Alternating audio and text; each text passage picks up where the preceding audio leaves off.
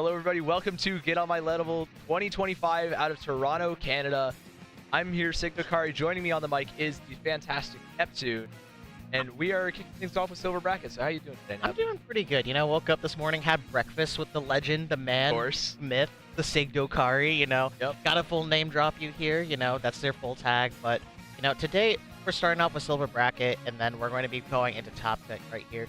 But Silver Teams does have some good competition, am I right here, Sig? There's some really solid teams. We've got Downshift as one of them. We've got Alco have a pickup as well. We've got two fantastic teams right here as well. Some of the favorites in my mind to win this in nofair.games and Paris Squared. If you remember 20 years ago, all the Bamboo players, that's nofair.games. Paris Squared, a couple of players you might know, Parachu from Magnolia. Paradigm's been in and around the community. Sure as heck know Cammy, the Reflux player on those Inklings. Also does Splat Chat podcast. Really good watch. Definitely give it a listen. And then I believe Risu. Very, very solid. Yeah, very, very solid players. Okay, and then I don't know if the words 20 pew pew ring a bell, but they do have very long time. Yeah, very long time ago. They show up at lands, they do their little thing where they go pew pew pew with the bamboos, right? And it works pretty well. You know, they combo with each other. And I think what's going to boil down in this matchup right here is, can you contest the bamboo? Yes. If you can find a solution and know how to deal with one, probably deal with the other. But if you don't know how to deal with one, how are you going to deal with the other? Yeah, I was talking with Parachu earlier today, actually, just and it's like he was saying it's a very difficult issue just to solve because Paris Square doesn't have like a back line. You know, the most they've got is the most range they have generally is probably a Slosher or the Crab Tank from Paradigm, and so that can lead to a lot of issues, especially into the bamboo when you have two of them. It's a lot of range to contest. It's so tough. Yeah, it is incredibly for sure. I definitely agree with you on the Crab Tank thing there, because I do remember, like, I don't know when this was, but I think it was Healthy Diet Food Group versus, I think, Gio's game, like FD. And oftentimes, Gio would opt for double flash combo, because Crab Tank just matches up so incredibly well into Bamboo. Because Bamboo, the one thing it doesn't have is one shot, and it doesn't have object damage. So, those are two big things that Crab just absolutely just completely destroys Bamboo. And as long as it's set up properly, then it's very hard to pass. Yeah, exactly. Now, there's not double crab on Paris Squared, but there is a single crab as Paradigm. Yeah. Very, very solid splash player. A few other weapons that prefer to fight, but a ton of pain output to help out set those crabs up and help the rest of the teams fight and play around, cover to avoid damage as well. Yeah, now, sure. Fun fact, and I didn't realize this until just now, but 3/4 of nofair.games, I almost called it, of nofair.games is from Toronto. So like this is the local, it's the hometown hero. Yeah. I'm sorry, my entire team's American, and we're raiding the turf here. You know. Yeah. Same with your team, right? Honorary Canadian. We had our maple syrup point, and yeah. had our what was it? Our poutine. Yeah, we had some poutine. Yeah. We went over, you know, no Maple Leafs games on, thankfully. But That's great. yeah, we've been kind of learning the Toronto lifestyle. No? The Toronto lifestyle. Eat maple syrup, drink maple syrup. I'm probably gonna get canceled right after saying that, but you know what? It's all right. You can deal with a little bit of cancellation. I already wrote my own Google Doc. Well, we can get a little bit silly, you know? Yeah. But we're kicking things off, I believe, on Tower. Yes. Art Academy. Yes, that is correct. Pretty interesting map. I want to see how like double bamboo kind of stacks up here. You know, that's something you don't normally see, and I'm just curious how the second bamboos will kind of position. You want to play aggressive, but at the same time, there's only so many things. Be like like on the push, I'm just assuming one like on the platform. Third checkpoint is one bats on that like brick path area. Yeah, for sure. Like something I'm also thinking about is just like getting to bats with double bamboo sounds like a chore, right? You're gonna need one of your teammates. Usually it's, I believe, Hapless, right, or Iceflinger, who are playing the shooters, that are providing the pain, giving, you know, the super specials are necessary. So oftentimes I see missiles, right, and missiles are just like a quick, just okay, you have to move, otherwise you die, and that's like the power of the special. Yeah. A lot of people just say just go dodge it. That's just like, well, to dodge it, you have to give up the space. Yeah, And exactly. in that time, really good teams are able to take it. Those up. Yeah, we've been seeing a little bit of that new Splattershot Pro from No Fair Games, that missile output. Another thing is just like using specials in general. You see a lot of people out with the bamboo special, Yep. like the killer whale on the vanilla one. See the bamboo. I Mark. Is it Mark II? Two. Okay, it's Mark II. You know, it has super jumps, gives you a little bit more space to like fight around as well. But that still doesn't solve the issue of like bamboos having to move forwards. You Yeah. really need to rely. Yeah, it's gonna be a more paint and blood or paint and picks type of moment right here. Yeah. Even though you don't have the best paint output, the best way to go forward is to how do I describe it? Get those picks. Yep. Yeah, it's a little bit tougher to run. Yeah, for Just sure. run forwards at people with two mid-range charges. Yeah. And you also will notice, how do I say it? We will be getting into this game here. We have our beautiful production staff here, working hard here. It's just the fact that we have a stream here, Sig, is just like It's a miracle. It's like a miracle. Yeah. Because like initially, like, how do I say it? We didn't have too many teams that come up here to Toronto, obviously, but like just the fact that like we have a small, just tight knit group, it's really like saying something. Yeah, it's a really good squad here. It's been fantastic vibes the entire weekend. This is already one of my favorite cities I've been to. Toronto's a fantastic city to go to as well. Great food, really just fun place. Yeah, there's a boat after There's a this boat. today, Yes, like later. Get on my Dude. boat, Sig. Get on my boat. Are you going on the boat? I am. Are you? I am gonna be on the boat. Okay, nice. nice. I know some people are like have flights in the morning, so they can't catch it. Yeah. I think Rice, one of our friends, teammate, is in that boat. Yeah, he's on that boat indeed. But you know what he told me? He's like, I'm just gonna stay up because my flight's so early. Yeah. I'm just gonna be responsible, right, and make sure I just get on my plane and sleep on the plane. And I'm like, that is the next level thinking that I expect from Booyah BTO. Exactly. The Booyah BTO. We like Rice. We like Rice. We Love like Rice. I love Rice. He's the goat. He is the goat. All right. We're going to be getting into this one here. We have 8 out of 9 players ready here for this, and it is battle time here, Sig. Right. DC on Inkplot. I'm curious to see what comp that this team, Paris Squared, is running. We're not opting for that triple booyah that we saw yesterday. We've got a shot and bucket, and there's the double bamboo, double splash, I guess, Ooh. from No Fair Games. A little bit of a change up from yesterday. Yeah, for sure. I'm interested to see why Splash is being picked over here. It does have a little bit more paint. You know, there's a lot more interesting options to have with these weapons. But generally speaking, it seems like it's more of a neutral standoff where most of the members of No Fair Games are stuck on the plat already. Yeah, it looks like here they're just waiting for Paris Squared to kind of get a foot forward, to just maybe punish them for a misstep. But this crab tank from Paradigm already coming through, able to just force a lot of players out, finds an assist onto one. The strikes and the Zuka are also getting popped, but nobody's able to move this tower. I believe the tri-strikes and the crab tank from No Fair Games is able to just stall that for a little bit. However, with the splash ending up dropping, and with Paradigm already just contesting bats, this looks like a done deal to getting that first check for Paris Squared. Yeah, for sure. It's kind of a stagger situation where specials are just constantly being cycled from Paris Squared here. While it's a bit of an opposite juggle where you can't really have specials to contest the game here as well. But overall speaking, it's very difficult to try and find a way forward, especially with the second checkpoint breaking your leg. Absolutely, and there's that second check gone. And now you have to deal with this bats control setup by a lot of the more mobile members of Paris Squared. And with bamboos, it's very hard to contest directly beneath the ledges. We saw Hammy going down there, but Parachu is immediately able to contest this bamboo, make sure they can't stop that tower. It's already at that third check, moving forwards. Parachu already rushing onto that ramp with a jump on Paradigm with the crab, and the jump in is going to secure that KO for Paris Squared, get them that first game, and get them a crucial early set.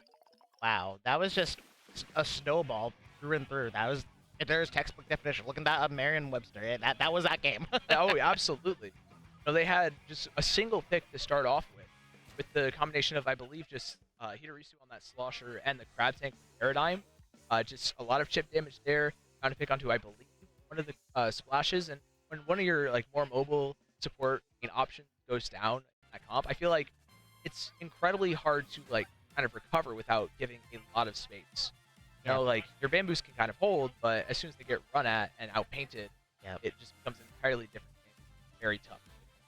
Yeah, for sure. And that's kind of the nature of tower control. It's just unfortunately, with the team that does get the ball rolling can continue snowballing it, even as I was earlier. That was just game one. We still have a best of 5 here. So yes, this does set the tone, a little bit of that momentum here, but you have to remember this is a marathon, not a sprint, Yep. right? And the next map mode is going to be Splat Zones of Mako coming up here. A little bit of a different change-up. A lot of ledges still. So here we saw that Slosher is going to have a field day. Bamboos actually might have a bit of a rough time. All the ramps, the change in elevation as well with the stacks, and all those retake options, it can be very difficult to kind of get back in.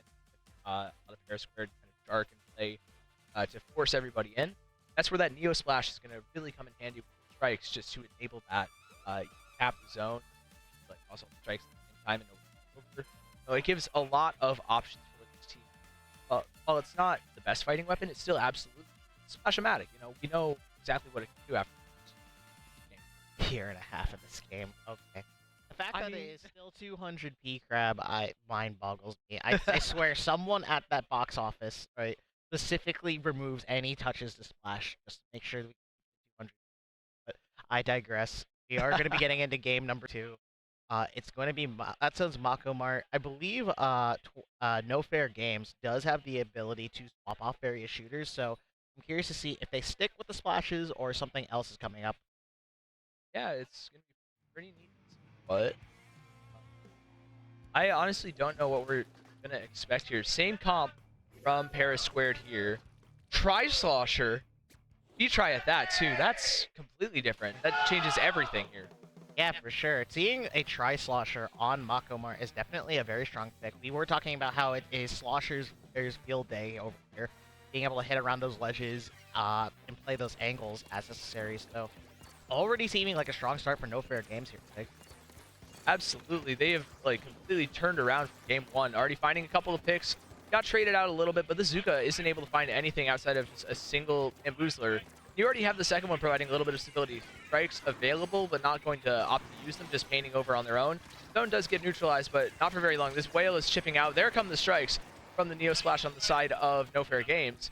And now we have to rethink things from Paris Squared here. Jump out, reset, get that crab tank set up eventually, and just hope that you don't get KO'd 100-0. But with a pick like that onto Hammy from that jetpack, that is going to slow down your retake a lot. Yeah, for sure. And chumps are also online here, and it's just going to cause even more slowdown here for any chance Paris Square is going to try and get in. We already see the crab tank getting popped as well, and how a lot of resources are being invested, but not a lot of value is being gained here. We do see strikes come out on zone, so hopefully an attempt to catch it, but hey, having a Neo Splash right there is definitely going to keep it here. 3 go down on the side of Paris Squared. It's going to be a now or never situation, and it's just 100-0, just like that, Sig.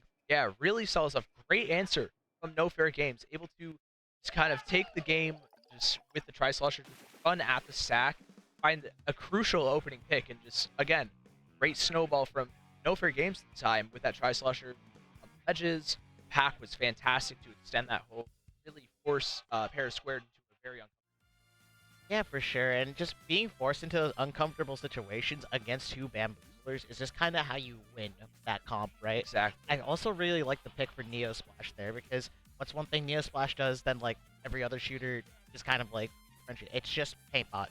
Oh, you can hold the zone. The strikes, I can hold this. I can throw my own strikes. I can just keep bombing. I can just do what my Bamboos need to make sure they have enough paint on the floor to be able to drive. And that's exactly what happened there. It was essentially a reverse of the script right there that compared to what was on game 1. Almost to a T. I was just flipping around entirely what happened.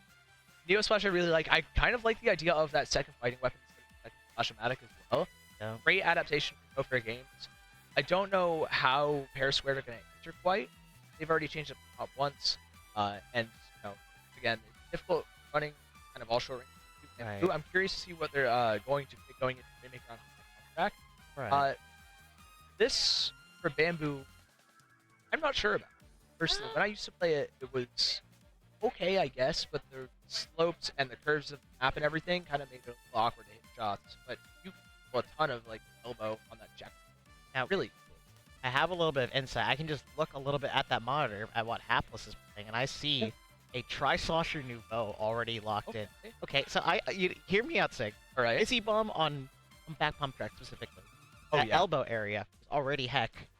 Now you add fizzy bombs to the equation, and as someone who plays double fizzy on Humpback, it's field day. It's Oh, yeah. interactive gameplay, the video game. Oh, absolutely.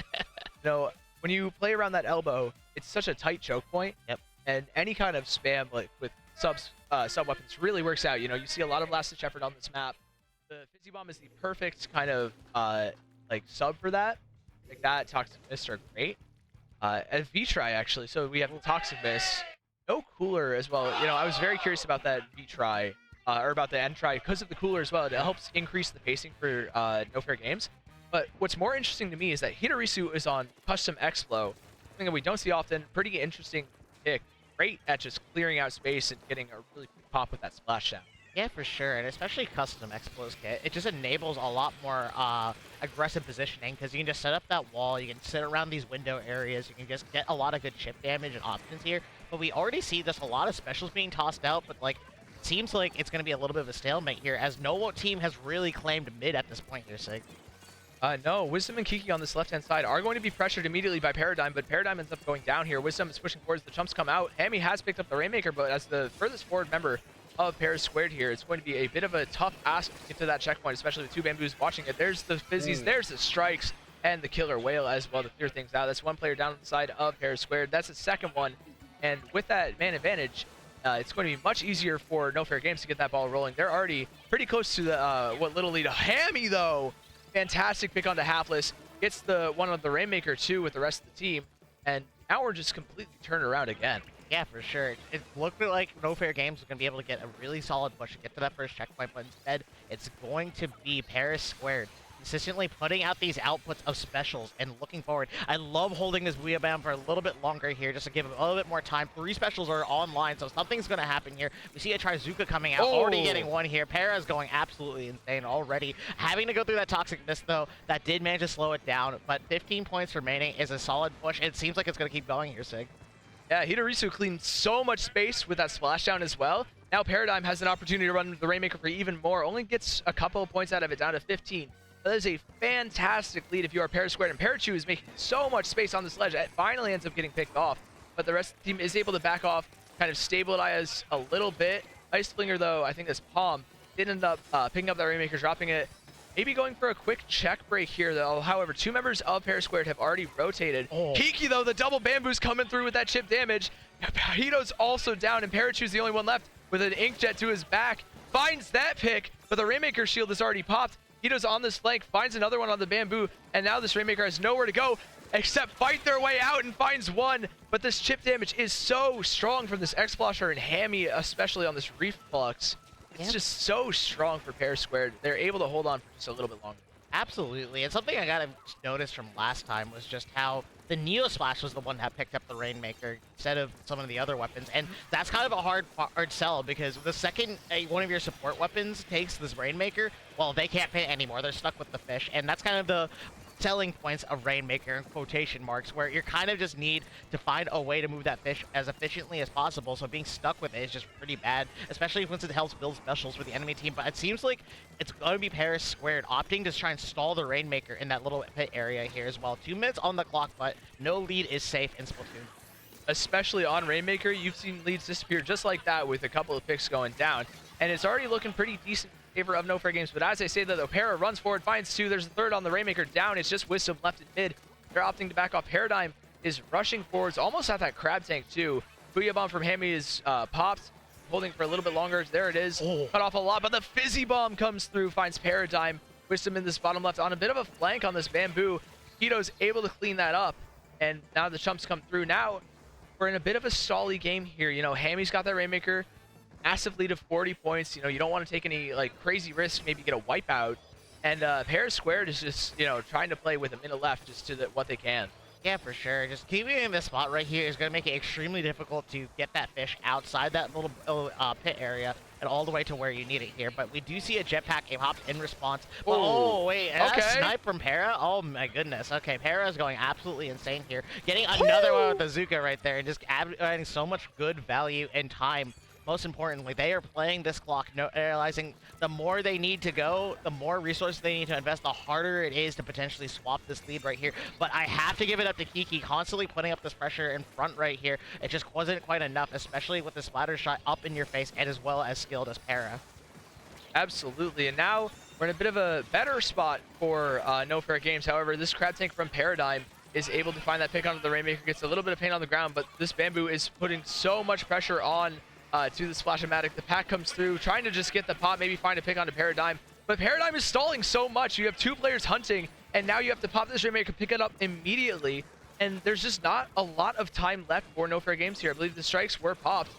So the splash, again, picks up. You don't have a lot of paint. You have to fight your way into this lead. And with this killer whale, all this chip damage coming through, but the Zuka is also getting popped by Parachu. Doesn't find anything just yet. Actually, two players dropped. So this could be an opportunity here for nofair.games, but Iceflinger is still just in the back. Gets one, but the Booyah Bomb from Hammy is going to clean things up and secure pair squared match point. Okay, so that looked very dicey. The players on the nofair.games came out swinging in the last moment. Realized, we have to go now. We threw our strikes. Okay, our splash is going to take it right here. We don't have any more entries, so we have to just do it hand-by-hand combat right here with the bamboozlers. And they did manage to do that as well. Para kind of got caught in a little bit of an awkward situation right there where they missed the Zuka shots. Typically, the way you want to end a Rainmaker game is like, okay, yeah, Zuka, GG, right?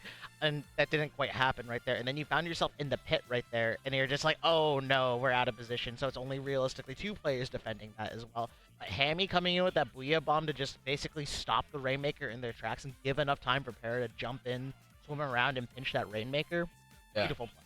Fantastic work. Great stalling from the rest of Para Squared as well, especially Hammy. And, you know, those are players doing it.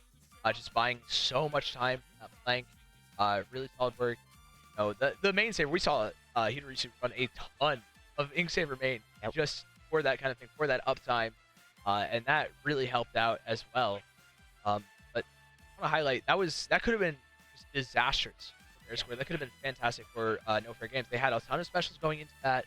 Pop the whale, pop the super jumps, and with all that, like just with that alone, they created so much space all the way down to about 20 trailers.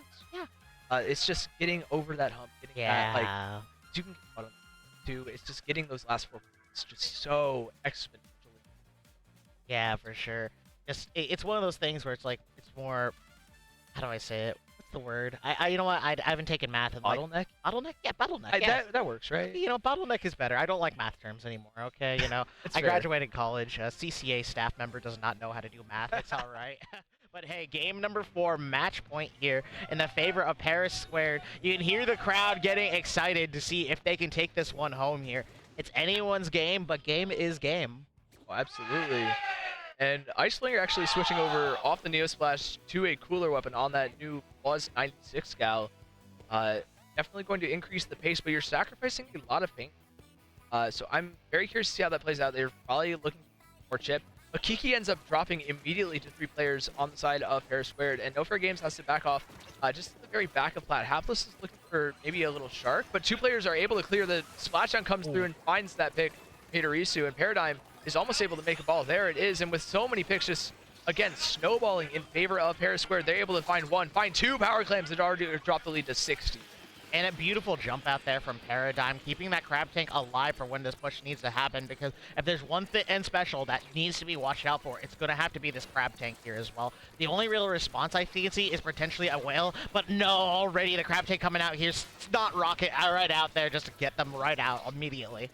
Absolutely, but Paradigm is going to be caught immediately by that Tri-Slosher. Chu is going to be able to just trade out, and Hammy is still on this plat here. Holding a ton of space. Nobody from nofair.games has been able to clear him out. And, you know, almost already at that Booyah Bomb. Probably a push going again. Hidorisu finding a pick with that Explo and the splashdown. Another one with that Bamboozler. And the Booyah Bomb is going to clean things up, just move things forwards for Para Squared. And there's another basket break. The lead, the Zuka for a trade. Pack is trying to find anything here, but Hapless isn't quite able to. Hammy sneaks in, grabs a couple of more clams, just down to 30 now. And the push is, you know, with everybody dropping here, finally done. And now nofair.games can retake mid. Yeah, for sure. And you definitely see this is just a very tight situation to be if you're in nofair.games because you're just essentially having to fight an uphill battle. Sure, it's pretty easy to cycle clams on Barnacle, but that's only if you can get the setup right there. But immediately, Kiki backing up there, recognizing, hey, this Reflux wants me. I'm going to let my teammate take over. Get another beautiful pick. Kiki is absolutely popping off. They've been doing incredible this set here. They have a Zuka having the respect right here, and you have a marker on your back on this in terms of having that power clam right here. Pear is going to be the glue that holds this team together and keeps the space on this platform here, which is absolutely critical for stopping any push that nofair.games wants to get. Absolutely. This double shooter Explo kind of switch up for Paris Square, not no has been great. You know, you get a lot of that pin control, so you can kind of play this war of attrition really, really well. But Paradigm getting a little bit more aggressive here. Hapless able to punish, has that pack ready, toss the power clam just to be able to do that. But Hammy's able to pop the V-bomb in response, and so opts to hold it for a little bit longer, just create a little bit of space separation between the rest of nofair.games here. But they're back in mid immediately. Hidorisu on this left-hand side is going to be pressured. Force in mid, splashdowns to clear again. Finds a pick onto Kiki. Harachu is looking for the flanking Hapless. Finds that and almost has another power clam here. Paradigm's going to toss one forwards, and now, yet again, Paris Square is putting their foot to the gas, and they are just not giving nofair.games a chance to move past mid here, especially with that Zuka from Parachu. Definitely, that Zuka got so much value right there, getting all the picks necessary, a wipeout here. There's no real specials to here respond, and we have just enough clams to be able to knock out here. One more clam, and that does it here. nofair.games gonna have to, unfortunately, get out of silver bracket, and Paris Squared is gonna be the ones moving forward here, Sig. Congrats to them. Yeah, great adaptation from them, especially after game 2, bringing in the Explosher just to provide that range, get that chip damage, and a lot of paint. Yeah, for sure. We weren't quite able to highlight it until the very end there, just because of like how much was happening, but that really helped them kind of slow things down and really force Bamboos especially uncomfortable multiple times. Yeah, for sure. It's just that's kind of the crux of running double of anything, right? Is like, okay, if you can make the two weapons that are just how do I say it, mirrored and like having the same comp just uncomfortable and being able to do what they want, it kind of just like solves the big problem with dealing with, Yeah, especially threatening Bamboos. Just they did a really good job of just constantly denying the win call, allowing them to move forward. But I believe that is going to be round 1 finished right here. Or is there still one more game? I believe there is one more game for round 1. There were 17 in this silver bracket, so the team I believe had a bye was that Falco and Falco. Was it Beaver? I thought it was BeaverTails. Wait. Maybe it was either BeaverTails or Meowing in Ohio. Meowing. But we're not in Ohio. Wait, are we in Ohio? Oh, That was the last. That was the last meeting. Oh, that was like That was.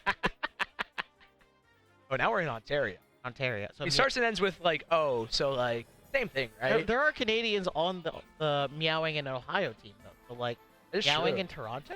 Question mark? I mean, I guess so. I mean, Ia is on a team called Kittens. So, you know, Yeah. gotta support the cats. Of course, I love as cats. always. So I love cats. You a big cat guy? I'm a big cat guy. I think I love cats over dogs. Dogs just have too much energy. I understand. I absolutely love my dog. I have a little greyhound at home. Love him. What's the dog's name? His name's Chaos. Chaos.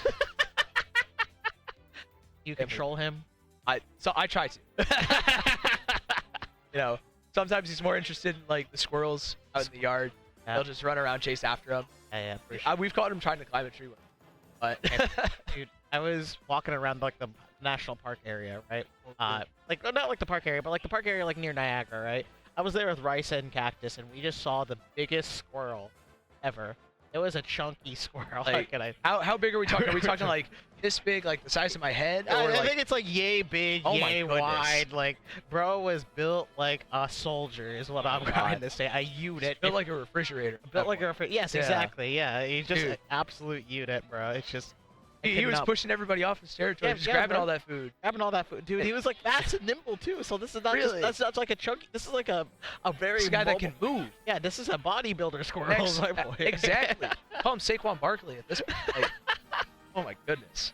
All right, so I believe you're trying to finish up that last round here, but in the meantime, Sig, Yeah. is there anything you want to mention about comes with the teams in this silver bracket? silver, there's a lot of interesting ones. I believe what I'm seeing over there is Downshift playing against. I can't tell. Meowing in Now Ohio. in Ohio. Yeah. Wait, I thought they had a bye. Did they not? Oh, I guess they didn't have a bye then. Okay, so it was who was it? It was BeaverTails that had the bye. BeaverTails. Okay. Okay. Gotcha. So they ended up having BeaverTails team of Jirayan, Yoshido, Saltwind, and Onion. So team of very solid players. Jirayan, Yeah. one of the stream runners here actually. Yeah. No, dude. Everyone out there who does not know what Ryan does needs to realize this man is a legend. This man puts production on his back.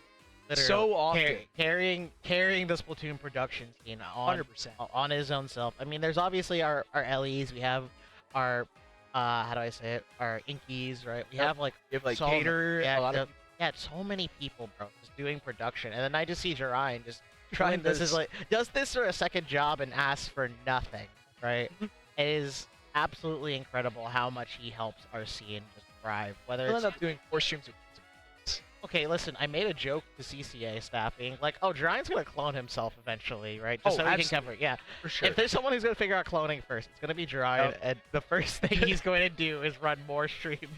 And I already know he ran an Osu stream simultaneously while doing a Splatoon Yes, he stream. did. And I am just like, how? It's hard enough running one. Yes, exactly. Like I'm a producer too, and I like to think I know a couple of things about OBS, Yeah. and then Jirayan's over here just like, oh, let me show you what OBS can really do, right? We're pushing the limits at this point. Yeah, we're gonna get all these little downloads, these extensions right here, and put on a grand old show, right? And fantastic production all around. For sure. I'm always surprised by like what Splatoon can pull off. You know, such a small community. There's always a great like production. Like we have all these fantastic like graphics. It's fantastic. Shout outs to production. Yeah, shout out to production here. We have the lovely Pixel helping us with the production over here. Just like learning the spec cam, learning the ropes really quick, helping run OBS. We really appreciate it so much, right? Absolutely. It's just like incredible, just like what a couple of dedicated and passionate volunteers are able to accomplish, especially with just such a small, quote unquote, land. Yeah, I mean, only 15 here to start off. Now, it can be a little bit tough to get out to Toronto. Not as big of a scene as like USA, but if you can get out here, it is absolutely worth it. Like it is such good vibes. It's been so much fun just hanging out around the venue, and it's not even like talking about the city itself.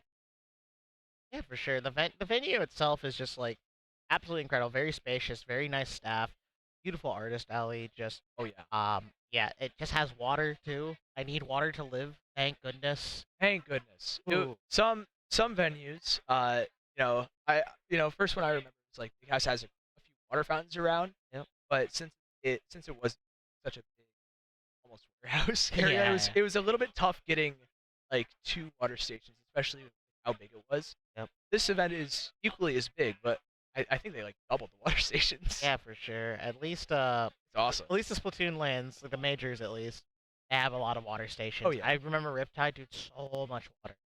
I could drink water for days. Yeah. Survive solely off that. Well, I mean that's kind of what water is supposed to do, right? Like, I feel like you're supposed to drink a little bit of that. A little bit of that. I don't know. I think like let's just get me a gallon, and I'm like, oh, that's lunch and dinner right there. Yeah. Absolutely. But yeah, again, absolutely beautiful venue. Toronto is such a great city to be in. Super walkable. Public transport is a real thing here. It's real? so cool. It's actually well structured too. Yeah. I can tell. Yeah.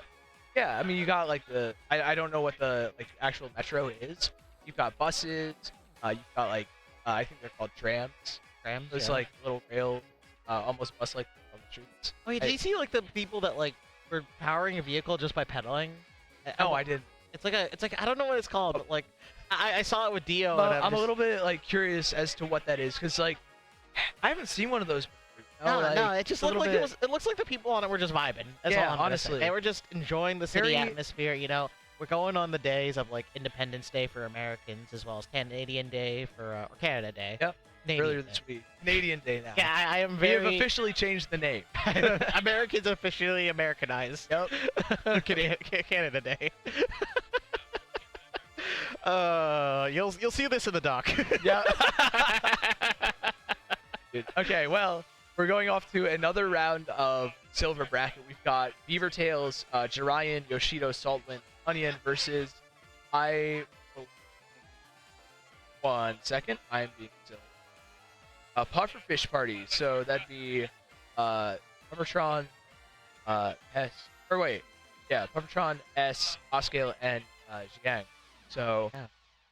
that's gonna be a pretty fun team. I believe there are dualies on both sides. I believe also Pufferfish party had a Jet Squelcher when I was looking at them play earlier today. The new one with the burst bomb and splashdown. Yep. Very curious to see how that plays out. We never see that weapon. I wanna at least take a look. Yeah, for sure. Both these teams have a lot of like flexible players, right? I think I was seeing Rips playing Stamper yesterday. Really? I was like, huh. You played Stamper, you played Jet Squelcher, you played like Splash, I think, you played these, and I'm just like, okay, just keep the entire weapon select screen is your sandbox, I guess. What don't they play at that point? No? Chargers. if there's ever a flex player, right? The only flexible charger they put is Pencil.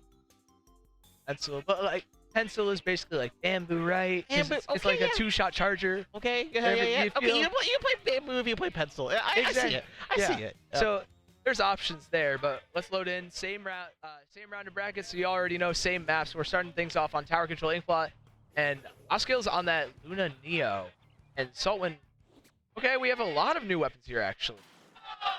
Wow, yeah, Ballpoint, Stamper, Luna Blasters, 2 shots, my favorite weapon in the game already on the screen. So, yeah, it's going to be quite a show here, but we already see Pufferfish already losing 2 members here, and BeaverTails already looking to take a commanding lead. Yep, they've already taken that tower. They're looking for that first checkpoint. Kraken is almost ready from Yoshido here. Probably going to look to pop it here, just clear out bats a little bit. 3 players from Pufferfish party are on bats, but S ends up going down here. The second player is not cleared by the Kraken. Finds one, looking for that second one, but Oscale does end up going down. But the wipeout, thanks to the jetpack of Puffertron on that ballpoint, is going to clean things out. A full wipeout, and now Pufferfish party can kind of get the ball rolling in their favor with a couple of specials soon. That Zipcaster and Zuka being chief among them. Yeah, for sure. And I gotta highlight the Stamper right here because flying around these ledges is absolutely immeasurable. Oh. 3 go down on the side, I believe, of BeaverTails as well. So, but Yoshido doing a cliquey little shark here. I see you and what you're trying to do right here. You're trying to draw attention, make people worry about you, provide this chip damage here. And this is this. You're just kind of doing the dance of death right here on the right-hand side, hoping no one's able to spot you and allow your teammates to run in here, trading blow for blow, pick for pick, just one on each side here. Oh, that was a beautifully executed shark. Dragged everybody over, gave the team a route in. And now we're just resetting neutral, 1v1 versus S and Saltwind, and they're perfectly happy just tossing bombs, charging for specials, and waiting for the rest of the team. And now Yoshido's again looking to get a little bit aggressive on this shot here. Ooh. Able to find none as 3 players end up going down to the side of BeaverTails. This bubble is popped, but Saltwind's the only one left, and they're just trying to stay alive. Got that cooler, but nobody's able to pick it up. There's too much space taken already by Pufferfish party.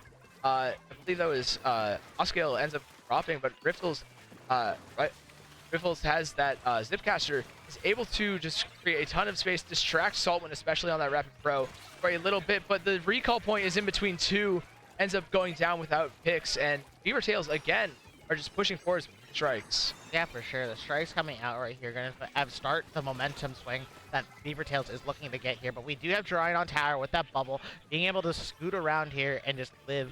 However, it just seems like both these teams are struggling to get past like the general first checkpoint area, because we can always seem like you can win the stack fights. You can get all these here, and the trouble is really trying to get the momentum swinging in your favor, and it's just not being available. But 2 going down from Pufferfish, something can happen definitely. It's just gonna be Riffles. Oh my beautiful goodness! Stamper plays coming out here, swinging this sword, making sure they get. That's a quad! You can't be serious! Riffles!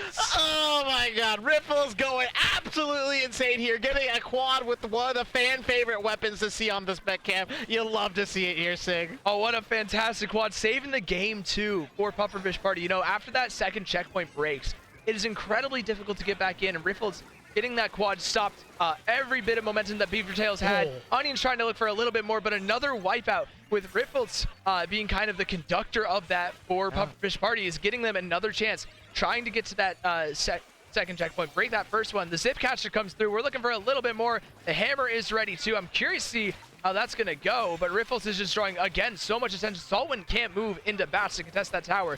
Riffles also stays alive off the recall. The pack comes through Yoshido, though, on a shark. Nobody's on tower because that pack is popped, and Yoshido's just finding a great backdoor. Oscale's not aware either, and ends up getting traded, but that could have been disastrous for BeaverTails there if that play wasn't made. And S is trying to just catch things back up, finds two of a fantastic play. The Zuka at the ready, just looking for a good time to pop it. Onion is able to find the bomb pick though. Oscale though sharking this ledge, just forcing Saltwind back even further. This Rapid has not really been able to directly contest tower here, Nap. Yeah, for sure. It's just been a constant struggle bus here for BeaverTails. They do finally manage to get the stamper. They got the shot out. That was just going absolutely insane here. Just every single situation that led to this point led to a beautiful push that is putting BeaverTails on the back foot right now, and they need to have a response here. They do have a bubble and a strikes, but I think they were just out just a tiny bit too early. We do have a Kraken out here, and Yoshida does manage to get it off here, turning into the invincible Kraken here, getting one, looking to get at Jace Rifts here as well, and already so much value is being created. But hey, you have to have a response to this jetpack here. Yeah, I mean, Puffertron already finding one, looking for Saltwind again. Finds that direct. It's just Yoshido left, and with this full checkpoint still, because it wasn't broken earlier, that's just going to lead to a further stagger with these jump ins. Puffertron is able to find another one with that trade, but with 3 players down, BeaverTails have another chance here, especially with Yoshido's Kraken finding Oscale. This is going to be an incredibly tough retake. Riffles needs to go huge. Again, finds one, looking for that second. The teammates traded, and the big bubbler from Jorian gets popped, and that is going to be the lead. BeaverTails take a tight game one with a wipeout at the very end. Okay. Every time I feel like I commentators curse something, it's just like, okay, a push to 30 here is certainly okay, and like you're in the driver's seat with only 40 seconds left. They have to push you at the end of the day, and that definitely puts you in a more difficult spot to be able to win the game. But BeaverTails pushed up to the challenge. They climbed that mountain that was Inkpot tower control. At second checkpoint was so difficult to break through, and they managed to cycle the specials and create just enough chaos there, like your dog. Right, to create the win there. Yeah, absolutely. That was really well done.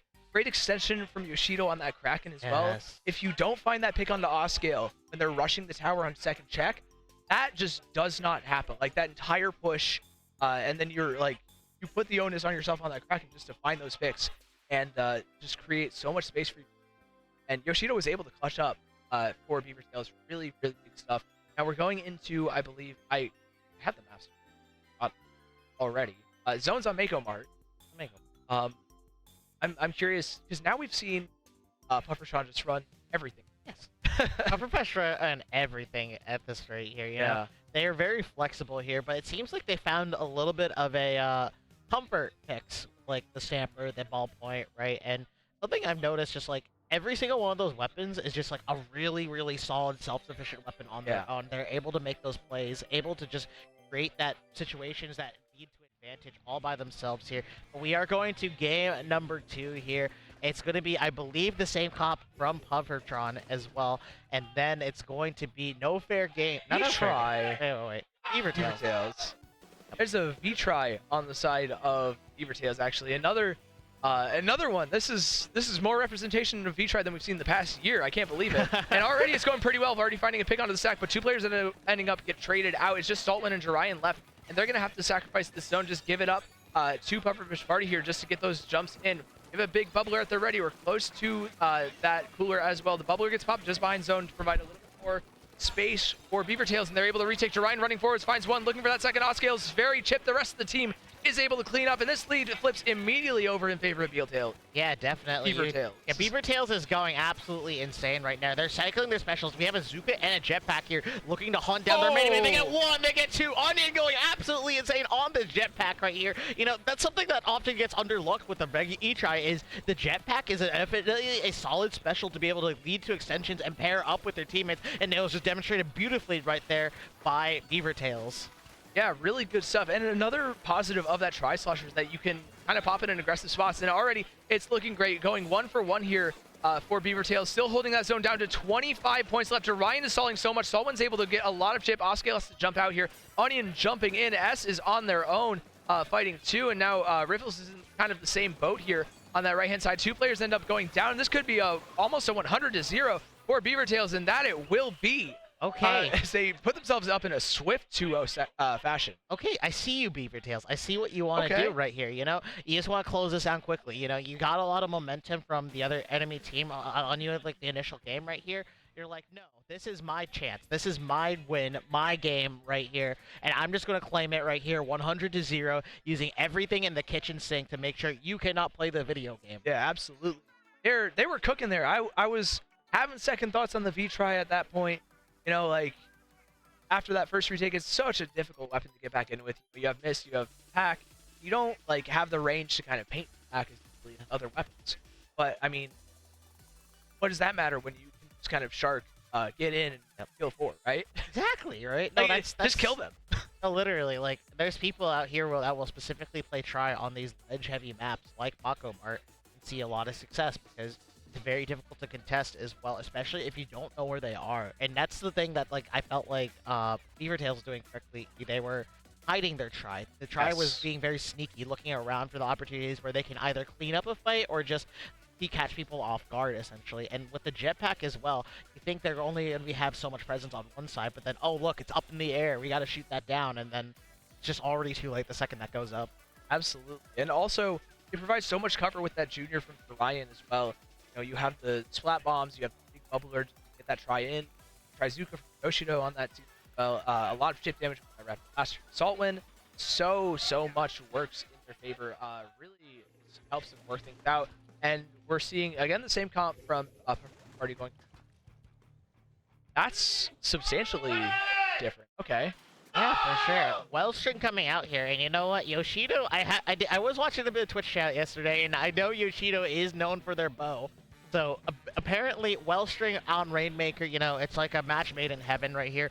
The Rainmaker shield is non-existent, especially when you have so much object damage here. But you know, this mid fight is already going to be a little bit in the favor of BeaverTails as they slowly try to paint their way up and just push them back.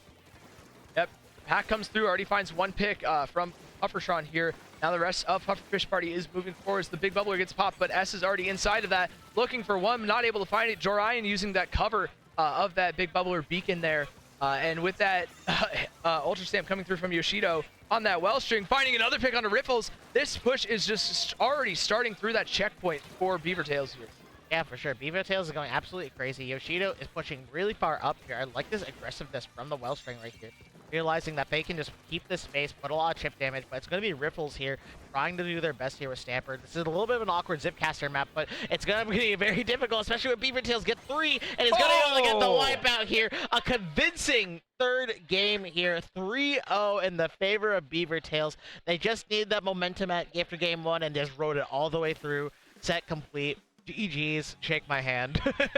Absolutely fantastic work. You know, such a massive change up, you know, in the pacing and everything of the comp, but able to execute so well. Like you said, that WyVeRN just able to pop instantly.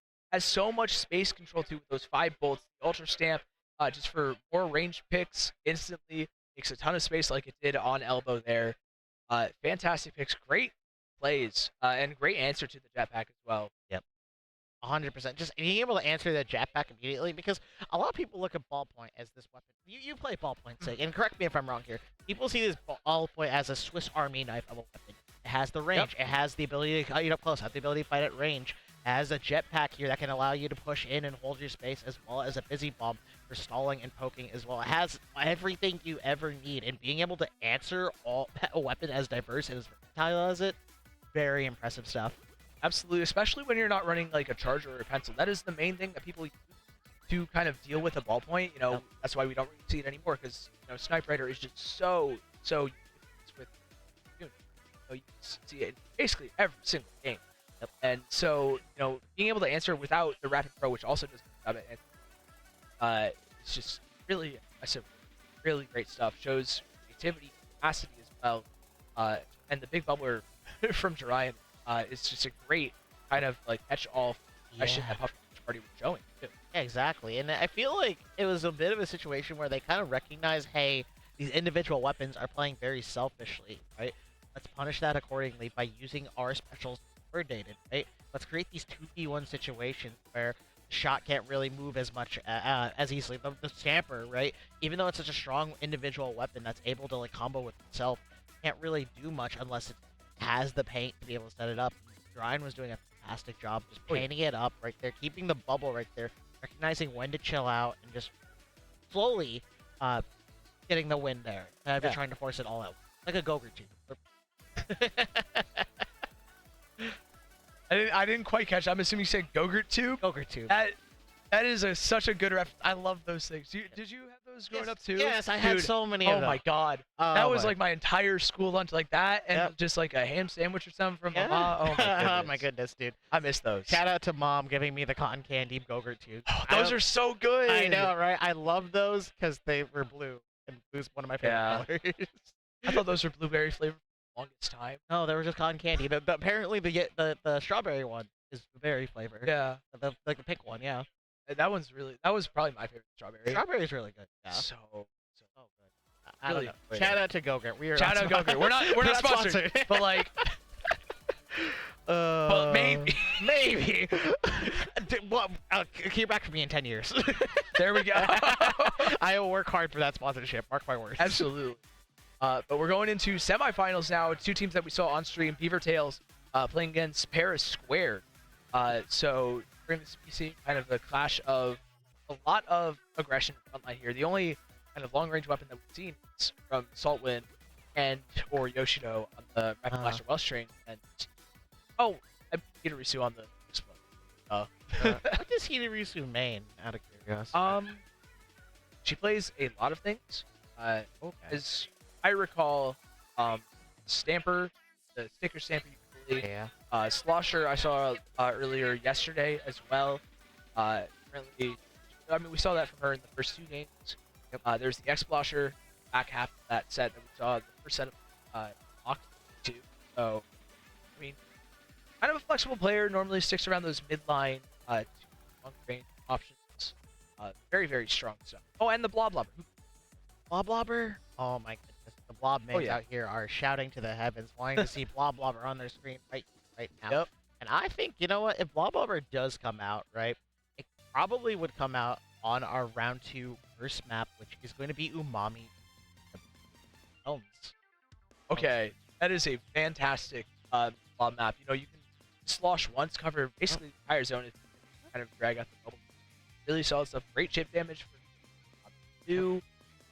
Very, very fun weapon. But at the same time, Blob can be awkward if not. You really have to, like, as a teammate of Bloblobber. Yep. But that being said, it is strong.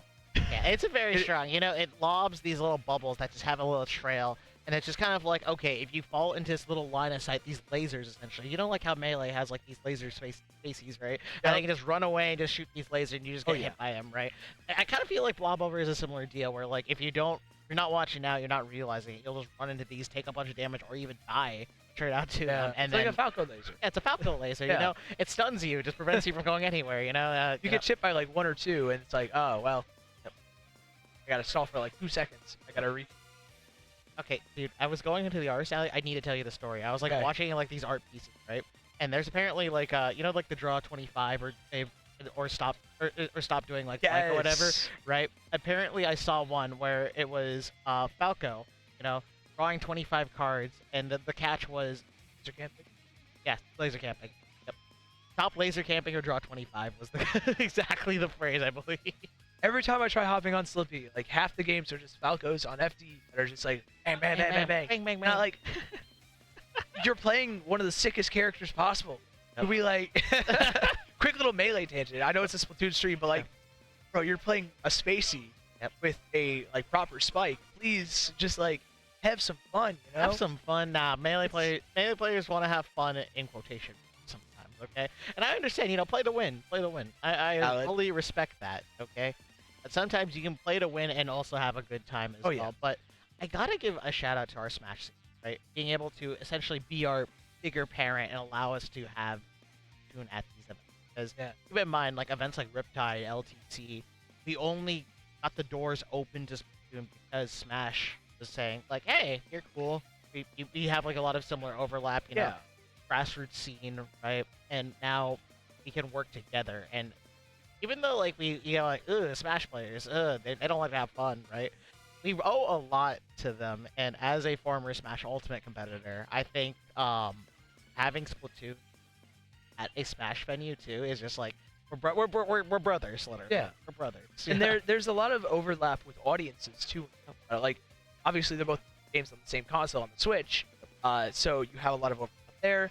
But every single LAN, I swear, we always like steal at least like 10 or 11 Smash players at minimum. You know, whether it's Melee or Ultimate, people are always curious, what's going on? Why are we getting so loud? Yeah. And it was really fun. I think at like LTC last year, there were like 30 different guys watching Melee, and Splatoon was so much louder. And it feels like that in this like section of the venue too. I don't think I've heard a louder crowd than like just the small corner, small corner full of like what 30 to 50 people tops, right, at a time, right? It's at most. It's crazy how passionate, right, a smaller scene can get, right?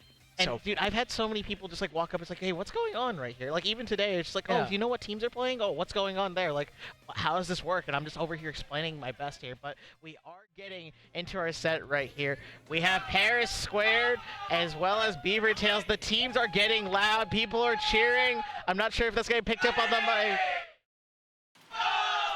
You know what? The audience did it for us here. Exactly. And Yoshido is on a 4th new weapon in 4 games on that vanilla splat dualies just for a little bit of fighting. Already finding one on the Hitarisu. Onion is looking for a little bit more, but able to trade out is Parachu. Finds one, gets pinched though by several players, but Hammy is able to clean up with that Booyah Bomb. Finds one zone, looking for that second one. Has to fight Saltwind to find it, and Saltwind is just doing a great job at spacing. Onion with that Tri-Slasher finds another one, and with Yoshido jumping in, there's so much. Okay. What, did you just explode to a burst bomb? Yeah, okay. burst bomb.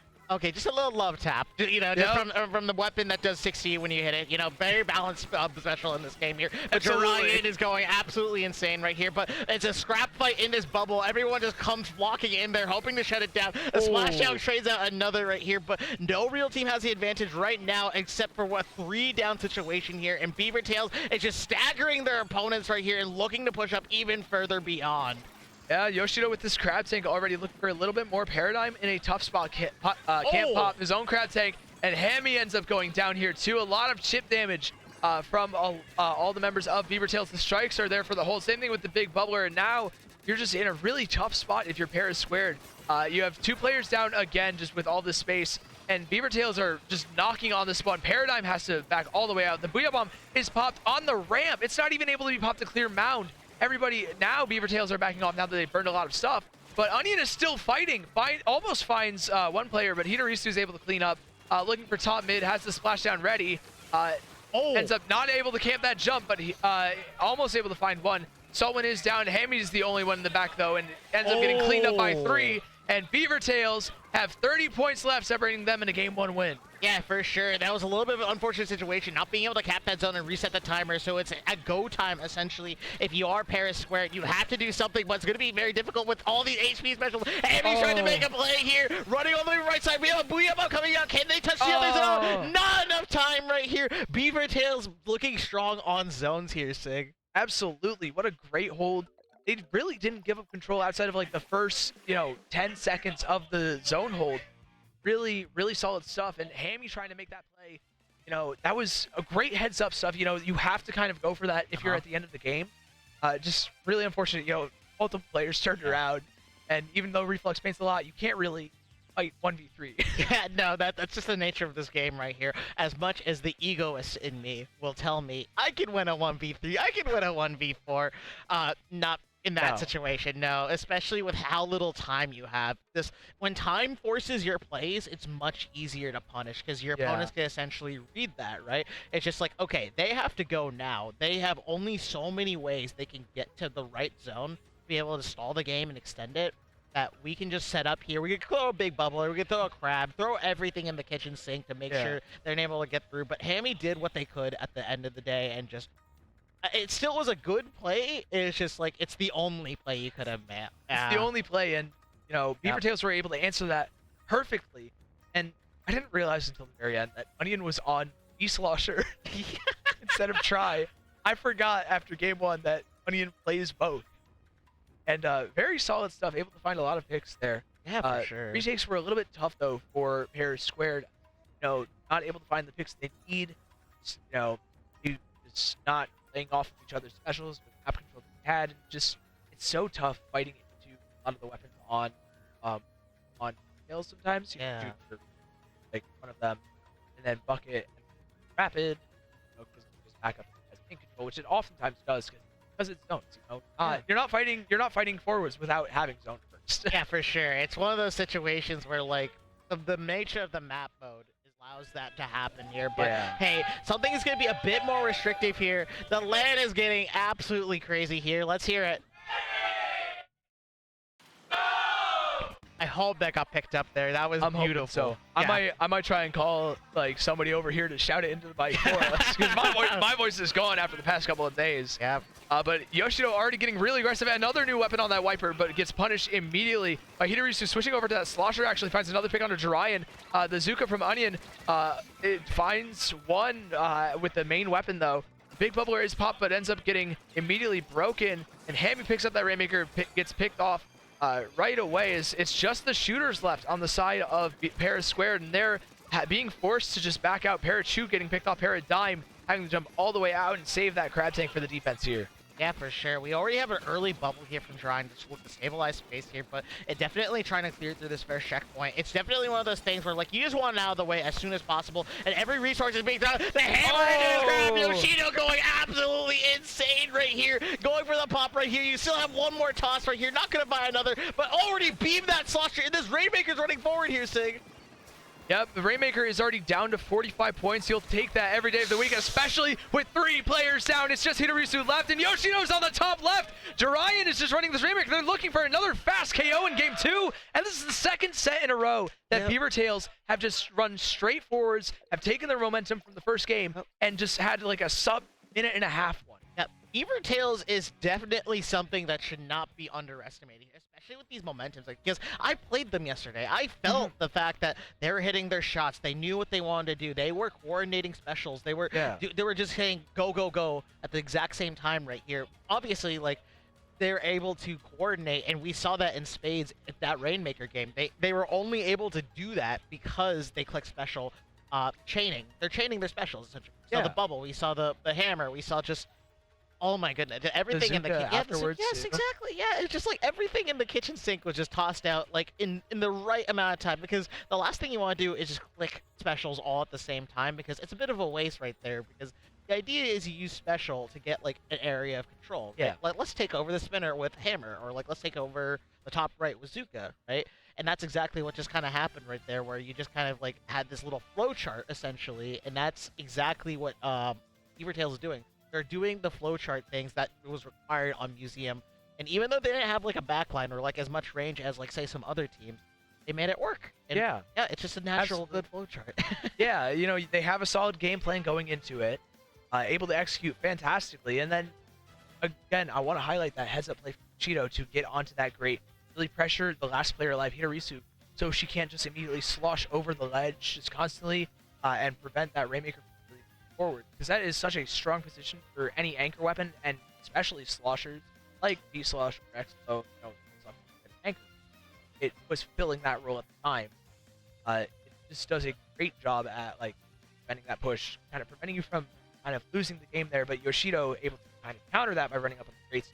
Really, really well done. Great smart play by the Wiper. And going into this third game on the magic word says Clamblade Starblag. That's going to be interesting. We don't have a lot of long range on this team. It's really just Salt. Yeah. So, you know, normally you see like pencils on both sides here, and there's Hidorisu on the pencil, and there's Saltwind on the pencil too. Okay. You know what? I understand. Yep. Ready, set, go. We are ready to go here, and just pencil on this map is so strong and impressive here that I understand why both teams opted for it. Absolutely, just the range, the paint, the cooler to just let you run it. Oh, okay, the Zuka as well from Onion. 3 mains of special charge up will get you that immediately. Jirayan also getting picked off by Hidorisu on that pencil. And now we see BeaverTails in a bit of a tough spot, a little bit unfamiliar to them so far in this set, but they are really on the back foot now. And Paris Squared has a ton of map control. It's just the question of, are they able to capitalize? Paradigm is just kind of holding mid a little bit, trying to get that crab tank popped so they can take a little bit more space. Just play this war of attrition that we know so well on Crab Lake Capital, where you just take space slowly and just choke out all the map control, especially on Clam Blitz, where you need all of that to score and continue scoring. That's going to be huge for Paris Square's win con. Yeah, for sure. I love the fact that the weapons on BeaverTails are so fast and mobile. You had to have a pat until the round out here. Yoshino using this crab take to hit around the side here and force Paradigm, calling him out this way really quick, but a jump out happens here. It's a scrappy fight here. Yoshino's doing everything in their power, but keeps getting stopped by special after special, constantly stalling this fight right here. A trade out, that was just a whole 20-second fight there. Oh, absolutely, but Yoshino able to get a ton of value. I believe found 2 players in that interaction. Both the Booyah Bombs coincidentally, but Parachu able to answer right back with a direct. Almost finds Saltwind too, but Yoshino is able to drop on top of that. Hammy ends up going down. It's just Paradigm left, and Paradigm has the power clam, has to back out. Nobody's looking at this jump, and Parachu's able to punish accordingly. Finds one, looking for that second with Paradigm on that crab tank. Saltwind is super chipped, has to back up onto the grates. And Onion is in a bit of a tough spot here on the low ground against 3 players. Parachu is just looking for that fight. The Blaster Strike in the ledge, the Booyah Bomb is at the ready. Saltwind on that right-hand side, but Onion on the flank with that shot is able to find one stall just a little bit longer for those respawns. Parachu gets that score, but how much more can you really get? Parachu had your clams, and with picking up that power clam, you toss them. Paradigm's trying to rush in for a little bit more, not able to find it. It's just that one power clam to kick things off for Para Squared. Yeah, for sure. Para is putting in so much work here with that S-Blast, as it has a really good matchup into all these short-range weapons here. The most of these short-range weapons can do is just mostly bomb or just try and dip in and out of ink to try and get something going, but Yoshino's already looking to just create something happening here. We have a Booyah Bomb charged up here, along with a little bit chipped in, escaping it beautifully on the skin of their teeth right now, and Para is forced to back up right now. There's already a pick down on Para Squared here, and Onion is trying to force something to happen here. Already getting the pencil here, 1 for 1. It's just, can you fight this uphill battle that is going up this ramp here, Sig? Yeah, and I mean, the way to get around it is exactly what Saltwind did right there. Find that pick by going around the grates, and that's going to be the lead split for BeaverTails, able to get in, but 3 players are down. It's just Orion left. I believe they're on respawns. No, they're just holding mid, backed up a little bit, opt to play that stable game, toss those bombs, get a little bit of chip, but Parachu is able to pressure, finds that pick, has the Booyah Bomb. Is Yoshino going to be able to break it in time? No, actually gets chipped off, gets sparked, and now is sharking. Opting to shark instead of jumping is something that we don't see super often. This could be off big time for BeaverTails, but they are getting super pressured. Here's Yoshino on the flank. Parachu is able to see them, but not able to find the frags. And Yoshino finds the second one onto Hitarisu, fully flipping things around for BeaverTails. Now has the crab tank and the big bubbler ready. However, there's still 2 players on the top right. It's a double backdoor for both these teams. Hammy does get picked off, but the power clam comes through for Paris Squared, and they are able to get a little bit closer to that lead. Parachu has the clams for it, but they're opting not to feed, not to die. Never mind, they've got that lead just barely with the 2 clams before Saltwind picks them off. And now BeaverTails has full control with this crab tank in mid. Yeah, for sure. This crab egg is looking to get that pencil out and try and get that reflex out. Really weak stuff. We do see the Zua come out as well, but it seems like it only got 1 pick at the end of the day. Those are 2 of the biggest playing specials, but Jiraiya running up with those specials, gets his bubble in here, and it looked like these teams are going to be able to, the jump in is able to secure it, but it's going to be a tie here. They need 1 more clam to be able to do it, but they're not going to be able to do it here. They don't get it. Oh my goodness, and you can just see how fast they're moving up here. We have a Booyah Bomb already from Hammy and try and clear up this space and run up this ramp here, but the Bomb City is coming out here, getting 2 already. Hammy can take the top right here, but how long can they survive when you're getting pressured from too many directions, especially with the pencil and someone already hit the grates? Oh, Hammy had so much space to work for there, but not enough time to kind of like back off. The low ground was a little bit tough for them, but now Yoshino with this crab tank is flipping the script here, finds the pick on the Parachu, has the close to that lead, but no power clam really in a safe spot as Hitarisu is able to kind of block things off. Yoshino rolling in! Misses the power clam! No way! Oh my goodness! Wait, they got it! They got it! They scored! It's over! It's overtime! I don't know what happened there, but it's still gonna be happening! Game's on over till it says it's over right here. Hammy's going top right. The ball's in the court right here. They're moving up fast. The pencil has the ball. Same with the splash. Pierre is gonna try and go in here. They're jumping the ball. Is that enough with the Booyah Bomb? No! They missed one! It's a time! No! BeaverTails hold on for just barely long enough. They get that 3-0. They punch their ticket to grand finals of Silver Bracket by the skin of their teeth in game 3.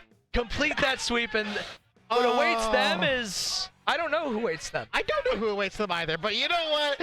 Focus on the here and now. BeaverTails going absolutely insane right there. I thought, okay, you just lost the ball right there, because here's what happened. Yoshida grabbed it, dodge rolled, and tried to get as close to the basket as possible, and normally that arc shot would do it, but there's a grates above them. It blocked the shot from the clam, so it was able to do it, but someone, somehow, someway, snuck in, realized, I just need to do this. They're probably realizing that that was a power play. There's no one else going to be able to possibly do that. They slipped through the defenses, slipped through the lines right there, and a little less discipline on that what was it? That defense right there caused that insane ending there. Saying, can you talk about that ending? God. I mean, where do we start? I think we have to start with Parachu's Booyah Bomb just to kind of open things up, get that sort of initial control of the ramp for Para Squared. Yep. They were able to kind of get in, but after that, you have to get one power clam in, and just constantly feeding in was the rest of Para Squared. They weren't quite able to get the first ball in, but then they had jumps in with the second one. Just barely missed that one. Somebody ran in, picked up the second power clam, but it was just a little bit too late by maybe a half second, even less, before that barrier was broken. And I mean, what's done is done at that point. BeaverTails held on for just barely long. Yeah, no, it was just a moment of spur of the moment where, like, Para made a play that was the only play. We talked about how in that zones game of Umami, how Hammy made that play, dropping right side using the Booyah Bomb. It kind of mirrors that sense of just like, okay, I have Booyah Bomb, and we need to get this ball in here. Can't go up the ramp. Let's go around the flank. Let's see if I can get a pick here and just sustain with Booyah Bomb. The problem was just a few inches, millimeters away from that basket that could have allowed them to score and potentially swap it. And that's what made that tense situation so relieving. BeaverTails being able to defend those kills and not allow the ball to Yeah, really solid stuff from Tails. I don't think they have dropped the game just yet. Silver bracket? I mean, we've seen both the runs, so yeah, they haven't dropped the game just yet. I believe they're playing against Meowing in Ohio. So, Wings, Falco, Kia, and Geo. Geo. Yeah, very solid team, really good stuff. Player. So Durian's big bubblers are definitely going to be punished. Okay, I gotta give a shout out to my goat, Wings. All right, absolutely. I love Wings. I am so biased, okay, in saying that, because oftentimes we're hanging out in VCs, we play the game a lot together, we're scrimming, we're playing eights, we're doing something, we're playing open, and just she is such a sweet individual in this community, and being able to come out here to Toronto as well and to just play the game with their friends is so admirable. Right? This is a group of tight-knit friends that are always, hanging out, whether it's Riptide or it's LTC. They've been attending it together, and now this is just the culmination of their work here in Silver Bracket Grand Finals. Yeah, I mean, it's going well so far. I mean, they've played Downshift, I believe, some pretty solid competition there too. But now they face off against BeaverTails, a very dominant run by them so far. Yeah, for sure. It's very worrying. So this is their toughest task of Silver Bracket so far. I'm just curious to see what we're gonna have there, because I know he also plays the Neo Luna Blaster. Yep. So we have a lot of AOE to work with. So rushing into that is not going to be quite easy. Yeah, no, rushing into a Luna Blaster, that's just one way to just get yourself into the coffee machine once again. Luna Blaster is one of those weapons that you need to keep in check and be aware of. Because if you decide not to keep check of it, it will run over you and just be able to do whatever it does, which is doing these gigantic, huge damage blast radius that and hitting under ledges. And then the hammer right there, the hammer toss is very strong. Fizzy Bomb's very complementary to the kit as well, giving both mobility as well as chip damage to allow people to be able to stop those kills as necessary. And that's just kind of the crux right here, because we have a Luna Blaster that does really well with chip damage. And you know what does really well with chip damage? A bow. Yeah, I mean, you have so much chip that, while Tri-Stringer can be hard to hit all the projectiles, you don't need to when you have chip damage from the Luna Blaster, from the Fizzy Bombs, Ultra Stamp, everything there. I don't quite know what Falco is going to be playing. So Falco, I believe, while you check the sheet as well, is going to be mostly shooting shooters. I've seen Junior, I've seen Octoshot, I've seen Enzap, It's mostly the short range stuff that is going to allow the team to be able to move forward. And you know what? That makes sense. You know, you need some sort of stability, like going through here, right? Absolutely. In the sense of just like not only use specials, but like you need to have extra bomb pressure. You know, more chips, get some dip, get some salsa, cut some guac. You know, it's literally the full course meal right there that I saw on the menu this morning. Exactly. It's not just the appetizers. It's not just like everything. You're getting the full thing. And then Geo also, she's bringing to the table NZAP. You know, you got your drinks with you as you always need, and that provides a ton of paint support for this entire team. Along with Falco is like kind of the glue weapon for Meowing in Ohio here, especially since the Tri-Stringer is not a backline grid anchor known for its paint. It did get buffed a couple times, so it's passable, but it is still like very tough, especially with like a Neo needs something. Zap is just like a perfect. Yeah, for sure. Zap is definitely the perfect pairing for the comp is you know, Soda for everyone. It's all you can't go wrong with Soda. Is kind of the way I see it, right? It's the one thing that can just round out comps and just keep stability, especially for people who aren't as familiar with playing with them, right? You typically see like these more coolerless teams, right? Because they know exactly what they're doing and how to play around each other more. Cooler is less of a necessary for players that are like more scrambly or like trying to figure out stuff or get more chances to go in. That's where the tactical shines and why it's seen as like the end all be all, the special equals people on this tier list here, right? Or charring. Absolutely. Now we're kicking things off on a map. Yes. A map, Rainmaker on Undertow Spillway. So that new Tri-Stringer is definitely going to be used. You know, the pack is fantastic. Able to hit over ledges, especially if you go on that right side kind of ramp area. You're able to hit over cover on that Tri-Stringer. That's like, I mean, that obviously that's the number one thing about Tri-Stringer. It's an anchor that can hit over the ledge. And that's so strong here. It's really, really good. I'm curious to see, like, I see it as a puzzle for BeaverTails to solve. How will they play around that? Yeah, for sure. It's a bit of a puzzle here. And you know what? Both these teams are kind of mirroring each other in some ways because, you know, they kind of love those short-range shooters, right? Usually it's like 2 on each side right here, and they're going to be essentially basically even with paint because that's the thing. As someone who plays double shooter comps, right, Junior and Shot, we can just outpaint a lot of things and we can just stall out a lot of situations. But what happens when you have a situation where both teams are really good at painting, right? Is it going to snowball even faster when one of them goes down, or is it going to be more of a we can still hold the space even if one of them goes down? It's going to be that dynamic going on. Especially with like the coolers on each side, I kind of want to look at the output of both teams because normally you'll have like Saltwind on the Rapid Pro Deco or Rapid Pro Winter blaster with the cooler, and that has a much lower special output comparatively to Zap. But NZAP also kind of just runs forward sometimes, where like immediately dies with it. You know, not a slight at NZAP players. It's just the nature of like short range shooter with cooler, go in, fight, get the team in, sort of thing. Kind of like how Tetra does it. Right. You know, where they kind of just make a hole and they kind of play off of that. So my question is like, who's gonna be able to output more? And I'm leaning towards that Zap for the crazy paint output when it's like up. Yeah, for sure. And you know, I was gonna make this comment earlier with how you're talking about Rapid Pro, where I'll put NZAP Pro. That was just literally a VOD dump channel video from Prara. Did you watch that? No. I haven't. You know what? Intellectual, very intellectual. But everyone's getting excited here. We're starting the game here. We see a whole crowd gathering outside these two here. Silver finals, everyone, get hyped! All right. We want to hear this on the mic, guys. Get ready. Ready? Go! I love the land AG here. Hell yeah. Let's get this started here. Rainmaker and Undertale, both complimenting each side. Wellstring versus the new one. Let's get this started here. But Yoshido on the Wellstring, another change. You know, we saw it in the first set for BeaverTails. You know, on that humpback pump track. Wellstring incredibly strong, out damages the V's try on the pop, and already BeaverTails are opting for the much tougher checkpoint to break with that big bubble. Are able to create a lot of space, and now Yoshido is able to kind of pressure. But Wings, though, with that jetpack is going to be able to just force that Rainmaker down to 42 points, though. Already as BeaverTails pack from Onion is the only one left standing, and this might be a delayed wipeout with a lot of jumps being punished. It's just Yoshido left who was able to get out in time, but has to hold the line against 4 players of Meowing in Canada.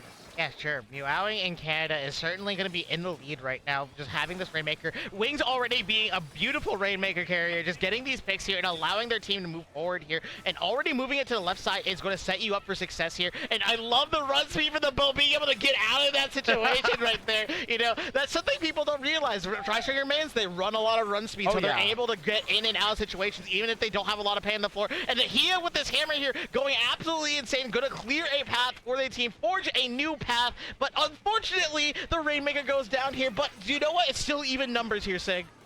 Yep, still even numbers. The Tri-Strikes, though, are going to give a lot of space for Falco to just run that Rainmaker just a little bit more forwards, trying to get that checkpoint. But Yoshido, again, with that Wellstring, is able to deny so much space and gets the Rainmaker all the way back to mid. It's just Wings left right now, just trying to support the team. Kia is able to find one, gets that second, too. This Luna Blaster is going crazy right now. It ends up getting shut down finally by that Rainmaker. But Geo and Falco are able to kind of pressure, has that cooler up for the rest of the team. Wings has a Inkjet at the ready as well. And this Rainmaker is being forced so far back, actually almost to where the push from Meowing Canada started, and that Suction Bomb is going to clean things up. The pack is there as well to find a second pick. And as we see it, just suddenly, Meowing Canada is up 2 players to 1 now.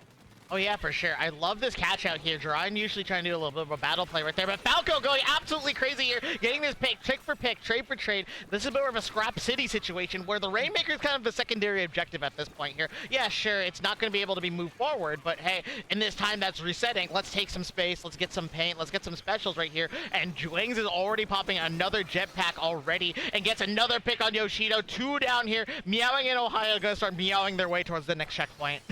Yeah, and Falco with those Tri-Strikes are able to kind of clear out. And Kia has so much space already on that ledge, just makes room for that checkpoint to be broken immediately. Now only 18 points left. The hammer is there for the quick pop. The pack isn't quite able to find anything. Actually ends up going down here. The lead flips. Kia still has that hammer in the ready. Almost finds another pick, but a full wipeout with Salt cleaning things up for the last player, Kia.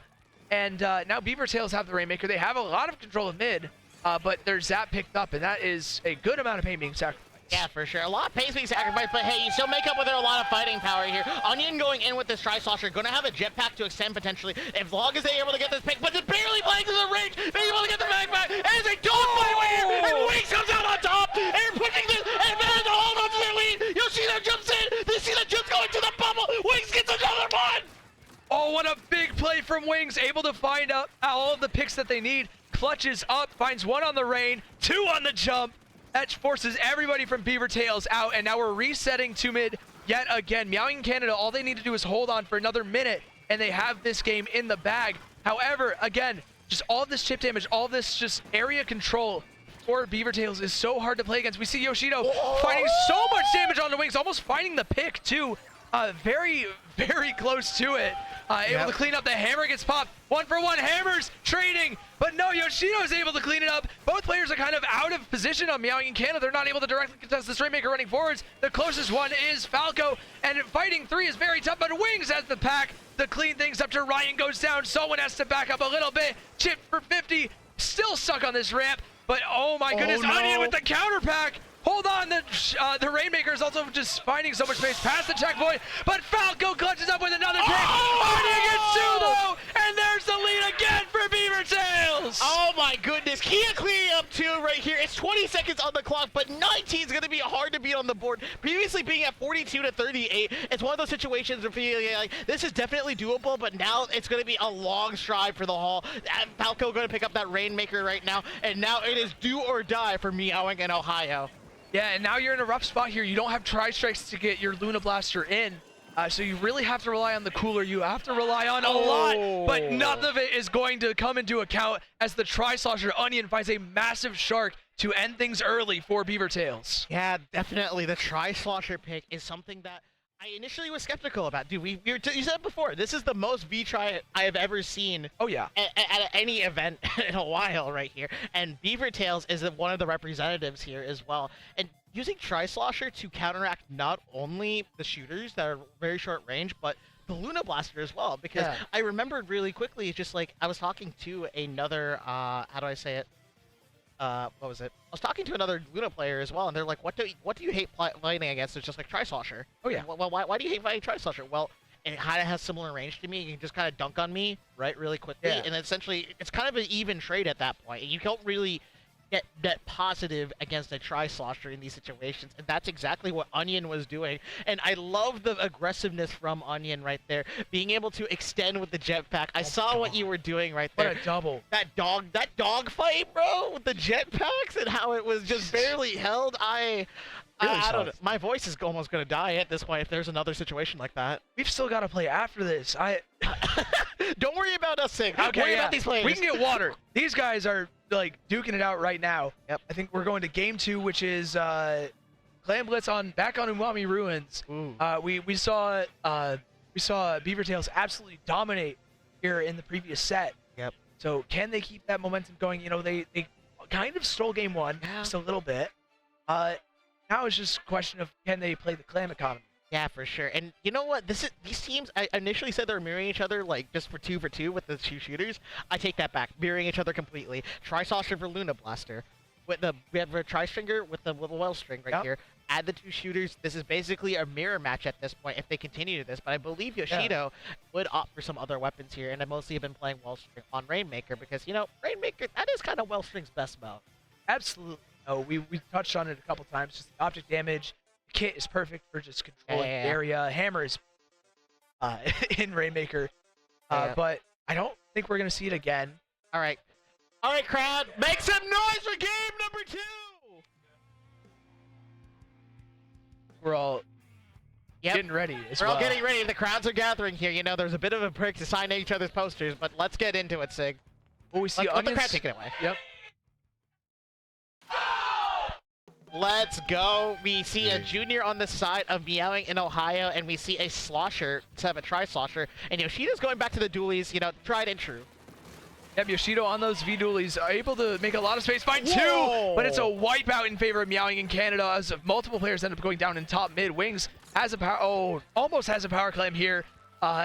Ends up making it, and so much map control already for Meowing in Canada. They have full mid, they're knocking on this ramp, but so many bombs coming through for BeaverTails, just stalling out. Jorian with that big bubbler is going to clean things up. But the big bubblers trade this suction bomb as well. But Onion is also able to find that jetpack. Nobody's able to pick up this power climb. It's probably going to end up despawning here. And now BeaverTails is just with a successful retake. As I say that though, Jose OK is going to find a pick with a Trizuka. Another one just off of Kia moving in off of that Trizuka pick. And again, BeaverTails are caught on this back foot. Yeah, for sure. It's definitely a dogfight. A wipeout happens. Falco is going to scramble for these clans right here. Has more than enough here to form it. But I like this backup. I like this patience here. Let's back up here. Make sure we have enough space to put down this bubble. And now you can start feeding this clan basket really nicely right here. Taking care of this situation here. Kia running in, stopping any aggressive plays here as well. Being able to trade out Yoshido once again. Once this Lunar Blaster gets stuck in, it's very difficult to remove. And the most you can hope for is a trade if you have a range of a dualies right there. But Wings is going to extend here with the dualies and giving even more jumps here and holding this dome right here. Bubble comes out from Jorian, but it's already going to get shredded here as well. Falco's going to partly back out here and realize the junior can slip to fight another. Never mind! Onion can just come out swinging with his V-Slosher.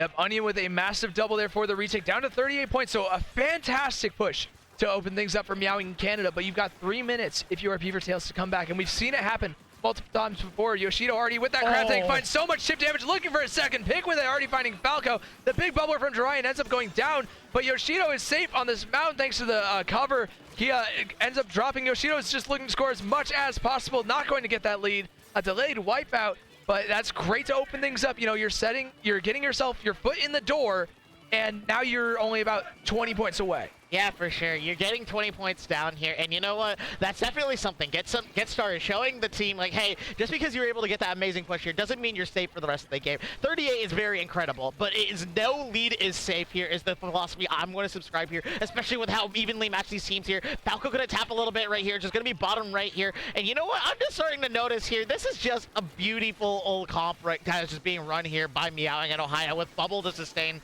space as well.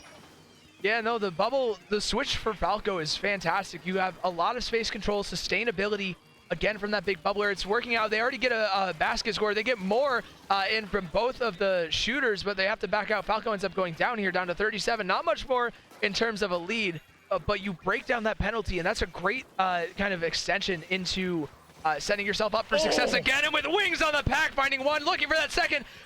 Yoshino is pretty low here. Falco is able to find that one, and is just dancing around that ink rail, trying to pressure Saltwind again. But this Rapid has paint behind them, able to back up and space out Falco really, really well. Finds that pick with Onion, and now BeaverTails have a bit of a foothold in mid here. Yeah, for sure. But they do see Kia over there with that Luna Blaster, and they need to find a response here. We see a Tri-Strike and a Crab get popped. So a lot of resources were invested right now, and it's just the bubble left on the side of Meowing and Ohio here as well. So yeah, you're going to have to find a way in, but they do manage to get the pick here as well. And Saltwind is already going to do this, and now it's going to be a bit of a dangerous situation fighting a pack with this Rapid Blaster. Whoever's going to come out on top is going to lead to a lot, but the Fizzy Bomb from Kia pairing up and Wing getting another one. 3 go down here. Meowing and Ohio going to look away to take back mid and seep this space that they worked oh so hard for. Wings is just on a different level with her jetpacks today. I don't think I've seen a single one not get at least 2 players or at least so much damage onto like both of them. Like every single time she pops it, it's so valuable. And again on that hold, just on the retake into mid is vital. And now with 2 specials up, they're still facing an uphill battle, but Meowing and Canna have been given an opportunity here to just take space. The strikes are a little bit further back. Kia also finds a lot of space, but Jorian gets that big bubbler in. The power claim is ready. Yoshino finds another pick. The Zuka's gonna have to be massive here. Finds one, but not much more. Yoshino with that crab tank is the only one left, and Wings is going to be able to just take it out almost completely. Yoshino is able to pick it up though, finds that score, but not much more after that. Onion is the last one left, jumping in. No, nothing there. Jorian, though, sneaks in with the power clam. Only one more needed, but Saltwind is behind. You need to either sneak in or make it right now. And Saltwind opts to run straight forwards, but without a dart to pay your feet on that new kit. Oh my God, though. BeaverTails find another window, sneak into their last power clam, and they just need to hold on to OT yet again, Neptune. One more time, we have to see this dance again. BeaverTails scoring in the last second here, and it's going to be one last push for Meowing here. Oh my God! Oh, and they get the wipeout! BeaverTails just again with the clam blitz. I don't know what it is about this team, but they keep on finding ways just barely to sneak by, just sneak in a couple of extra clams, take that lead, and it's stalwart defense from there every single time. The reason why I got quiet towards the end there, because I literally heard the crowd shouting defense like it's a sports game, bro. Like it's football, dude. It's football. We're in Canada. That's not normal here. Wait. Clam blitz is football, guys. It is. It's football in Canada.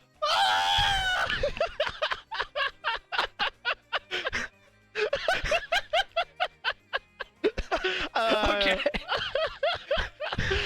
Tig, do you mind if I pet you? It's okay. I thought I could get away from it. I went a little bit crazy for the Super Bowl this year. My Eagles won, but so I thought for the summer I could like chill out. But okay. Game 3. TC Tower Control and Hagglefish Market. 1-1, 2. 2-0. The 2-0. Oh wait. Because BeaverTails got that. They snuck in that first game too. I can't think right. Math does not make sense to me anymore. Okay. We're Splatoon players. Math isn't supposed to make sense. Math isn't supposed to make sense. Exactly. All I know is does my weapon kill or combo with anything? Exactly. Okay. The only number I speak is 35 and 70. Right?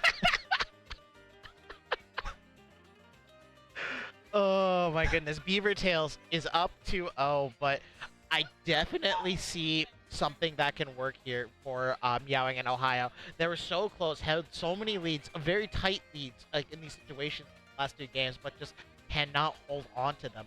The matter is they need to be disciplined in these defense moments here and not allow any of these members of BeaverTails to run in, get any of these cheeky clams. And you have to understand, like, Onion's not afraid to fight. Every time I see a situation where you should probably back off in a situation like this. Oh, we're down in numbers, but Onion decides to fight the greater fight, will go uphill with the slosh ring. You know what? It does build for the weapon with its range and its damage. Yeah. I goat. I'm always down for some ego fights, and I love to see it from Onion. Now, what I want to see here, I don't want to see Meowing in Canada get like too overzealous here. Yeah. You know, that really punished them on that last game. You know, I don't want to see them like overcommitting to an option, maybe like too much on like glass pressuring the tower here as they move towards check 1. Yeah, for sure. Already heard another ready, set, go here. We gotta get going here, Sig. Immediately, the thing that's saying is Yoshido going to the Octo Shot here instead as well. And we also see Falco going for the Octo Shot as well. So, you know what, team, color me crazy, but I think I'm seeing another mirror match here. Yeah, the exact same thing, but Falco getting picked off early leads to another staggered pick onto that Tri-Slosher yet again. Jorian, though, getting picked off by the Trizuka from Geo, and the strikes come in picking off Geo from the T-Tech, I believe, Yoshido. Salt is able to clear out Wings from that glass area, and BeaverTails just have basically full control of mid and the tower here. Oh yeah, for sure. Full control of mid here. We have a jetpack and strikes that re-entered with, and it seems like Eric Wings is trying to assist with the bottom right here, getting people underneath this glass because they are ratting around. But Yoshido, recognizing the jetpack has a recall time. You can only be so long, and they're going to be right there when they respawn here, and already going insane. A jetpack for jetpack here is going to allow more sustainability here, as Onion is not afraid to show here. Wings almost gets the pick on the jetpack there as well, but this already looking in the favor of BeaverTails. Yeah, very nearly finding that. Strikes are coming through from both teams. Never mind the strikes and the Zuka coming through. Zuka is able to find a pick, stalls out the tower, forces everybody back. BeaverTails are all on respawns here, and I don't know if Meowing and Canada are able to get back into mid in time to really take full advantage. They're able to get back and set up, but Kia has to push forward because of that splat bomb and run straight into two players, Jorian and Yoshido. Now, BeaverTails have a pretty solid advantage. They have the big bubbler at the ready. These bombs are just doing so much work from Yoshido and Jorian, though. Yeah, for sure. And this is a situation I'm noticing from BeaverTails comp. It's a stop you from moving forward comp. Or you want to run forward, bubbler. If you want to run forward, Tri-Slosher. You want to run forward, rapid, right? There's so many ways you can just stop them from moving forward, and they've been using that great effect. However, BeaverTails Ohio just need to get one pick to get things started here, and it all started with Kia's hammer here. Already tried, but Yoshido is behind using the Tri-Strikes, but Falco's going to call it out right here. 1-for-1 trade, but the tower is in the favor of Meowing in Ohio. Yeah, there we go. Meowing in Ohio, they have that lead just barely, and Onion is able to clean up on that Tri-Slosher. Finds one, looking for it just a little bit more, maybe on this flank, but Kia's there just to kind of support, just kind of help defend that. And everybody from BeaverTails kind of backed off. There's nobody there. Onion has that pack, but again, we've seen them in a dangerous spot so many times, and Wings is able to punish. That's two players down on the side of BeaverTails, and Meowing Canada, yet again, they're able to kind of get back into mid, but Jorian with that big bubbler, again, is going to be able to just provide more stability, finds a couple of picks as well. Yoshido is pushing forwards, has the Tri-Strikes ready as well, backing off to pop them. Instead, the lead goes back in favor of Meowing in Canada, and now they have a whole bit of space here. They have almost the entire check, but another wipeout with that Zuka is going to flip things right on its head. Yeah, for sure. That was an incredible defense here, going for this first checkpoint here as well. Looking for these opportunities to go back in here as well. Falco is on this tower, you know, providing these strikes right here to just keep a lockout here. And this area denial that is so crucial for this first checkpoint here. If it is able to get cleared, it's been 3 minutes and neither team is able to get this first checkpoint. So, and it looks like Meowing and Canada is going to be able to get it, but one point moment is going to be here with Onion getting two! Oh my goodness! What a huge double from Onion. You save the lead, you hop immediately onto that tower. You make, again, a lot of space. These jump-ins are big. Punishing them is absolutely huge. Falco's the only one left, and directed by Saltwind. You're hit for 85. You need to back all the way out here. And now BeaverTails are looking to extend this lead. Jorian has the big bubbler for safety. Wings isn't really able to pop anything, but Falco has the Tri-Strikes to shred. Onion has another pack, finds Geo, looking for a little bit more. Kia is low, almost drops to it. The strikes are going to clear again, and I think they're going to get that entire second check here, Neptune. Yeah, for sure. They are going to be clearing this check right here, where it's going to be absolutely huge since neither team was able to do it, and it's only 50 seconds left on the clock. But Jorian is close to this bubble here as well, and fighting for the top right area. Is up and ready. Yoshido manages to get two, and the bubble is going to be on here to secure this last checkpoint here as well. And this is already a very dangerous situation. The snowball is in great effect right now, and now Meowing in Canada needs to find a response. 30 seconds left on the clock. Yeah, they found a response though as Kia finds one, but Onion is sharking. Be aware of that Tri-Slosher. That could do you in. Finds one, almost gets the second onto Wings. Chips them out a little bit, but trades with 15 seconds. You barely even want to trade here if you're Meowing in Canada. This could be incredibly tough. Kia's looking for a shark of her own. but no one's here to kind of like walk forwards and answer. Everybody on BeaverTails is opting to play safe. Both the hammer and the pack are popped. It's a 1-for-1. Make that a 1-for-2 as Meowing and Canada, they have a window. They have an opportunity. Falco's holding that tower just for a little bit, but Saltman is spamming with suction bombs. 5-3! Oh, what a suction bomb! Saving the game, saving the checkpoint, and that's a wipeout with Onion cleaning it up. And BeaverTails complete the clean sweep of Silver Bracket here at GOML. Congratulations to BeaverTails for being your Silver Bracket champions! Let's give it up for them, guys! Hats off to them. Hats off. Incredible run. Clutch games left, right, and center. Dominance in the first couple of rounds, too. Really solid stuff. And, Big. man, I just realized this is just Silver Bracket. this is just silver. We're getting started. We're just getting started today. If silver was Dude. this, bro, what's gold going to be like? Oh my god. I am not ready. Nah, this is going to be kind of crazy. Yeah. We're going to have a lot of fun watching that. But, Yep. man, what a fun like bracket to kick things off. Yeah, no, dude, this is just the appetizer to the main meal right here. And then the dessert, we get on that boat at the end of the day. But, hey, Yeah. you know what? Just got to give my shout-outs here to all the members. Yoshido, Onion, Jarian, and Salt. Putting in that extra work right there. But, you know what? Meowing in Canada, right? That was just... Got to give a shout-out to the Falco, Wing, Absolutely. Geo, and Kia. Yeah, just all incredible players. They were evenly matched for majority of that set. Oh, yeah. Pulling that back and forth line, it's just one little back break and this things can spiral out of control, and that's the nature of this video game, Sig. Yeah, absolutely. You know, you give an inch, the other team will always take that mile. It is incredibly hard to just like kind of give up a little bit of space and be okay with that. And I mean, while it worked out pretty well, you know, almost taking the first 2 games, well, almost taking all 3 games. Let's be honest here. You know, just a couple of plays going in favor of BeaverTails. Keep saying Beal. BeaverTails. You know, Meowing Canada had a fantastic run too. Yep. You know, they had some great sets. I believe they were in a couple of solid, like, tighter sets, but they were like facing some really stiff competition on that other side. Hats off to them too. They had a great run, but man, Yep. BeaverTails came out of nowhere to me. Ain't fantastic, and I think I can hear it in your voice, Sig. Like we are tired, we are hungry, and I think we would like to just get a little bit of a break here going. So let's just sign off here. Where can the fine people find you? You can find me just about anywhere the Splatoon community hangs out at SigDokari, like you see at the bottom of your screen right here. You know, at SigDokari, whether it's Blue Sky, Twitter, Twitch, Discord, YouTube, all that kind of stuff. That's where you find me. Neptune, where can the lovely people find you? Find me at Neptune-TV on Blue Sky or Neptune_TV on Twitch. I play with the big fat sea cows, so if you are interested in following us, and we will be at Riptide, by the way, and Anarchy Nova. I'm not going to be there, but my core 3 team members are going to be there, along with a special guest. You will find that out if you look at Start TV right now, but that's it for me here. But wait. You might have an interview. You might have an interview here. Yoshido, do you want to come on in? Yeah, bro. How do you hate? Doing pretty good here. Please take my headset. Hey, how are we doing?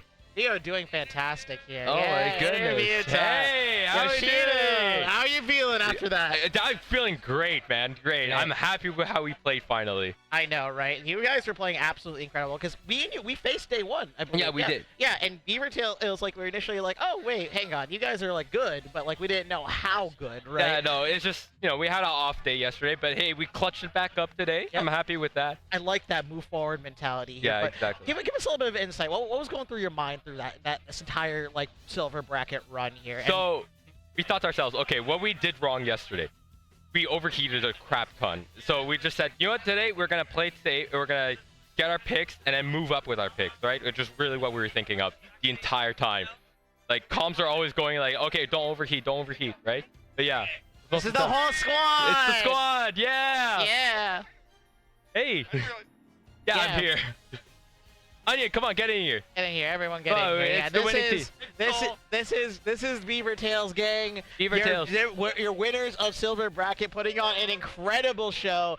Absolutely going insane here. I was seeing, I think, all of your games actually, and me and Sig were just going absolutely on just how quickly you can just close out games. But just you were doing exactly what you were saying. You said you were overheating a lot yesterday. You just played it safer, and you just used those situations where they didn't expect you to push in or use bombs or specials. To definitely snowball your advantage here. And Yep.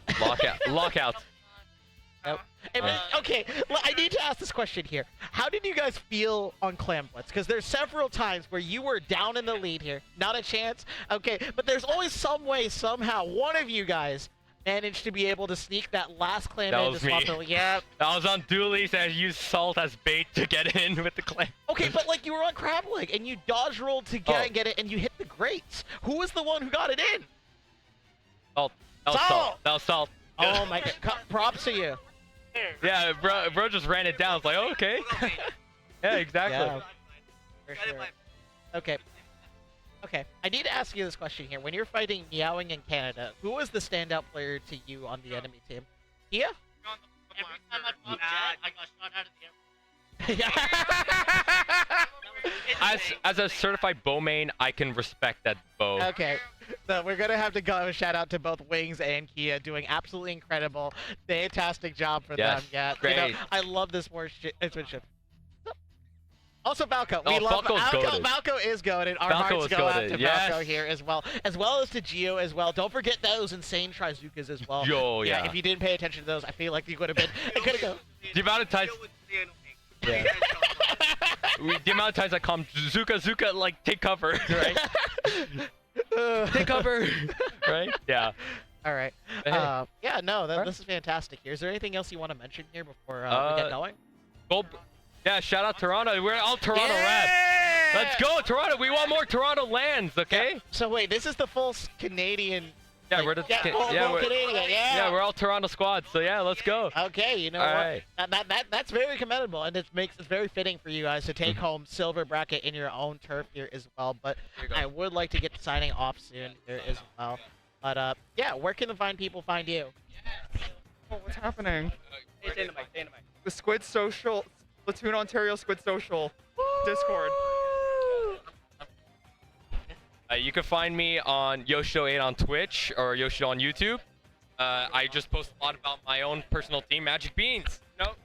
And also, you can find me a plot for Splatoon tournament for Dapple, for kinda IPL, maybe SBS, but also with Neptune for Bria Bull. I'm not part of it, but Neptune's gonna be doing the stream with Vapor and CKK, and also Beep.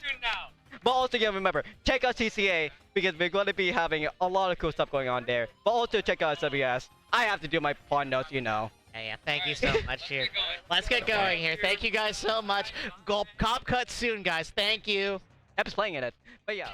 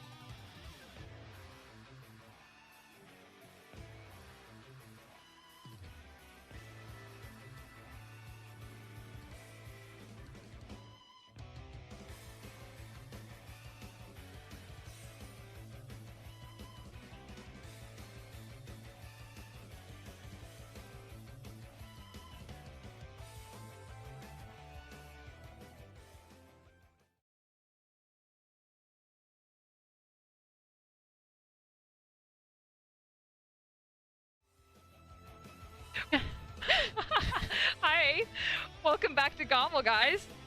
We're going into Top Cut. How are you feeling, Nox? I'm feeling pretty good. Bit of an awkward start, yeah. Well, luckily the on-stream set won't have that. Yeah. Thankfully. Thankfully. All right, well. Right. Going right into Top Cut, we have Shrimp Postures versus Yellow Jackets. Yellow Jackets. Oh, these were two teams I was really excited to see. I know this is actually a pretty decently close seed as well. Yeah. A lot of returning names here. I definitely recognize Ali, of course. Yes. Cactus, Eo, Ingite. Ingite is an old name. Yeah. Like that's like a boomer name from like our day. Yeah, for sure. We got Shudders, I believe. Yeah. All right. And I'm a big fan of OBT. I think we've established this by OBT is now. so fun. Yeah, OBT has been so good. First game is going to be Clamblitz on Museum, which is like kind of an interesting way to start top It will 8. be. Especially knowing that we're going to have a Tetra. Yeah. The guaranteed Tetra always makes things a little more spicy. Yeah, I love seeing Ali play. It's very like chaotic mosquito vibes. Yeah. 100%. Yeah. I played with Ali for a while. It was super fun. Oh my gosh. It'll be really interesting to see how it goes. Seems like we might be working on a headset a little bit. Okay. Well, It'll be fine. You know, sitting in the seat means that no one's driving the car except for Strings and Falco, so I put a lot of faith into them. If there are players to give your faith to, if there are people in the community to give your faith to, Falco and Strings are pretty high on the list. Yeah, I would say so. I would say so for sure. You know, a little bit chaotic today. I love seeing that silver bracket audience getting loud, very hype from the commentators. And it looks like we might be seeing it again with this crowd that's already forming. Yeah, we got a bunch of people, and I think we saw like some people who were not necessarily from Splatoon kind of pull up a little bit earlier too, and they were just like getting excited and being like, "I know you guys could do it. The other team sucks. Yellow team's bad." Yeah. That was quite the entertainment, and even really was. Even though they weren't like, you know, like the games were 3-0, but it was a very close set regardless. We saw a lot of the 1-point meme today. That was very exciting. Basically, it's just been good vibes all around in the venue. Yeah. And so many fun conversations happening everywhere all the time, which is so incredible. And familiar faces. There's Lots a lot of familiar faces. Yeah, some of the Splatoon Ontario folks. Yeah, some people that have been known for a long time that aren't playing. Yes. And I appreciate that too. I love seeing like people treat the events like kind of like a pseudo vacation and seeing all their friends and you know, not even like putting that pressure on themselves to play either. Yeah. Yeah. I don't know the last time I played at a LAN. I don't know if I will again, but I love showing up. Me too, honestly. It's just a great experience all around. I've been feeling so honored to have been here. Don't talk to me. We're live. We're on mic. Sorry about that, stream. You know, sometimes I'm a TO, sometimes I'm a commentator, and sometimes you're both at once. Sometimes I'm both at once. We might not ever have a visual difference. Everyone getting very hyped for the start of this game. Clamblitz on Museum d'Alfonsino. Always an exciting map mode. Can swing either way so quickly. And we're not... And I'm really liking the comp we're seeing out of Yellow Jackets here. I think it's really creative and really exciting. Yeah, that is... You know what? It's what I expect from them more or less, but I like seeing that ballpoint from Sig come with their aggressive comp. Makes them be able to move around that map very, very well. Wow. Like we said, they're going to move up quickly. Ali's going to find some amazing Tetra picks. Going to be looking to find even more opportunities to skirmish. Might use this Reef Slider to break in here. And there it goes, as they have essentially already claimed the other team's plat. Yeah, Ali getting in between Cactus and that wall there. That's going to take out Cactus right away. Dio running in the plat. It's a mad scramble to get a power climb together. It seems like we're all over the place. And are we going to get taken out by this pencil before we make one? No, we are able to do it. We are just able to do it. The trip strike's coming out to keep the push going, but nobody able to get clams in quite yet. Is it just going to be a one power clam push? It's definitely looking like a Riz. Yeah, I mean, only one power clam. That's going to be rough on Museum. You don't get that many opportunities to get a dunk on this particular map mode. So you want to make the most of those opportunities as they come in. Femi popping that cooler. This could be the very start for the members of Shrimp Posture getting in here. Are they going to be able to run forward? They have Ali out of the way. That's a huge burden taken off their shoulders. It really is. Getting Ali out of the way admittedly doesn't last for long, but it allows you to take any space. So I think we might have Ali on the flank right now with this Inkjet coming out to create a distraction. Yeah, I really like this defensive use of Inkjet. Sometimes you just have to use your specials in specific ways and clear things out in those dire moments when you have 2 down just like that. Cactus just barely not going to be able to make that jump, just gives up on it entirely. Let's watch that right area and left flank as well. There's just so many angles to watch on this map, and that's where the depth of it comes in.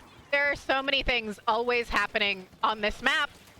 And we're seeing such great team play coming out of Yellow Jackets here, being able to bounce off of each other and move up as a unit, using Ali kind of like a knife to break through the armor.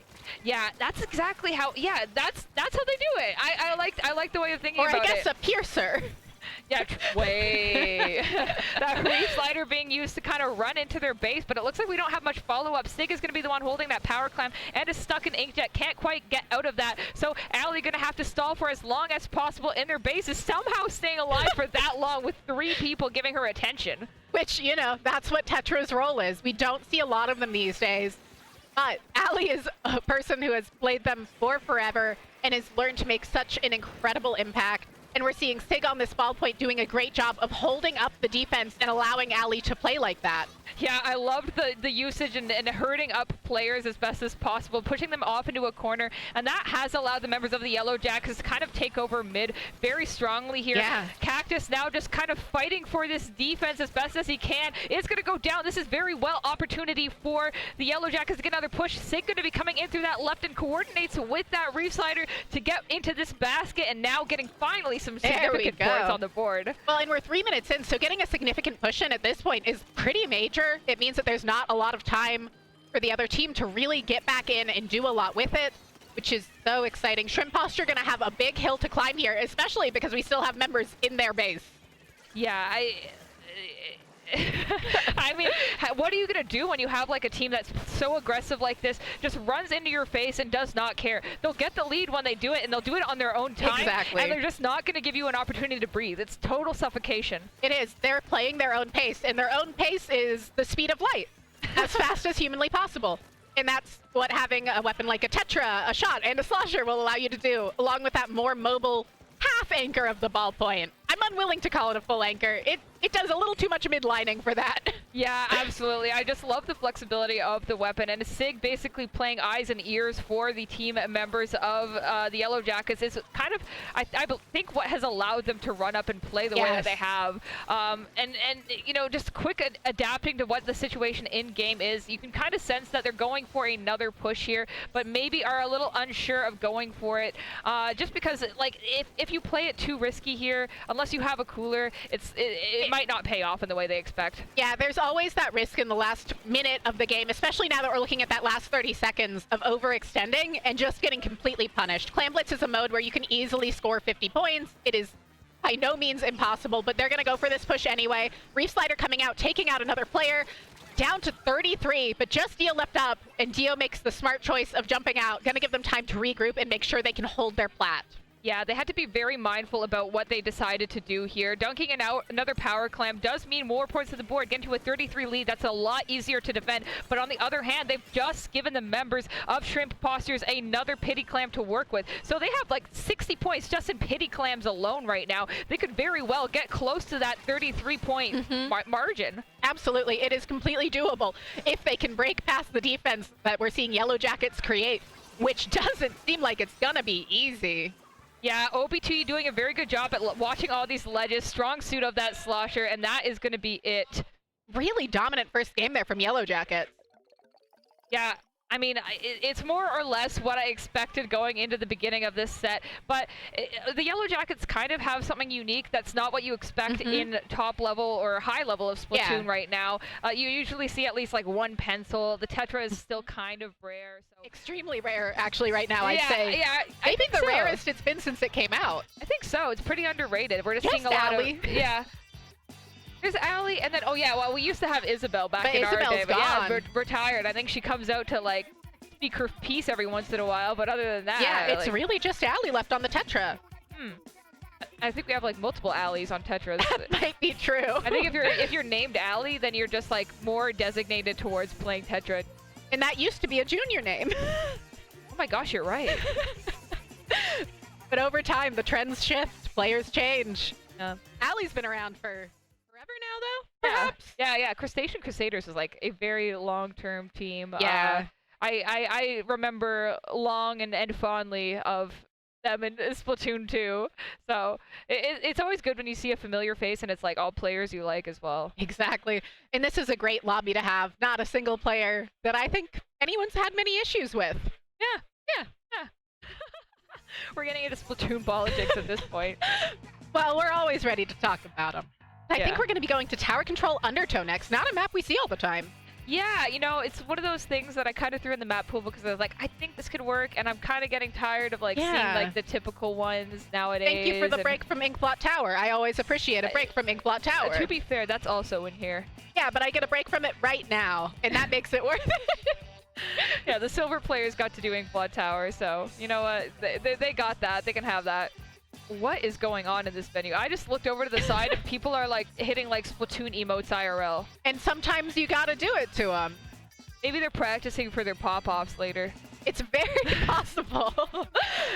I would be scared to be doing those kind of movements around all this expensive tech, but I Yeah. appreciate it for them. Earlier I had to like, people were doing jumping jacks at the station.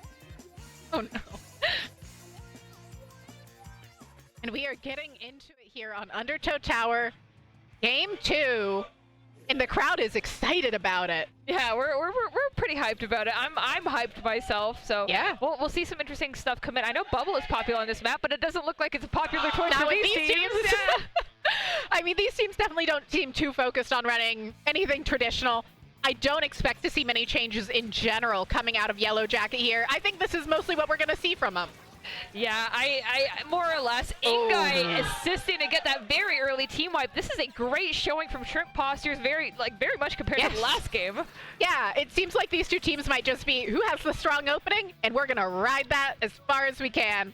Which, you know, not the worst strategy. I will say that we see a wiper coming out from Dio now instead of a shot, which is a significant Yeah, I do like it because it is a little bit more chaotic. But, you know, Shrimp okay. Postures just getting absolutely herded into a corner and taken out back. And OBT managing to get the pick there, and we're going to see Yellow Jackets truly brute force forward right now as their comp allows them to do with that double skirmish that you never see. Yeah, you know what?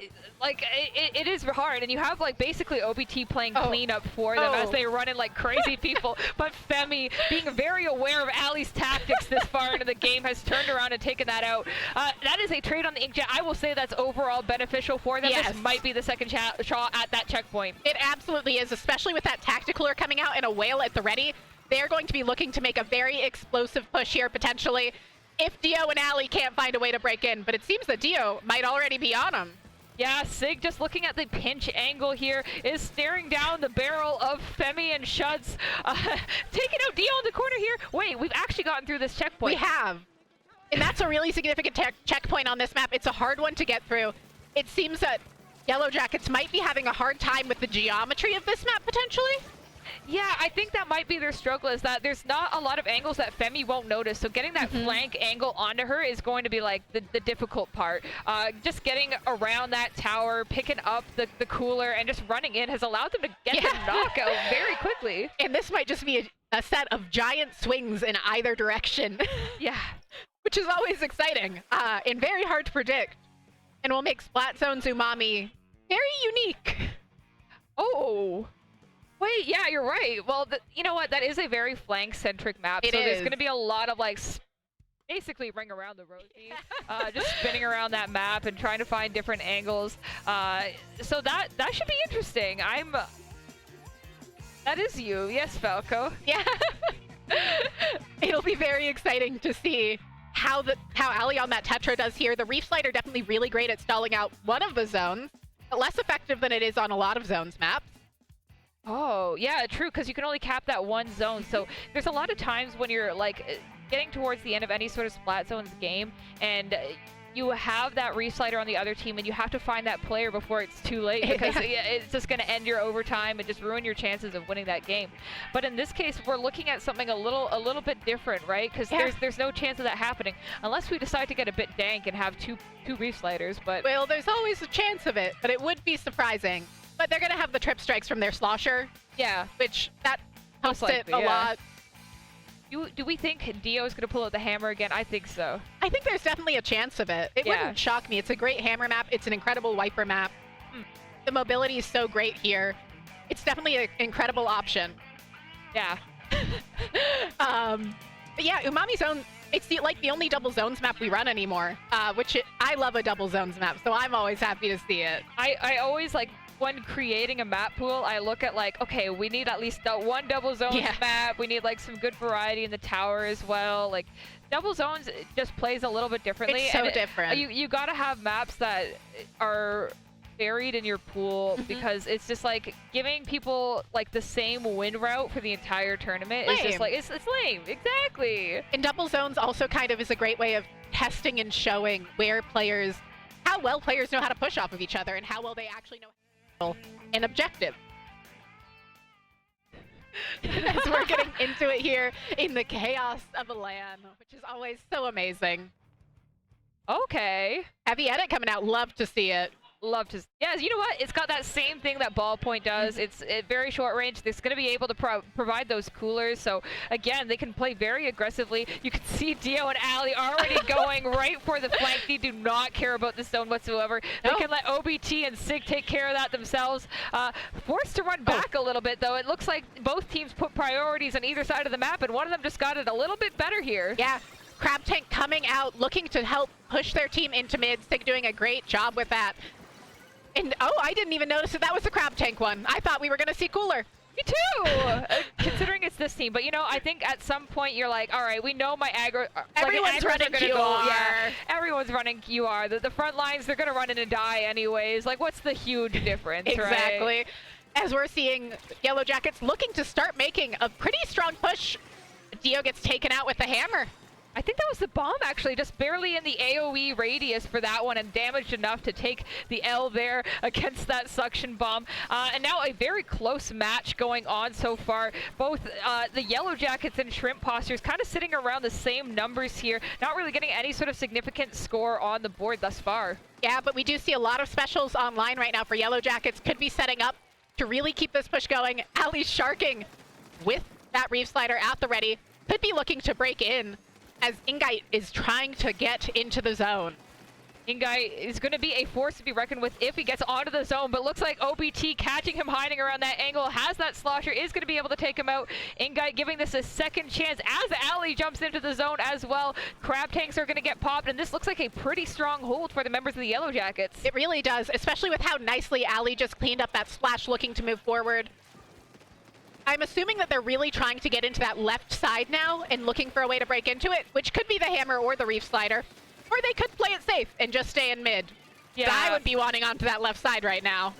I think they're looking for still more angles where Femi can't see them, and they're just not finding it. That Booyah Bomb is going to allow them to get in a little bit, but it's just Ingite who's forced to try and cap that zone, and that S-Blast does not have that kind of power. And now Right it's on. Ali versus Ingite trying to keep this zone capped. OBT jumped in, but gets taken out.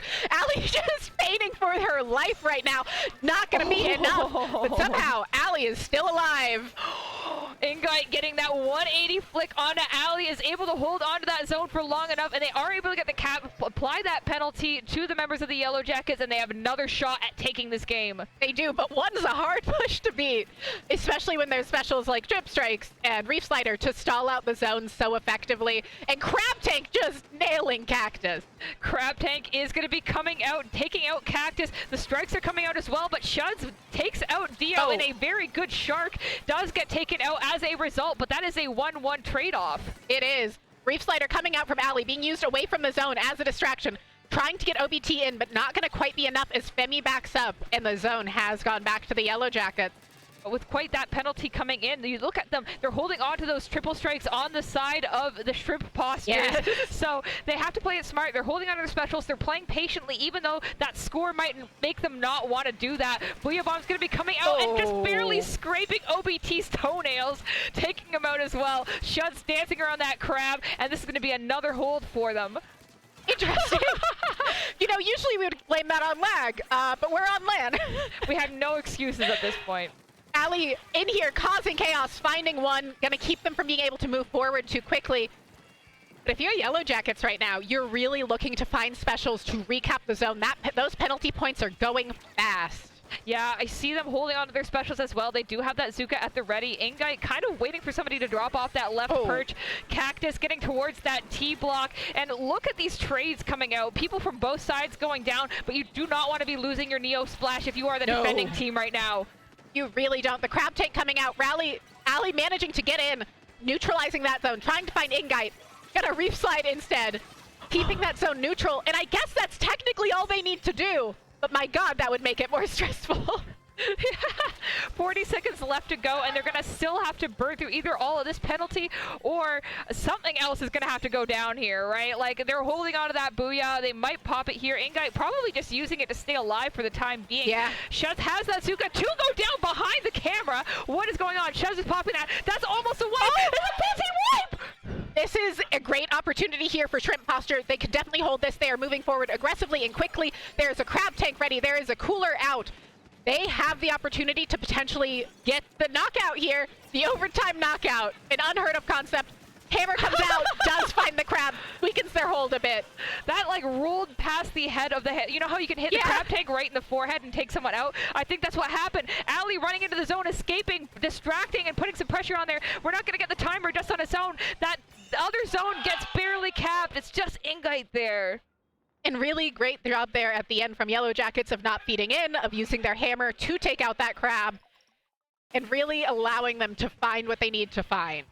Yeah, a very good showing from the Yellow Jackets, just barely scraping by and able to get out of that chokehold in overtime, which is really important. This map is so hard to break out of sometimes. It is, and that's part of what we saw there at the end is the Yellow Jackets going, okay, we know we just need to neutral one of the zones. If we just hold one of the zones neutral, we can figure out the other after. Yeah, exactly. Because as long as one's neutral and we hold it long enough, we win.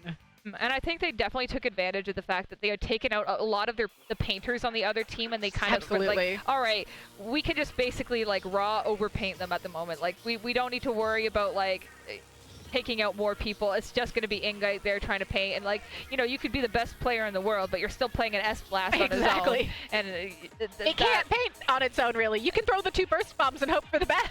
Yeah, definitely not against all that. I can't even think of like what would be painting, like what would S-Blast beat in a paint fight? A range blaster? Yeah, but you know what? These zones are long and straight. That's true. It might be the range blaster's one opportunity. Yeah, I think because it's got the longer, like it's got a wider shot too. So I think range actually still paints S-Blast there. Yeah. Interesting. Yeah, I think it just does lose the paint fight there, no matter what. Yeah, so that's got to make it rough, and then you know relying on your sub special there can be a little bit risky. You could drain your ink tank, so. I cannot blame them for the situation that happened there. They just had to be able to take out Ali like 20 seconds sooner, and they would have probably had it. You know, hard to take out Ali. That is the whole point of the Tetra. Yeah, exactly. I'm going to roll around, and you're not going to be able to hit me. I'm going to move too fast and be a fly that just annoys you enough that you can't do what you want to do. So, I mean, like, look at... What do we have? Rainmaker Humpback. Oh, this is like one of my favorites. Is like a spectator to watch. Like it's very stressful as a player. Yeah, not my favorite as a player, but as a commentator and spectator, can't be beat. It cannot be beat. And well, timer's up. I hope you have the weapons you wanted. Yeah. It's important to try and find them as we get into this here. It's all about the elbow. It's all about the elbow. Once you break past, and we have Mist coming out for that elbow. I saw the sploosh from Dio, and I saw the mini with the bubble and the miss. That's elbow taken care of. Yeah, I mean, we'll worry about everything else after that, but you know, surely enough, this first checkpoint should be like butter for them. It should, if they can manage to find a way in past Femi and Cactus. In just the lineup of shooter and blaster that's really trying to keep them out of there. Yeah, I mean, Cactus just running in with that Kraken, almost tries to take out that bubble. He's going to get stuck in that mist for a second, but overall is able to escape. However, we are just absolutely putzing this Rainmaker. Ali getting a pick on his Shuz, but gets taken out. And you know what? I like that. Your base is getting pushed into. Well, you don't have the Rainmaker, so no problem. It's fine now. Exactly. You wanted to move the Rainmaker? No. Illegal. As we're seeing Femi try and push in, OBT managing to find them on the slosher. Dio aiming for the pop here, I assume, but the Kraken gonna contest it. Dio does get the pop. Kraken finds OBT, tries to find Sig. Not gonna be able to, gets taken out, but trades it. Rainmaker should at least reset to mid, but I really would have liked to see Dio or Ali grab it. Yeah, I think they're very focused on the fact, you know, Dio has that hammer, so he wants to get on that corner here, have that hammer at the ready, and just start popping it as soon as they're ready to pick up that Rainmaker. But when you have no designated carrier and you're just dealing with one member, I believe just Shuz was alive a second ago, you kind of have to be wary and almost you want to take that person out and let somebody else responding pick up that Rainmaker. Exactly. It's so often worth it to just grab it and go and assume it'll work out. But in this case, Sig is not going to be able to find anything. Teammates went down in front, just OBT in mid, and we're seeing the Yellow Jackets look really scattered. Yeah, it feels like, you know, we kind of thought of this plan and we were like, this is great on paper, and now we're like... It sure works on paper. I'm waiting for the execution. That's what it is. Exactly. I do believe in this comp. I do believe that they are not going to push into this comp very effectively. Like, we haven't seen that checkpoint fall for a reason. Yeah, I mean, Dio pops that hammer, does get taken out. Shud's having the advantage of that lower angle, is able to see more of the player body, if that makes sense. And now OBT just going to be sharking away from Cactus's Kraken, and now popping these strikes, hopefully paving a path for that Rainmaker to move in and clearing up the area in front. Getting that trade on Femi is huge. Yeah, that's a huge trade. We're seeing Sig moving forward with the Rainmaker. Hammer gets taken out, not going to get the cleanup they wanted out of it. That's a pick. But Sig is not going to be able to keep holding that, but the trade doesn't hurt by any means. Yeah, I mean, 2.5 minutes into the game and no checkpoints broken for either team is kind of unheard of on Humpback Rainmaker. It is. It's either in the first, like, 10 seconds or, like, in the first minute. This is getting into, like, weirdo territory. It's a little bit of weirdo territory, but that's in part coming from these comps being a little bit funky. Not even bad. They both know what they're trying to do. They both have goals that can be accomplished. Just a little funky as they try and get Ingite out of there, and the Zuka helping Ingite get in.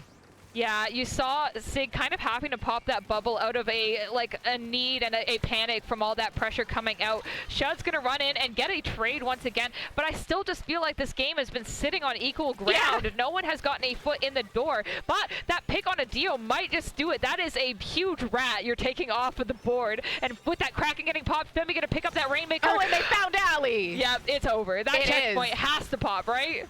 You would think there's mist in the way. The checkpoint's gonna go at least. Finally. Finally.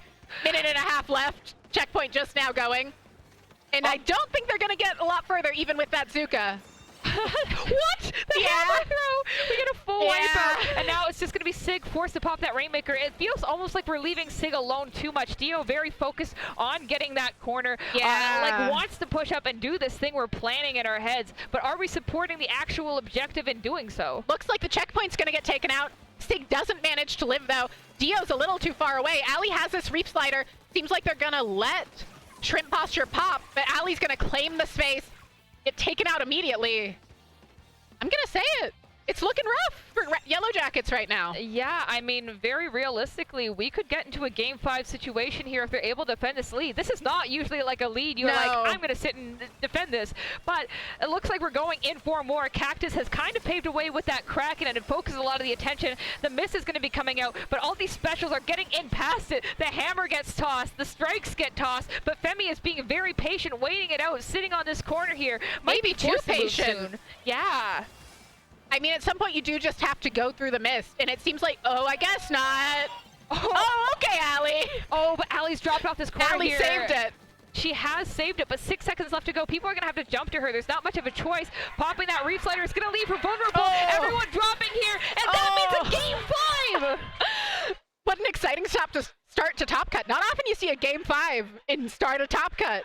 Hey, but yeah, I'll take it because I think that the other set was running behind a little bit earlier. I think it's already finished from the looks of it. Yeah, that was expected to be a relatively quick one. Yeah. There was a reason why I gave them such a generous amount of time to show up, even though they were late. I was like, get here by 15 or else, Yes. or we're gonna have an issue. Which they should have just been here on time in the first place. Yeah, you know what? Name and shame, right? Exactly. But we're going to be going to Clamblitz again, which we saw Yellow Jackets do amazingly with at the start. Yeah, that is true. I mean, when you get into the game 5 of any set, you kind of circle back to whoever won that first game as well, because it's just like, back and forth, back and forth, back and forth, But yeah, Clamblitz was very solid for them before. My brain has been fried by TOing this whole weekend. Oh, yes, it was Museum. Yes. Yeah, no, not They even were so once the dominant, shrimp yeah. postures. But that one is a very unique It's very different. iteration of, yeah.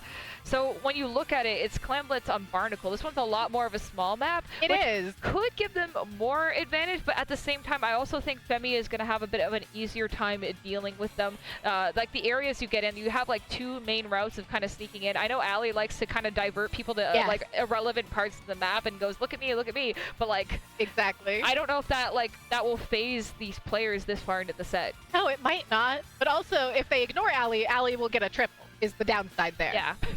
It's the double-edged sword of all Tetra and like things like Tent as Ink well. Brush. Yeah, you kind of have to target it together, and you have to like be all on the same page. And also know when to ignore it. The hardest skill of all. It's rough. You have to take it on, or else, oh, what do you know? Like my support player and my backline are gone, and no one's here to dunk the power clam, and that's a huge issue. Though I've just seeing them adapt so far in this set and how they figured out how to defend, even against like a comp with that sploosh earlier. Exactly. Like, they're working on it, and I think they've almost cracked the code. So this will be interesting. It will.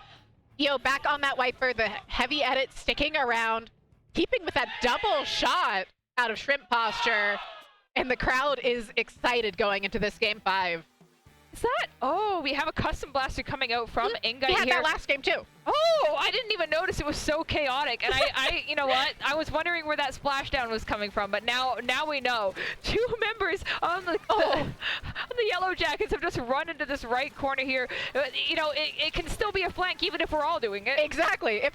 Sometimes everybody flanks together for fun, I guess. Just 2 times the flank, 2 times the fun. OBT kind of looking over this pit area here, trying to clear out the snipe, do what he can, picks up some power clams, does have strikes at the ready. Kraken is going to be getting popped by Cactus, and that should do, at the very least, stall out the members of the Yellow Jackets and prevent them from doing anything cheeky in the meantime. Definitely seems like it will prevent it. Seems like we're just going to have the classic first minute of Clamblitz. Nothing really has happened. Yeah, exactly. But that's also setting the stage for the rest of the game, seeing how players will deal with each other, as Shuds just shuts down that hammer like it's nothing. But Ali does win those, I guess. Yeah, she just slides through the shots entirely and just skirt. Oh, you wanted the super jump kill? Absolutely not. Yeah, that's the rough part, is like knowing your opponents and like very carefully reading the fine text on screen to make sure that the jump you're camping is campable. Which with Ali, it's often not. Very true. As Ali's going to try and jump in on Cactus there. Not going to be able to find anything. I would say this could be a push, but they have no clam.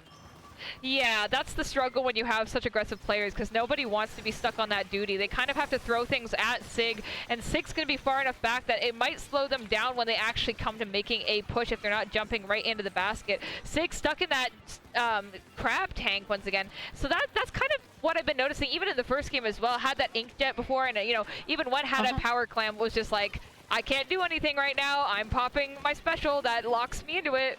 OBT gonna jump out there. Was so close to making a power clam. Did get clams tossed to them, but decided, it's not the time to push. And I think that was a good call, as Ali is fighting it out with Shuds. I don't think either of these teams are that fond on pushing. I mean, we saw that in the last game, too. They left fighting. Are they fond of pushing? No. They love mid. Me too. I love mid. Yeah, exactly. They're having a great time in the middle of the map. Okay. Okay, Allie. Allie taking out Cactus in mid. That is going to allow Shuds to kind of sneak in from behind, but you can see OBT spotted that, is having those strikes at the ready. Once again, close to a position where we have a power clam, but not quite there yet. Yeah. Allie going to get the jump in. Femi has spotted OBT, which is like, that. Stop looking at me. I have the most power clams. Do not look at me. Exactly. You really don't want to lose your power clams when you're OBT, because you have 2 skirmishers that aren't going to have them. Yeah. Shuds finds the pick. Dio is still in that hammer, finds one, throws it at Shuds, almost gets them, but not quite enough. That is one of those moments that I think would never be that generous if it was happening online. Like that hammer would have absolutely taken out Shuds. But good to see it. Okay, well, we have a coordinated push coming out of the way. Whoa. The cooler is happening. Ingai gets a pick. We almost have a splashdown ready. We have almost everybody taken out. OBT getting picked up, and it's just going to be that Reef Slider that got canceled. This is a huge push. Finally a push! And it is a really massive one. And this is what the advantage of an organized push is. Yes, I was so, like, you saw it coming, and that just made me happier. Yes. Like, yes, this is how a push is supposed to function. I appreciate what Yellow Jackets is doing. I love the chaos strategy, but also it doesn't work in Clamlet. Yeah, I loved Femi kind of recognizing that this was the end, but they had a really good opportunity there, running in to get just the last couple clams into the basket. And as we approach the last minute of this game, you know, they have to make up for quite a bit here. They might not be able to do the exact same thing we saw there before, especially because that was only one push. They only get one pity clam for all of that. And that's rough. That's the advantage of big pushes in Clamblitz. It's why I always advocate for pushing below 60 with your first push, even if it's, you know, forever into the game. Shuds finding Sig. That is going to be a great berry out of the way. They might try and go in for another push. Cactus pops that Kraken, says you have to deal with me first. Ingai dropping in, but they've done enough damage. They've even extended their lead already and broken through the penalty.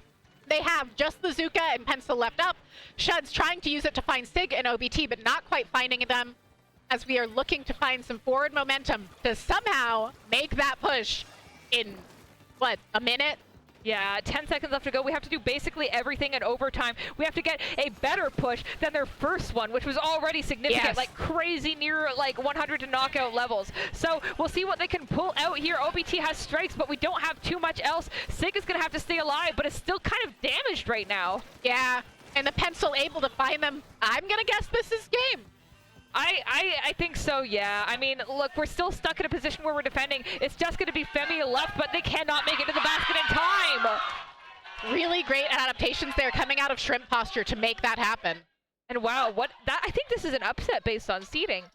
I don't think it's a major upset, but it probably is one. It is an upset. It's not a crazy one. It was one that could have definitely happened. Yes. But it is one nonetheless. Out of memory, they were both teams about in the middle of seeding.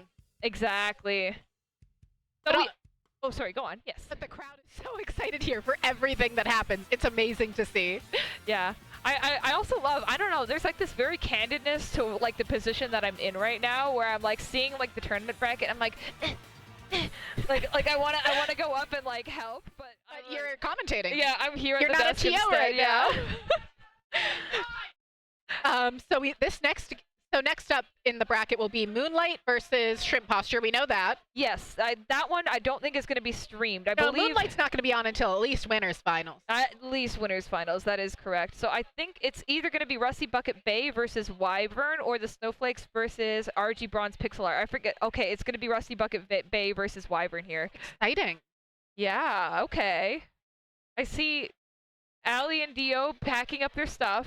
I guess they have to kind of take a break and get ready for losers, which maybe was not part of their itinerary or plans for today, but you always got to be ready for it. Yeah, you know, that's the part of the day where you kind of start like sizing up your opponents a bit more, because you know you have to lock in twice as hard. You don't have that safety net anymore. Any loss at this point is going to cost you the bracket.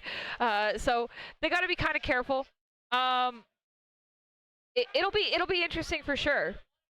It definitely will be, and this will be very exciting to see what goes on, who gets to continue on in winners, who will move to winners semis, which will be very fun. Yeah. Winner semis is going to be a whole thing. And like the way that we have things blocked up is like interesting as well, because, you know, four teams will play, and then they get up entirely and take a break for a little bit. The other four Everyone teams will comes play. in cold. Yes, exactly. And then I think the winners of both of those sets will play in the I believe it's winners quarters or something like Yeah, that. that would make sense. Yeah. I believe that.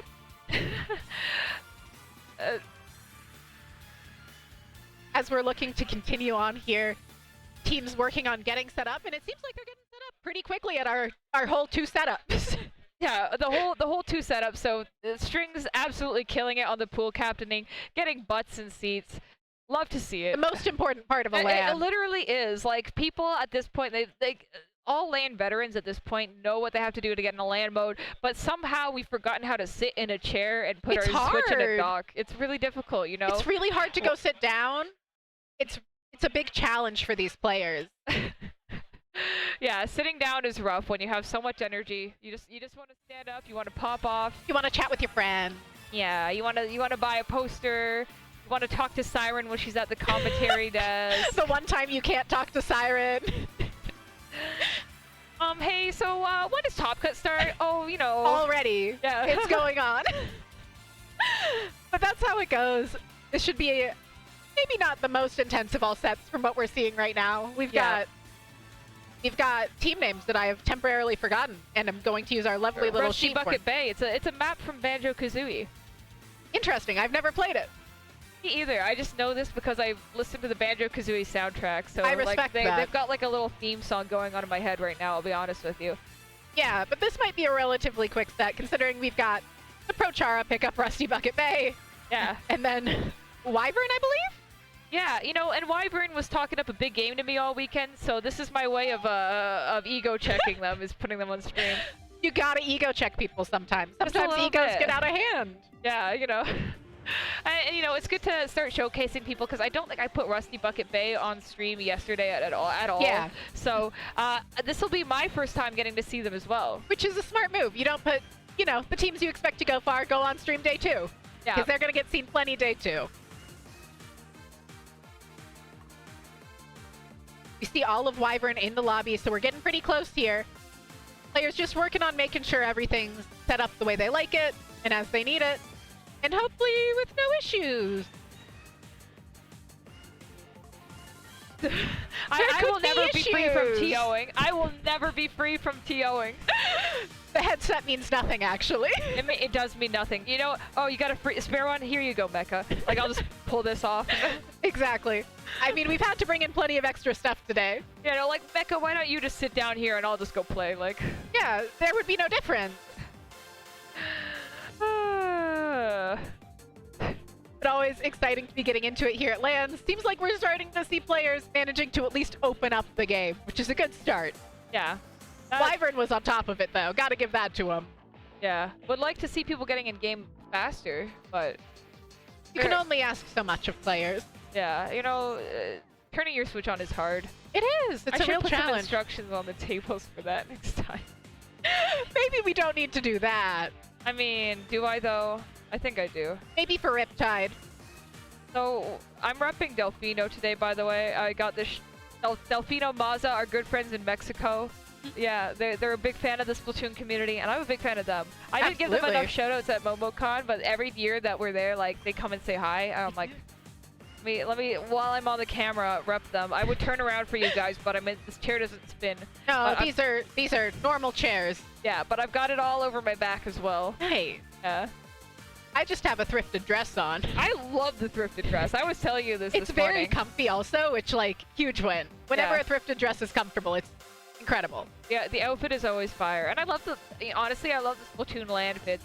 I noticed SS Nolan has been wearing the Wario cap all weekend, or Waluigi. I don't know what's up with that, but you know what? He's rocking it. It brings the vibes. It gives him confidence. Sometimes you just need to cosplay Waluigi a little bit. Yes. Well, loose use of the word cosplay. Just the hat. Just the hat. But it could make, you never know. Sometimes the hat makes you powerful. Interesting. There are things happening over there. Yeah. I'm trying to figure that out for myself. They'll play eventually. Probably.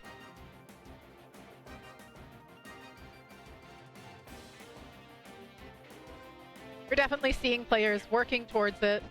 It's like when you're a TO, you have like this like and the fact that I can see them and no one's getting in a lobby, I'm like, what? Why? What's going wrong?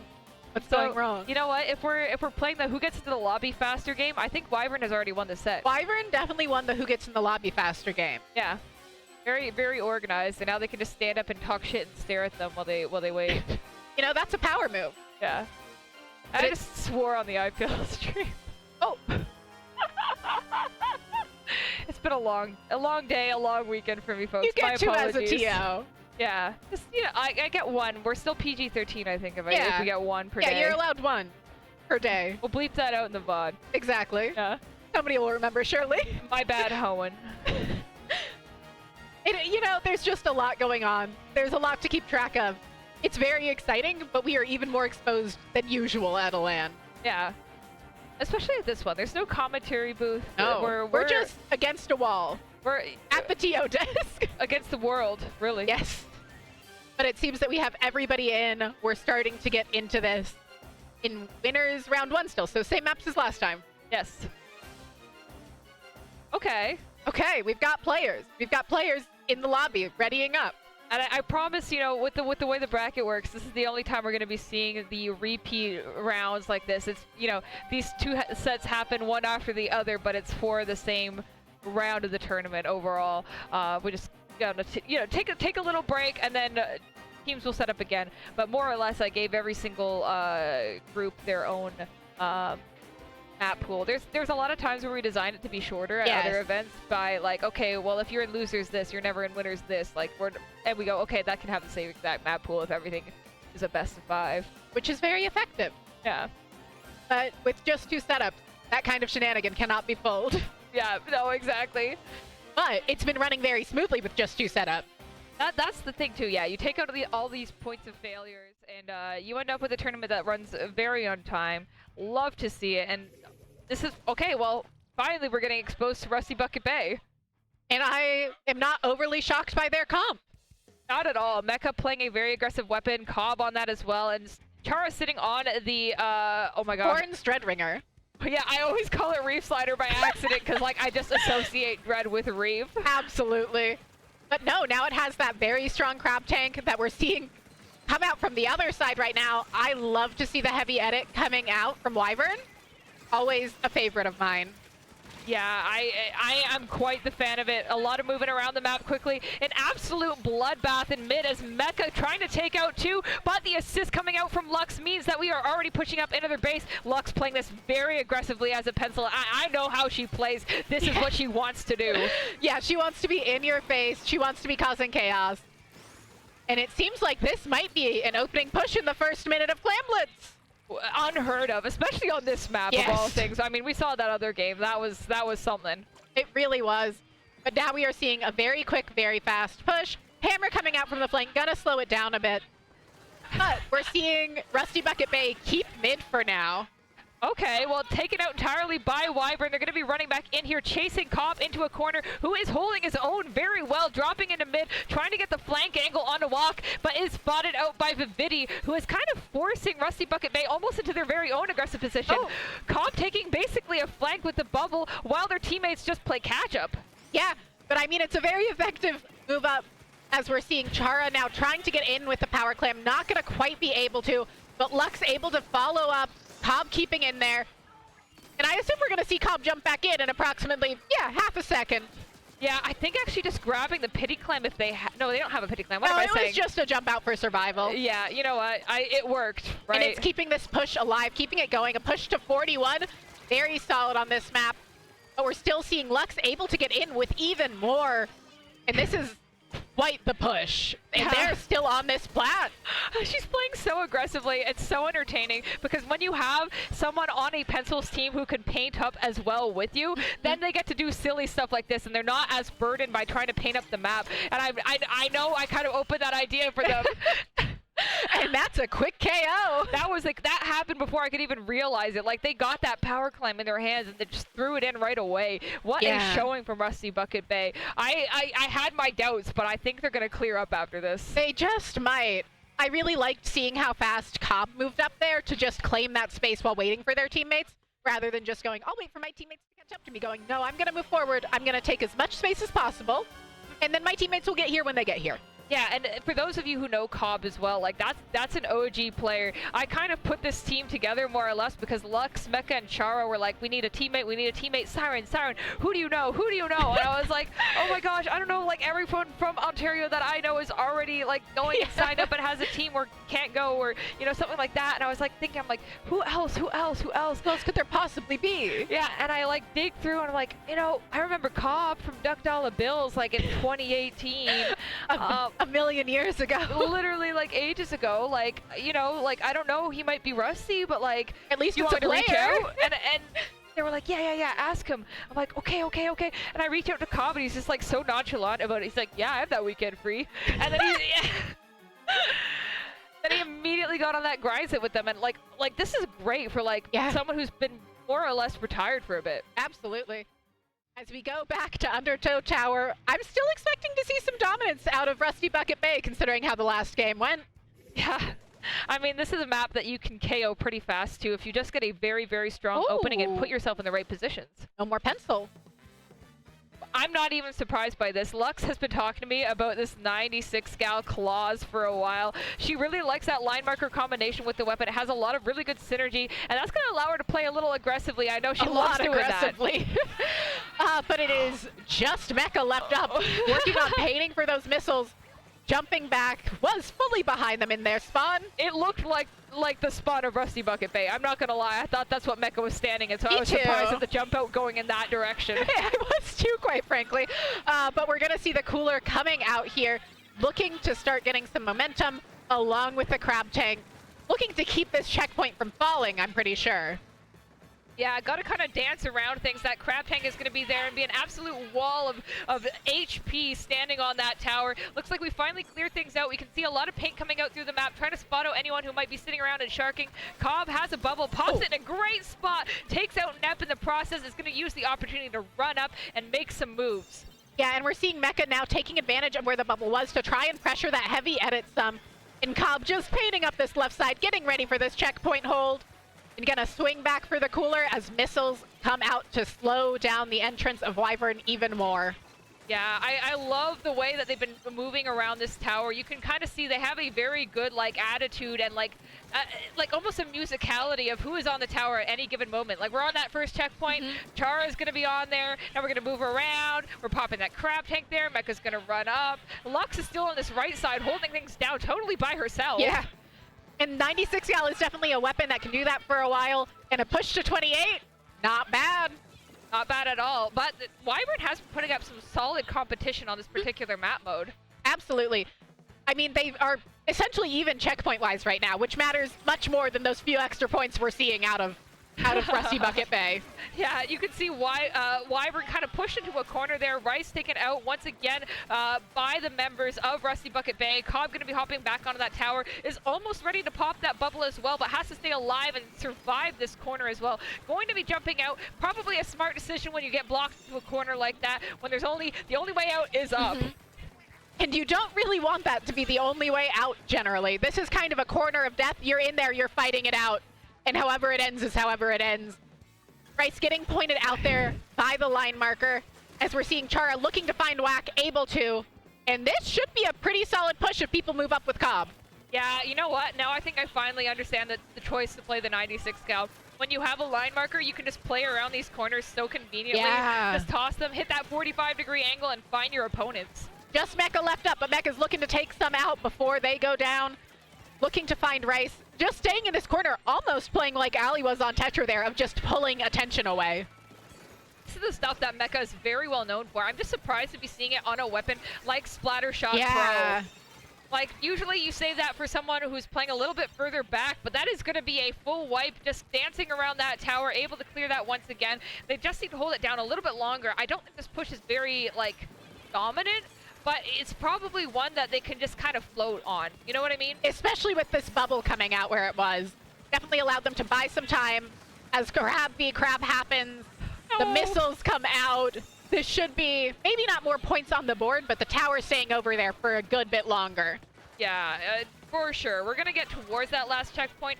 Viv able to pop that bubble there. Oh my gosh, all the pressure. Like moths to a flame, we chase after that bubble and go, get out of here. No bubbles allowed. Or at least no staying in them. Yeah, at the very minimum. You gotta be careful though with that beacon getting behind you there. I'm so happy to see bubbles on both teams in this economy. In this unheard of economy. Cobb getting a great double there. Now looking to dodge around the hammer, able to stay alive, but the hammer finds Charo, and Whack and Cobb are just both on flanks. Well, yeah, on their own, but you know, I think one of them can be a little bit better considering one team has the lead, right? Yes. So playing Touche here, Cobb not winning any of those fights, but absolutely occupying the attention of the members of WyVeRN. Keeping them from rushing forward, keeping them from being able to lock down this corner as effectively. Cooler about to be out for them though, which will allow this push to really keep itself going. And there is about to be a potential lead switch. Chara managing to land enough shots on the tower. Lead held onto by next to nothing. Viv somehow still alive there, but does get cleaned up. I assume we're not going to see any aggressive plays here out of Rusty Bucket Bay, and instead just going to use that crab to keep this tower out of the hands of WyVeRN. Yeah, I don't think they want to touch that tower. It's too hot. Keep it off the stove. Just clear it off. Make sure no one gets on it. Nep has that crab tank, but unfortunately the downside to that is he can't quite roll out of the tower fast enough. And what an exciting game, too. That was a huge showing from WyVeRN. Yeah, I mean, wow, very, very close to getting that lead there, but in the very last seconds, Rusty Bucket Bay clutching up and preventing the, well, they did get into the 1-point meme territory, which we've been seeing a lot today for some reason. You know, everyone just needs to feel a little bit of extra stress all the time. Yeah, it's just a little bit. It's so healthy. A little stress. A little stress is a treat. It's so healthy for everyone. It feels so good. Yeah, I know too that like, Lux, when she gets like stressed in these kinds of situations, she like her breathing gets like very like and like yeah, she like it very much goes to her head and she has to like lock in, and she might need a breather after this, which is can't blame her. I would too. Yeah, I absolutely would as well. You know, both of these teams and straight into Umami zones. Yeah, right into it. We know what we're playing. We've been watching it all day. No time to slow down. Also, how do they have 10-star on the new shot already? Or 5-star on the new shot already? Oh my, calm down. You know what? That's what happens when you don't have a JOB. I'm just kidding. Well, no, that might be true. Oh wait, oh, is it Mega who has it? No, it's actually now I've lost track because there is no longer a shot player in the lobby, so I am lost and confused. Oh no. My guess is Wach probably has that. That would make sense. Yeah. Somebody has it. Okay. WyVeRN. WyVeRN, strong opening here. Really causing a lot of chaos. Forcing early specials out of Rusty Bucket Bay. Yeah, that 10 missile is going to be coming out on Nep, pushing them off of the zone here. A lot of paint coming out of the left side of zone, but we're looking like a little hesitant. We're trying to find these members of WyVeRN, clearing up this space here. Lux on this pencil is looking for a good vantage point and somewhere where she can start getting these cheeky shots. She's kind of going like an off angle with the pencil, which is a rare play style for the weapon as a whole. But it's very interesting to see nonetheless. It is. It works really well for this comp because they have enough other paint sources. They have weapons that are playing aggressively enough to get away with it. And Chara really going in there with that Dreadringer, allowing for teammates to get jump-ins. Eka playing cleanup. And this looks like it's going to be a very strong push. Yeah, I like the angles that Chara is taking here, going around these corners, kind of just raining shots on the ledges, not letting them get peeked whatsoever, and Lux sitting pretty on that zone, just keeping it painted while Nep is forced to pop this crab tank just to get a wedge in here. And it's not really doing much for him, especially with those fizzies coming out from Cobb, really getting in the way of everything. And then followed up by Cobb themselves going, okay, even if I don't get a pick, you're trapped for an extra second. That seems worth it. Yeah, I mean, hey, it works. We've almost capped the zone. We've almost applied a penalty, but we are very much in knockout territory still. And it looks like it might just happen. Mecha doesn't win that fight, though. Cobb looking to find Bryce, able to. Nep looking to find the zone, not going to be able to just yet with Lux and Chara painting it. Chara's popping this crab tank. Everybody's jumping to it. Everyone's painting. Desperately trying to cap that zone. And it looks like this could be the end, but that zone is not orange yet. What is happening? There we go. Okay. That was the longest fastest I've ever seen zones stay neutral. I almost went out of breath there for a moment. Yeah, I kept thinking, I can stop talking now, right? I can take a breath? No? We can take breath. Surely there is breath allowed. No. And that is that set going to Rusty Bucket Bay. Yeah, and a 3-0 sweep. I mean, it was a very good showing from WyVeRN, and I think that's, you know, probably giving them a lot of confidence going into the losers bracket. Absolutely. Especially when you're playing against the second seed and you perform that Yes. well. But regardless, It like, was a close 3. it was a close 3-0. I joke about that with Rice, so I'll do the line in case you watch this later. You know, the score, it says 3-0, but really it could have gone either way. And that could have been more. There are times when that is surely less true.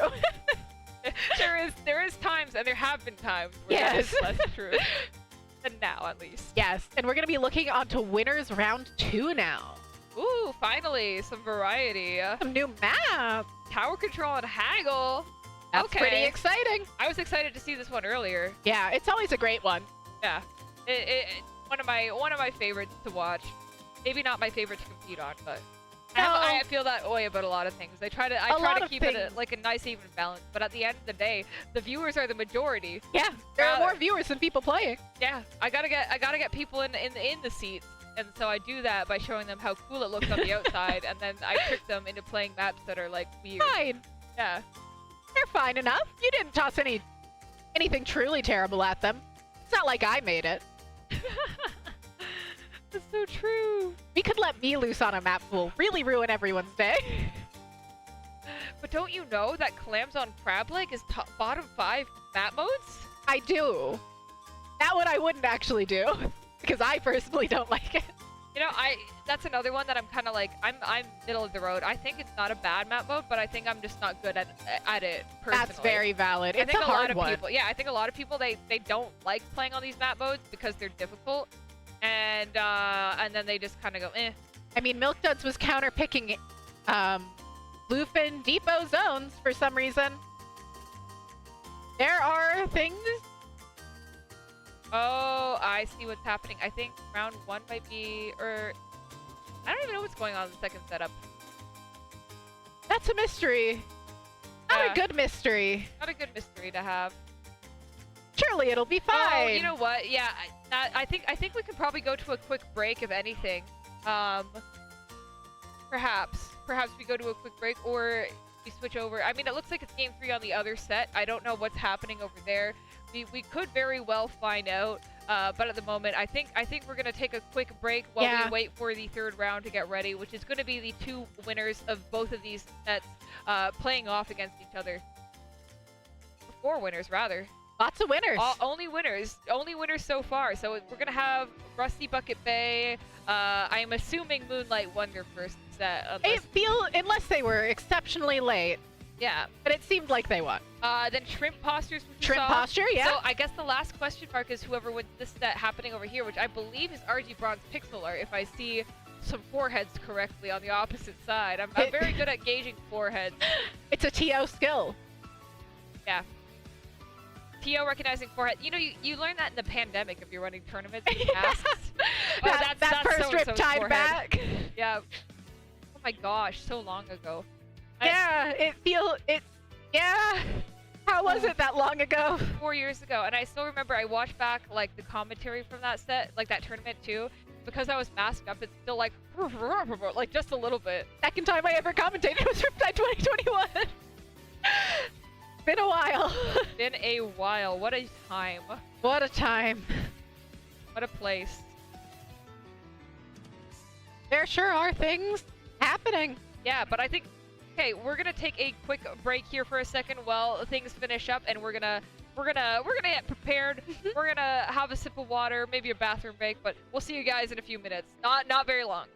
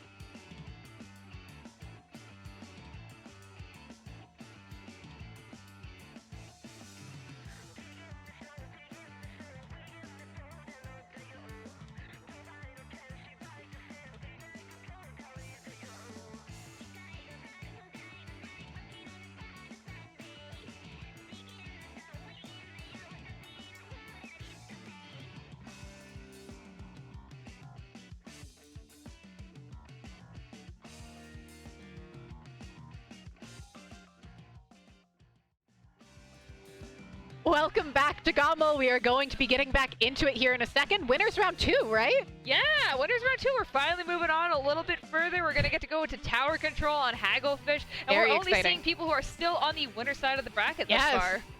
Always very exciting. We've got Rusty Bucket Bay back in the seat, along with the Snowflakes, which has a couple players from Honkai, a team that did better than expected in Super Jump. Yeah, I mean, I've been following Honkai pretty close. They've been killing it recently. Nilla and Wumi have been a duo for such Yes. a long time, which is like, you know, when you see them in person, they don't look like they would be like good friends, but like they are. they have such a great friendship chemistry, like in and out of game. And Like, they're I so love fun that. to chat with. They are. They really are. Like, Wumi's such a sweet guy, and Nilla's a little unhinged. I but- remember playing with Nilla way back in the, oh, am I going to remember the words? No, but it was a draft server a million years ago, one of those. Where Nilla was still a 10th player and playing for a team that was around Inkai's level way back when. So, I don't know, what was that, 2020, 2021? A million years ago. That feels like it was so far into the, like, my time in the game, but yet, like, now it was That was longer ago yeah. than it was, like, to the beginning. So time flies, It honestly. really does, but it's so cool to get to finally meet players in person and get to hang out with everybody. Yeah, I know, right? Like, NECA has still been, like, the one blowing my mind here. Because, like, even when he was, like an online Timmy, like, he was still pretty secretive. Yes. And I mean, I get the appeal of being secretive. I see it's nice to not be known sometimes. Yeah, it really is. I think, you know, a lot of it is just, like, being a young player Yes. and, like, being safe on the internet, which is a good thing as well. But it's interesting to have that kind of relationship It where, is. like, you know what everyone sounds like and looks like, but now you're in that spot where, like, no one knows. Like, you're an enigma Exactly. until you get to Till the you show actual up at a venue. LAN. And here we are. Like, he came up to the desk and I was like, Who are you? it was like, it's me, Mecca. And I'm like, what? And I'm like, Oh, that's what you look like. yeah. Like, that's my stepson. But we're going to be getting into it here on TC Hagglefish. Red Ringers out of both sides, admittedly very different kits. Yeah, I mean, hey, you got to do what you got to do. I mean, I'm surprised. Well, not really. It's tower control, Yeah. I guess. But I feel like Chara has really been taking a liking to this new one, and it shows. The kit's great. Wumi going in here after the crab tank. Never forget how high of object damage Vipers have. Yeah, just with the one swipe, not even a charge. Yeah. Okay. This is a push. Yeah, I mean, Ezio's in a great spot here, just painting up the path ahead for their aggressive players. And look how far apart Ezio is from everyone else. Nilla just putting a great dent in them, sticking to the tried and true Tentatek splatter Yes. shot. And Mecha going to be running in, trying to finally do some cleaning up. They do still have to worry about Wumi. It looks like they were able to find him, thankfully, just hiding out in that corner there. And now Mecha going to be running out, trying to get this pick onto that pencil, has to back up and maybe pop these missiles once they're ready for it. Yeah, it seems like they might want to have pushed just a little further, but Chara's crab tank gets immediately taken out. I'm going to assume by a splat bomb? Something. I don't know. They have something out for these Chara crab Oh. tanks for sure. They have not been lasting longer than a few seconds at any given moment. Well, you can't let a crab tank stick around. Yeah. They'll do too much. Exactly. I mean, if you have the opportunity to nullify a special, you might as well take it. But look at this. Cobb dancing around that tower once again, doing what he's been doing well. Gets that bubble out at the very least, but that's going to be Wumi and Yeah. everyone just standing inside of it. And that is Snowflakes holding on to the lead for now. Wumi looking to pick a fight here with Mecha on this right side. Hammer coming out, finding Cobb. Not quite finding Mecha, but Megalomania looking to play cleanup. Reef Slider finding him. That's a big two. Yeah, I mean, that's actually massive. Mello, once again, getting around this tower here, moving up onto that right side, meets their mirror match and is absolutely able to take it out with the help of Ezio here on that tower. So, once again, in a great pushing position for the side of the Snowflakes. Strikes coming out. Nilla crossing up onto that top side, looking to help put pressure. Bello just claiming their plat with the Reef Slider, does get taken out in the process, but allows the checkpoint to get ticked away as Wumi goes in for Mecha, dodging and dancing around as the checkpoint got cleared. Yeah, I mean, wow, we are getting so far up into this base. Chara dancing around that tower. That hammer is going to be coming out from Wumi, running into their base. And now, once again, another wipe and another opportunity for the members of Rusty Bucket Bay to get back in. And it seems like Rusty Bucket Bay is doing just that, using their specials really well, managing to push Woomy back, a struggle so far in this match. And Mecha looking to create a pinch with the rest of their teammates. Yeah, what a good job. I mean, look at the angles that we're abusing with this Red Ringer here. That cooler is going to be coming out, so even if these fights get a little bit rough, they are going to be paying off pretty well. Nilla trying to camp the jump here, but somehow Mecha is able to escape. What a good job. Really incredible job there, creating chaos, creating survival, and Mello just looking for their special as Cobb is going to pop this, and it's just Nilla left up. Where is Nilla? We are going to play the game of spotting him, running into the base. Got to take him out. Cobb able to get that off angle. That's great. We just have to corner these folks up on this top right here, getting the lead just barely, and now attacking that final checkpoint of the game. And it seems like they might be able to clear it, but Nilla and Woomy creating a nasty situation to deal with, dancing on the tower, looking to find Lux. Not going to be enough. And that will be a KO for Rusty Bucket Bay, but a great showing from the Snowflakes. I just loved seeing both of them dance around and try and get the right side peek on both of them. Like, yeah, somebody's got to get it eventually. I was getting flashbacks to 2 players, 1 controller when Yeah. Ezio's mom had the Luna Blaster. Absolutely. Always an exciting experience as teams are... I mean, there's a lot of excitement. There are now little hand clapper things.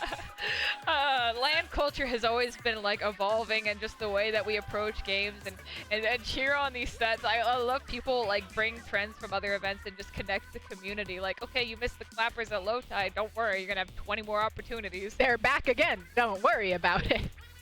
Where we keep getting these clappers, I don't even know anymore. Yeah, and it seems like they're being pretty good about being mindful of when games are actively happening, which is the most important thing to keep in mind. Yeah. I actually did give them like a heads up before. Yeah. I was like, let's be nice to each other, give people space. Be respectful. Don't yell in their ears while the game is playing. So I'm glad to see that being honored so far. It seems like it. As we are getting into zones, Mahi, where it starts out as the smallest map known to man.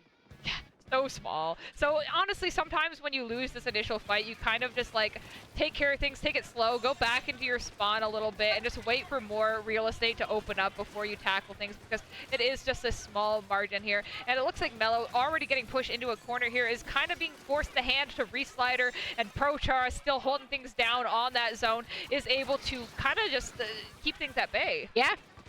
And it's looking like a very strong opening here out of Rusty Bucket Bay. Woomy gets taken out, important player to get rid of, and Mello not able to find much as Chara's gonna move up on this right side. It gets drawn back to the zone as 2 players go down. Yeah, I mean, this is the exact thing I was talking about. Players just waiting for that map to open up a little more. Now they can take these fights a little bit more free. Nilla getting in behind them, has that zone capped, is now looking for the last member of Rusty Bucket Bay before we run up here. And looks like we've opened up the map entirely. Woomy taking up this right side here. I'm going to be looking to see if anybody takes that right side jump up, but more or less just kind of hanging out around the zone and playing it safe, which, yeah, maybe not the best choice. Maybe not the worst choice either, though, because they'll be able to hold on to those specials, get a quick recap with Reef Slider. Trip Strike's coming out now to just keep them from being able to move in. Surprised they didn't save that for a bubble, honestly, as Mello keeps this zone painted and has a Reef Slider ready, and lead gets taken. Yeah, I mean, I like the use of this reslider here to help defend the jump in coming in from Nilla. Mecha able to clean that up very well, and look at that crab tank just rolling away and still taken out in an absolute moment of terror. And Woomy and Nilla doing that team up you were talking about earlier and just playing off of each other perfectly to find that 3. Yeah, I mean, what a cleanup squad that they are. And now, once again, in this position where we have the zone, we are looking for spots to get into, but like only Woomy getting very ambitious with it. You still see Nilla hanging out behind, just kind of waiting for the members of Rusty Bucket Bay to run into them first. Absolutely. Nilla looking to find Cobb, able to get that trade. Not a bad trade. Hammer coming out from Woomy, getting Chara out of zone, but the crab tank is held onto as it is just 2 players left alive, and a hold coming out for Rusty Bucket Bay. Woomy jumping into the snipe is going to get spotted out very quickly, and once again, a total control of mid from the members of Rusty Bucket Bay. Mecha, you could kind of see the thought process. They're going to run up into their spawn, but a bomb coming out. Cobb trying to take that opportunity for himself, taken out as well, but it still seems like Rusty Bucket Bay doing a decent job at holding things down. Yeah, just Mecha. Mecha getting pushed all the way back. Will have missiles to help their team get back in for this push, but every recap the Snowflakes gets right now is so exceptionally in their favor. Yeah, they don't need to get more points on the board. They just need to keep recapping. And their comp knows that extremely well. Although they keep using this Reef Slider pretty aggressively. Oh, Woomy. Oh, Woomy. Oh, no. I mean, with Reef Slider sometimes, too, it's use it or lose it. So I can't even blame them for just trying to find new, unique ways to use it. Mecha doing a great job taking that skirmish here onto the zone, has that off angle on Woomy, and this is once again a great opportunity. Melomania is the only one left trying to cap things, but when you're a singular Dreadringer with no special, what can you do? But Woomy and Melo working so hard together in mid. The Reef Slider coming out, looking to get Lux. Gotta be able to find the jumps, because this is what happens if you bunch up too much. Just Cobb left up in the bubble. Mello managing to almost find them, but seems to have run out of ink. But what a huge cap as Nilla cleans it up. Wow, oh my gosh, Cobb doing such a good job at holding things down. But what a great showing for the Snowflakes here, getting all these jump-ins. And it is going to be quite the run for them to try and get this zone back at the last minute here. 42 points on the board for them. They have quite a distance to go. Yeah, the Snowflakes have a long way, not the Snowflakes, the Rusty Bucket Bay has a long way to go here. And there's a Reef Slider ready for the Snowflakes. They're going to be able to cap this zone with strikes and a Reef Slider. And every time they cap, they put those penalty points back on Rusty Bucket Bay, just further putting the game in their favor. Every trade is in their favor right now. Yeah, it's crazy. We just see Lux here. She has to get some sort of pick. Everyone has to make some sort of dent in this. That's going to be Cobb going down. That's going to be no good for them right now. Penalty is very low. Melomania stuck on that left side of the zone. Mecha goes down. Mella's down. Everyone but Woomy! I mean, I guess you go for Reef Slider. I guess you do the cheap Reef Slider play here. I don't even know. They might find her. They might find him first. Chara going up on that right side. Has to get rid of Woomy. Has to get rid of this Reef Slider. They have the special. Two players down for Rusty Bucket Bay. Trip strikes coming out. Reef Slider ready. And that's Reef Slider coming into the zone. Gonna neutralize it. Gonna cap it. The Reef Slider play works. And that is going to get a game on the board for the members of the Snowflakes. That's huge for the Snowflakes. That's a big... I don't think either of us view it as necessarily the biggest upset, but it is a big upset numbers-wise. Yeah. Holy moly. This could be the start of a very bold set. I am so ready. Yeah. So game 1 went to Rusty Bucket Bay. Game 2, we're on pause apparently. Okay. Something's going on. Maybe I think somebody popped off too hard. Maybe. That would make sense. Yeah. You know, I can't blame the Snowflakes if they popped off too hard there. That's not a thing they expect to happen. Yeah. So we'll pause for a moment. Our pool leader's coming in and helping out. Yeah. Taking care of business. I think Springs is checking on things, making sure everything is going okay. Just to do it. Okay, We've got a thumbs up. We're doing great. Okay. But yeah. I mean, I'm not overly shocked to see this set having some back and forth, but it is very exciting as we go to Rainmaker Undertow. Okay. Pretty standard. This can happen very quickly as well, which makes me concerned. But then again, we saw some very, very close games happen earlier in the silver bracket, like teams just getting into the 20s and the 20s and pushing it either side. After seeing this in Super Jump, I was kind of hesitant to, I was like, darn it, I really did put this in the map pool for GOML, and it's too late to change it now. But I have been mad at it since it got its map redo. Yeah, it sure is. It sure is something. It sure is something you almost KO on all the time. And then not. And then you play the map and you almost KO 20 times. So yeah. That's what I was seeing a lot. But Hawkeye did do that. Yes. Maybe this will be different though. I mean, I will say I think it is a map that does well for the Snowflakes.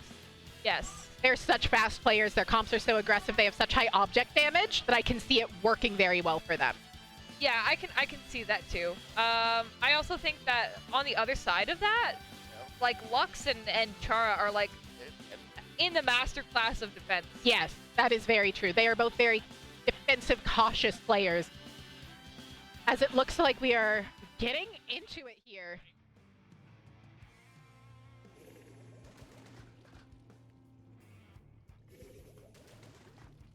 We are getting into it here on Undertow Rainmaker, seeing pretty similar comps come out, except we are seeing Lux back on that 96 cal. Seems to just be the pick for this map in particular. We saw it come out for Tower Control for her last game, and now coming out for Rainmaker. As we are really delving in, as we are getting a quick little mic change. Hi, Falco. Hi, Nox. Hi, it's Falco here. I'm going to try my best at running spec cam and commentating. Absolutely. I haven't done this in a long time, but we... SEO doing a great job getting a push here. Like I said, this comp has the potential to be super explosive. First checkpoint down. We have the Reef Slider out, gonna get rid of that bubble. Mello doing an excellent job. SEO dodging Mecha from behind. Mecha managing to slow down this Rainmaker, but not gonna do much else as Woomy is using that hammer to break forward, and SEO is gonna get a push going here. Yeah, the momentum from Snowflakes this game has been absolutely incredible. We saw it during Game 2, not as much during Game 1, but that's the wipeout finally. It is. Rusty Bucket Bay finally stopping them at 21, less than a minute in. So a fantastic start for the Snowflakes. We're going to see if they can keep it up. I'm going to hand the headset back to Siren. Absolutely. We are going to be seeing the Snowflakes have to really focus on their defense here, really keeping it going, keeping it locked in. Missiles should have interfered, but doesn't seem to have too much as Woomy has this hammer coming out from somewhere, finding the picks. That's a wipeout. The Snowflakes are on a roll. Wow, what a great showing from the Snowflakes. I'm going to pretend like I saw the whole beginning of this game. Yeah, the Snowflakes did what the Snowflakes do. They had the fast push. Yeah, exactly that. I mean, they're into the 21-point margin. This is like, you know what? I could totally see things turning around as well. If they take out Woomy, if they take out some solid defense here, I think Rusty Bucket Bay could get into that range as well. Absolutely. It is completely doable, but Nilla looking to keep Chara from being able to set up that crab tank. Trip strikes are ready. This could be the start of a good push again. Rainmaker finally popped. Somehow took that long. As Woomy is just gonna keep that crab tank from happening at all on this massive flank. Gonna be distracting as Ezio looks to move forward with this Rainmaker. Oh my god. Oh my gosh. It's gonna be tendon missiles coming out. Ezio running up. He's extending his lead. That's gonna be a full wipeout. Ezio getting onto the pedestal. That's a knockout. Oh my god. Okay, Snowflakes. Look at how I'm so excited. Oh. Wow. I mean, Hawkeye's a team to watch out for, and they're proving that more and more every time their players show up at events. Wow, what a insane improvement over the last join that I have seen from these players. And I know, like, this is Ezio's first land as well. Like, what the first land again. What a result. Now, this is not saying Rusty Bucket Bay is out at all. They have Clamblitz Museum. It seems like a map that they are going to be exceptionally strong on. To me, it seems like their kind of vibe. It's their kind of pacing. It really rewards defensive play more than Undertow does. Yeah, I mean, we saw this last round as well. It was the first map for them, so this is definitely going to be a bit of a familiar thing. You know, normally we don't get to these Game 4s, and that's why it kind of sits concealed in there. Oh my god. There's sure a lot happening right now. Oh my god. This will be a huge upset. This could be game point right here, right now. Yeah. And not a game point we would have expected. Definitely not. I expected them to take a game or two. I didn't expect it to be like solid game. Hey, I mean, this is Or 2. Or 2, but it's looking like Or 3 with how strong that was. Yeah, I mean, wow. To be fair, though, that map is known for that. This map is known for the opposite. Yes, this map is known for needing your defense to be insane, which is not maybe as much the Snowflake strong suit. I do view them as very much an aggressive forward team. So, getting into this match, we see the loadouts. Looks like Rusty Bucket Bay has been very comfortable with the 4 weapons that they've had. Mello sticking on to that Dreadbringer for himself as well. And both teams confident with what they had before. Yeah, no major comp changes, no wild gear. Just, hey, this is what we do. Here's how we do it. How's it going to work out? Woomy does get taken out early, but I think they expect Woomy to get taken out early, to be honest. Yeah, I think we kind of knew what was going to happen. Oh my god. Mello popping that Reslider, Mecha ignoring it entirely, running out, saying, Ezio, you are mine. Woomy luckily helping Ezio out there, able to get the cleanup. Cobb having to jump all the way back to spawn, but Woomy gets taken out by the Horns Dreadbringer. And I think we're seeing a push set up from the Rusty Bucket Bay here. Hard to tell. Yeah, that Chara very good at helping. I mean, you know, your teammate ended up kind of as bait here, but able to clean that up and get 3 picks out of the way. It's going to be back to a reset of the neutral state of the game. Lux trying to paint up here, has that cooler at the ready. It's just a matter of timing, Nox. It really is. And I think we haven't seen a solid mid-hold from either team yet. It has just been bloodbath after bloodbath as the hammer comes out, gets Mecha, looks to find Lux, doesn't quite find her. But this should be a push, in theory, as the power clam gets made and gets dunked. Melomania under this basket, pushing away everyone from it. Cobb has to take that off angle there. We're getting more clams into the basket. Woomi's going to be jumping in. Ezio's getting up on that top angle, the one we saw Lux on at the very last time we saw this map.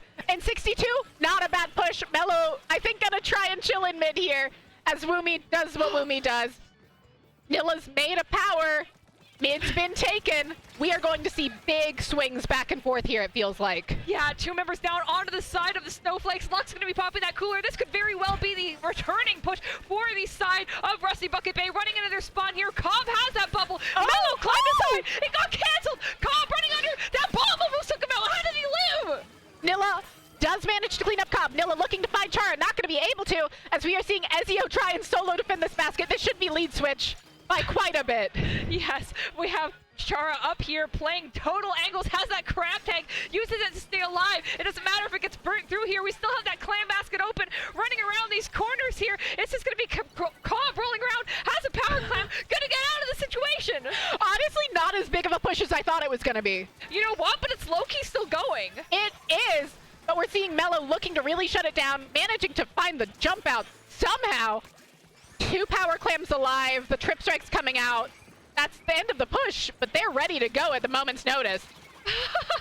Melomania kind of falling for the bait there. That crab tank was looking just too killable. It was looking a little too killable as a full wipeout comes for Snowflakes. We can breathe for a second as a push from the Rusty Bucket comes back.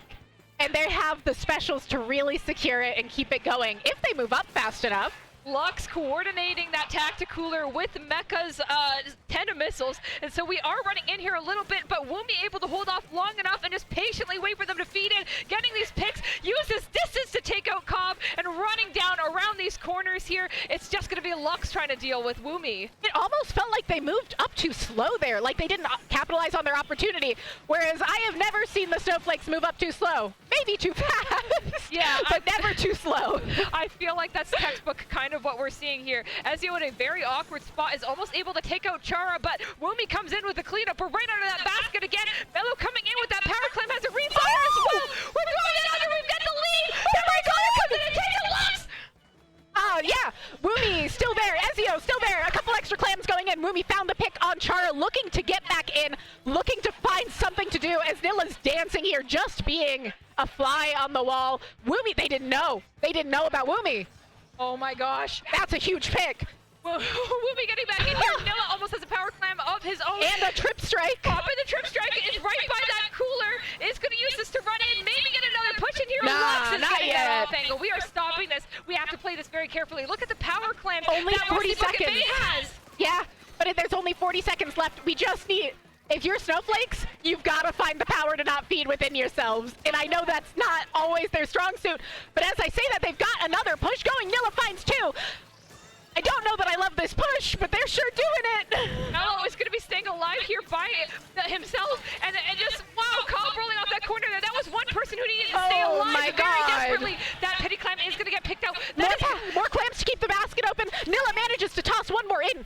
Every second that basket's open is a huge benefit for them. They're holding mid. They've got their pencil set up. They find Mecha.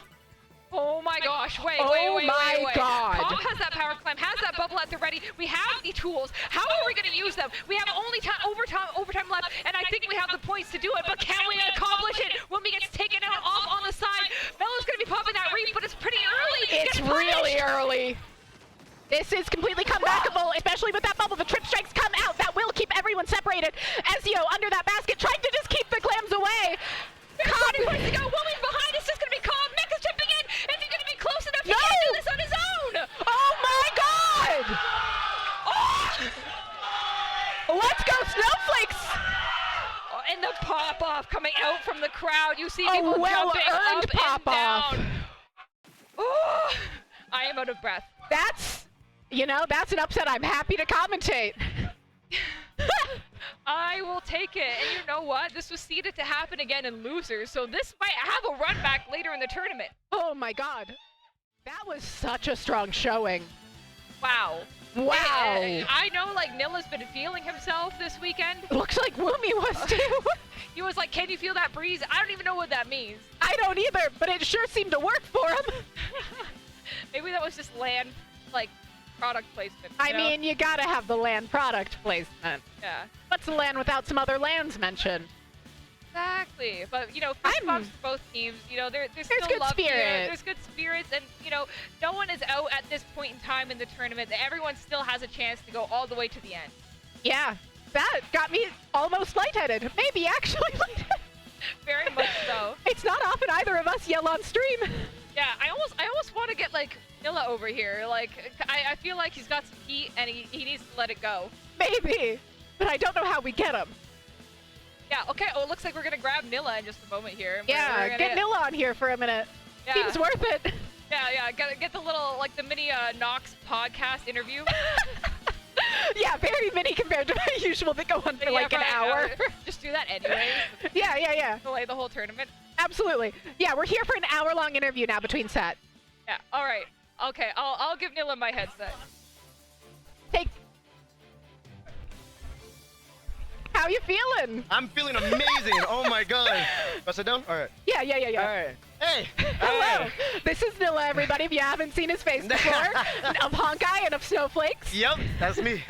Oh, I'm out of Yeah, breath. you guys have been growing quick lately. Yeah, and we that's definitely have. the biggest upset you've ever had, I'd say? For this team, yeah, definitely. I think it might be the biggest you've ever had in general. No, I definitely have, but Oh. I definitely have. I beat Chara one time already. Oh, okay. So, I was like, very excited. But first time at LAN. Oh no, Oh, second okay, time. the other time was at LAN LGC also. 2023. Oh, yeah. Popcorn was recording. It wasn't on stream though. It's alright though. Don't worry. It is okay. But now you get to keep on in the winner's bracket. Oh yeah. Who's next? Oh, it's Moonlight. That'll be a rough one. How We you gotta feeling plan- about it? We gotta plan against them. I think if we gotta play the best set of our lives. Yeah. We gotta do it all, but it You can gonna be knock him doable. down to losers? Yeah, I think so. You're gonna do it? I think I can. Okay. Definitely. I mean, with the showing you guys just put on, I believe it. They gotta feel the breeze. They That's gotta- the snowflake. What is the breeze? What does the breeze mean? The breeze, we're the snowflakes. It's a bit cold outside. We're in Canada, so Oh. they gotta feel the breeze. Sorry, you're in Canada during a heat wave. It doesn't matter. It's still Canada. It's It is still Canada. It counts as the code. I mean, it's way colder than it would be in most of the states. That is true. That is very true. But yeah, what an exciting show you guys just put on. Can't believe we're already seeing the Chara team, Rusty Bucket Bay, down in losers. Very unexpected. Huge upset. Wow. Y'all almost had me lightheaded on mic. That never happens. Oh wow, I'm always. Hey, I'm glad to be the first then. It's not a first, but it's been a while. I'm losing my voice. I'm definitely gonna need water after That's that. the sign of a but- LAN right there. Yeah, I know. But it was definitely hype. I loved it so much. Oh my god. And I think we are about ready to cut to break. Any last things you want to say real quick? Feel the breeze! Feel the breeze! And we will be back shortly with some new commentators on mic. Keep tuned in for the last of Top Cut here at GOML.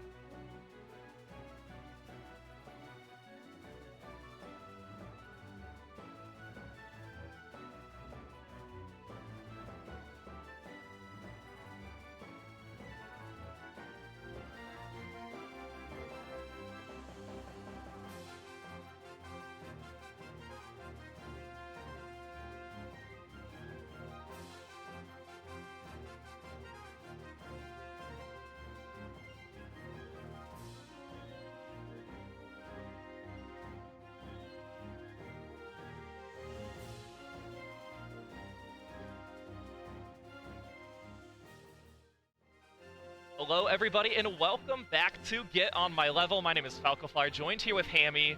What a really impressive top cut we have seen so far. An upset going to Game 4. That was so amazing. I was running spec cam, I was running stream. I hopped in emergency for 20 seconds in one of the games, but we are ready to get going today. How are you? I am doing fantastic. It is, people are calling this a smaller LAN, a smaller major. This top cut so far has been so loud. I left the area and I could hear it. Right. I watched the stream for a bit. When I was gone, I could hear it. Everyone is hype, everyone is loud, everyone's happy to be here, and that's what I'm really excited to see. Yeah. And the fact that we're already seeing upsets this early on in the bracket just means that we're going to be having a great rest of the run. Right, a lot of energy that we have here for Splatoon. Obviously, other games, we are in a very condensed venue, and we are in plain sight of all the players. Anybody who walks by, we're just right in front of them. It's not like any other LAN we have been to before. But we're gonna hop into Game 1. This is gonna be losers round 1 of Top Cut here. As we get ourselves situated, let me go to the scene and pull that up too.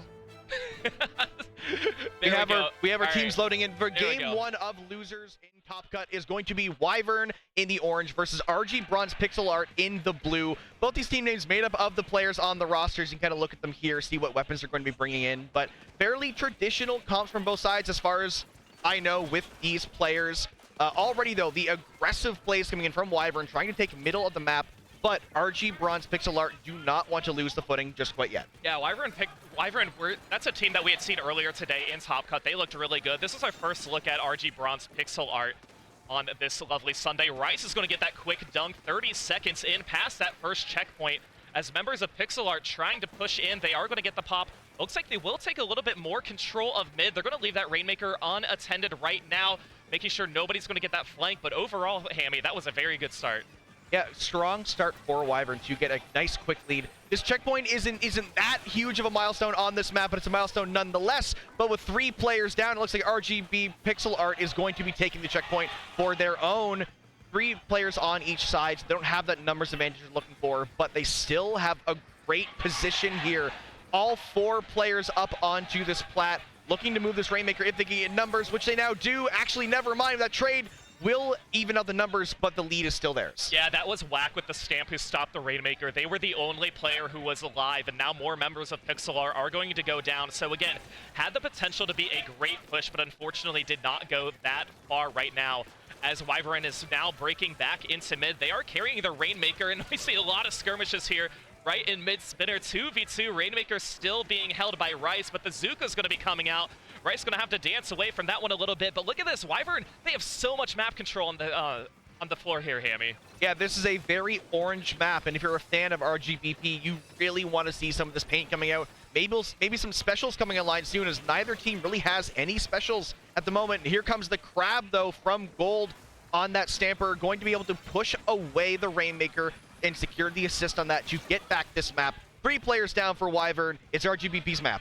Yeah, it is. It's their map, and they have the lead. They're going to try and extend this a little bit by going towards the side of WyVeRN. Really uncontested, but of course, they don't want to rush into that point sensor and be tagged all of a sudden with their teammates. We're going to hear the Zuka come out once again from Pixel, aiming at people who are up by the spinner from WyVeRN. And now this might be a push. Bronze opting to go on the ledge. Can they make that hop? Oh, no, they don't. They are going to go down before they can stay safe. And that is a push to 37, but that map control is still on the side of PixelArt. Couldn't quite make the jump across there, but the Rainmaker is still up there. They have another chance. Bronze opting to drop it down straight into a triple splashdown. That is the last thing you want to see on your entrance. And the Rainmaker, though, still in a good spot for RGBP, despite how well WyVeRN are holding them back. Yeah, they are. It's actually really impressive on how much map control that PixelArt can continue to push. 3 are going to go down. They got to pick up the Rainmaker. Bronze is going to be picking it up, opting to take on this left side to try and go up, but going to go down by Rice, who's going to take them and also try and pop this Rainmaker. So this is where WyVeRN, they need to just regroup. They haven't had an opportunity to take a breath since the very start of this game when they had their first push and broke that first check. 3 minutes later, it's all been PixelArt who's been in control, and right now PixelArt's still trying to find a way that they can break in. Vivity getting one on that blaster, pushing up to let the Rice on this Rainmaker try to walk forward. The Bronze to that pencil in a really good position and not anything in the arsenal of WyVeRN to kind of get rid of them at the moment. But Nep doesn't need an arsenal. He is a one-man army, taking out one player by himself, trying to push up and grab some space. Viv coming up on the backside to get another pick as well. It's WyVeRN's turn to push. They've been on the defensive, and now we get to see their offensive with a minute left. Yeah, and Bronze has not moved from that location. That is very smart of Neptune. They got to take out Bronze. Bronze going to be opting to jump because Bronze is holding down the fort that entire time. And right now, like you mentioned, under a minute left, WyVeRN waiting for that opportunity to strike. Of course, they don't have to get that checkpoint, but they do want to have that player advantage. They've been pretty patient and slow with this push, but yes, they haven't had the 3 players down. They haven't had the wipeout to push. It has been very slow and steady, and when you're trying to push through, especially with all this mist, it is so hard to try and get the lead, but this might be the opportunity as Rice is going forward. The stamp is also going to be out from Whack. Is it going to be enough? Yes, it is. Rice going for the dunk, going around, but no, getting to 4, but a fantastic lead for WyVeRN. Huge lead with less than 30 seconds left in the game. I think there was a slight misplay there. We saw Red on that gal drop down and immediately jump out, realizing the mistake that was made, giving WyVeRN just more utility and is in a technical numbers advantage. And now the overtime push of a lifetime has to be made if they want to take the first game in this set and give themselves the upper hand and a better chance of staying in this tournament. But the splashdown from Vivity, the double team in the corner, Rainmaker goes down, and last second, WyVeRN are taking game 1. Yeah, that was a really nice win there for WyVeRN. Again, they didn't have the lead at the beginning. They let PixelArt, or no, they did have the lead, and then PixelArt was able to just kind of play the mid game for about 3 minutes before WyVeRN was quickly able to take control on the holdout. Lovely victory animations too for them as well. I mean, we've mentioned too, we've seen WyVeRN go to, I think, a game 5 earlier today. This entire top cut, I know we haven't seen grand finals yet, but it's been so entertaining from us just spectating and watching behind the screens and everything like that too. And again, we don't really have a stage here where we're able to crowd around, cheer. We are standing right where the players are too. Yeah, and I said it before my last commentary block yesterday. I'm trying to look over these players. There's such a big crowd of people all surrounding the players that I'm like trying to dodge and weave, looking through to see if I can see the players while they're playing, but we have even more than just the Splatoon crowd too. We've seen a lot of players from other fighting games and other games in general here at the event, you know, seeing Splatoon, because a lot of these Canadian major goers haven't seen Splatoon at an event before. Right, this is the first year at GOML here for Splatoon. Of course, GOML's been around for I think about 10 years. Yeah, this is 11. This is 11th year, yeah. So Splatoon being represented, super great. We'll hop into game 2. We move on to Clay and Blitz Crab Leg. We will see if we see any comp changes. I don't think WyVeRN has been really changing their comp that much throughout the day. We're going to take a look here. Viv is going to stick with the Blaster, with the Splashdown, and there, Pixel's going to stick with the Carbon as well. So no major changes. I don't see any changes at all. Yeah, it seems like both teams running the exact same weapons. And with how close that game was, I don't think any adjustments need to really be made. You know, a lot of these weapons can be pretty strong here. Actually, I do think there is a switch. Viv is on the vanilla blaster, not the custom. Right. Yes. Yeah. So they're going to have that bubble now, which can be very helpful to get those claims in, not eating that splashdown for much here on Crab Leg. Yeah. Already, though, Whack on the side, trying to go for the flank, does bait Pixel into it, getting them down to trade. But Red on the side of the gal is going to hold out that right side, prevent Viv from doing anything too sneaky there on the side, keeping this map a little bit bluer than it was before. Yeah, WyVeRN's really just been taking control of mid, but of course they haven't had any opportunities they wanted to push up, but they've been doing a great job narrowing down members of PixelArt. We're going to see a Crab v Crab. One of them is going to expire. PixelArt is still going to be hanging on with Gold using that Crab and getting that player advantage, so the tables have turned just a little bit, but that bubble is going to be popped, and that's going to be a quick score. Viv was caught in mid, and the rest of members from PixelArt were able to just rush towards the basket, getting under 60 with 1 minute in. Rice moving up on that left side, trying to just paint out that entire left half of the map so that any members of RGBP can't walk in, but being a Carbon player, Pixel knows exactly how to get in when you don't want them to. So with 47 points remaining on the board, that's a really good opening push for RGBP. Yeah, that is really nice, and I think too we're just seeing so many staggered specials. I'm really waiting for a group coordinated push here in Clan Blitz on the side of Pixel or on the side of WyVeRN. We haven't seen it yet. We didn't really see it in the last game until there was a knockout. So it could be now, it could be a little bit later. We'll have to see as both of these teams still just kind of gathering clams. And you got to take out these crabs because I feel like Neptune and Gold are just popping these crabs left and right and just spamming and spamming them. So this has been so entertaining so far. I just got deja vu from seeing Red approach a crab, and then we just saw Neptune approach a crab the same way on that rail. I do not have the confidence that these players have. This is what, sure, we're in the losers bracket, but this is still top cut of GOML. These players are fighting to win. They're here to keep their tournament life on the line. But again, this lead currently in the favor of RGBP, who are down in the set. They really need this win to continue on in this tournament. But WyVeRN getting a pick. Viv still hungry for more, trying to find an opportunity. Anybody willing to take one step too far out of place, but that bubble's going to give some room. 2 power clams for WyVeRN potentially coming in here. This could be a deadly push. Yeah, Neptune was wise to try and push one way, jumps to their teammate, able to score, pushing up the ramp, going to go down. Now, they do have a lot of claims they need to score, but getting to 60 is a good start. And I think with that 35 amount that PixelArt got to, that's going to take 1 or 2 pushes for a team like WyVeRN unless they get a wipeout. But we have about 2 minutes left. And look at this, WyVeRN's still on the offensive side too. Gold is going to be taken out. Whack, just whack to take him down. And Neptune, and that's the triple from their team. We switch over to Imus, so not a person getting the triple, but the team as a whole with the help of a wipeout. Bronze going to be looking to score, and PixelArt back in control. Yeah, we got a nice montage there of RGBP kind of getting those picks one after the other from different POVs. Still a huge lead, dropping in 1 more clam for good measure. The power clam, you only need 7, you don't need 20. That's just greedy. And there, that game, tying up the set 1-1. RGBP will take the game. Yeah, they are going to be taking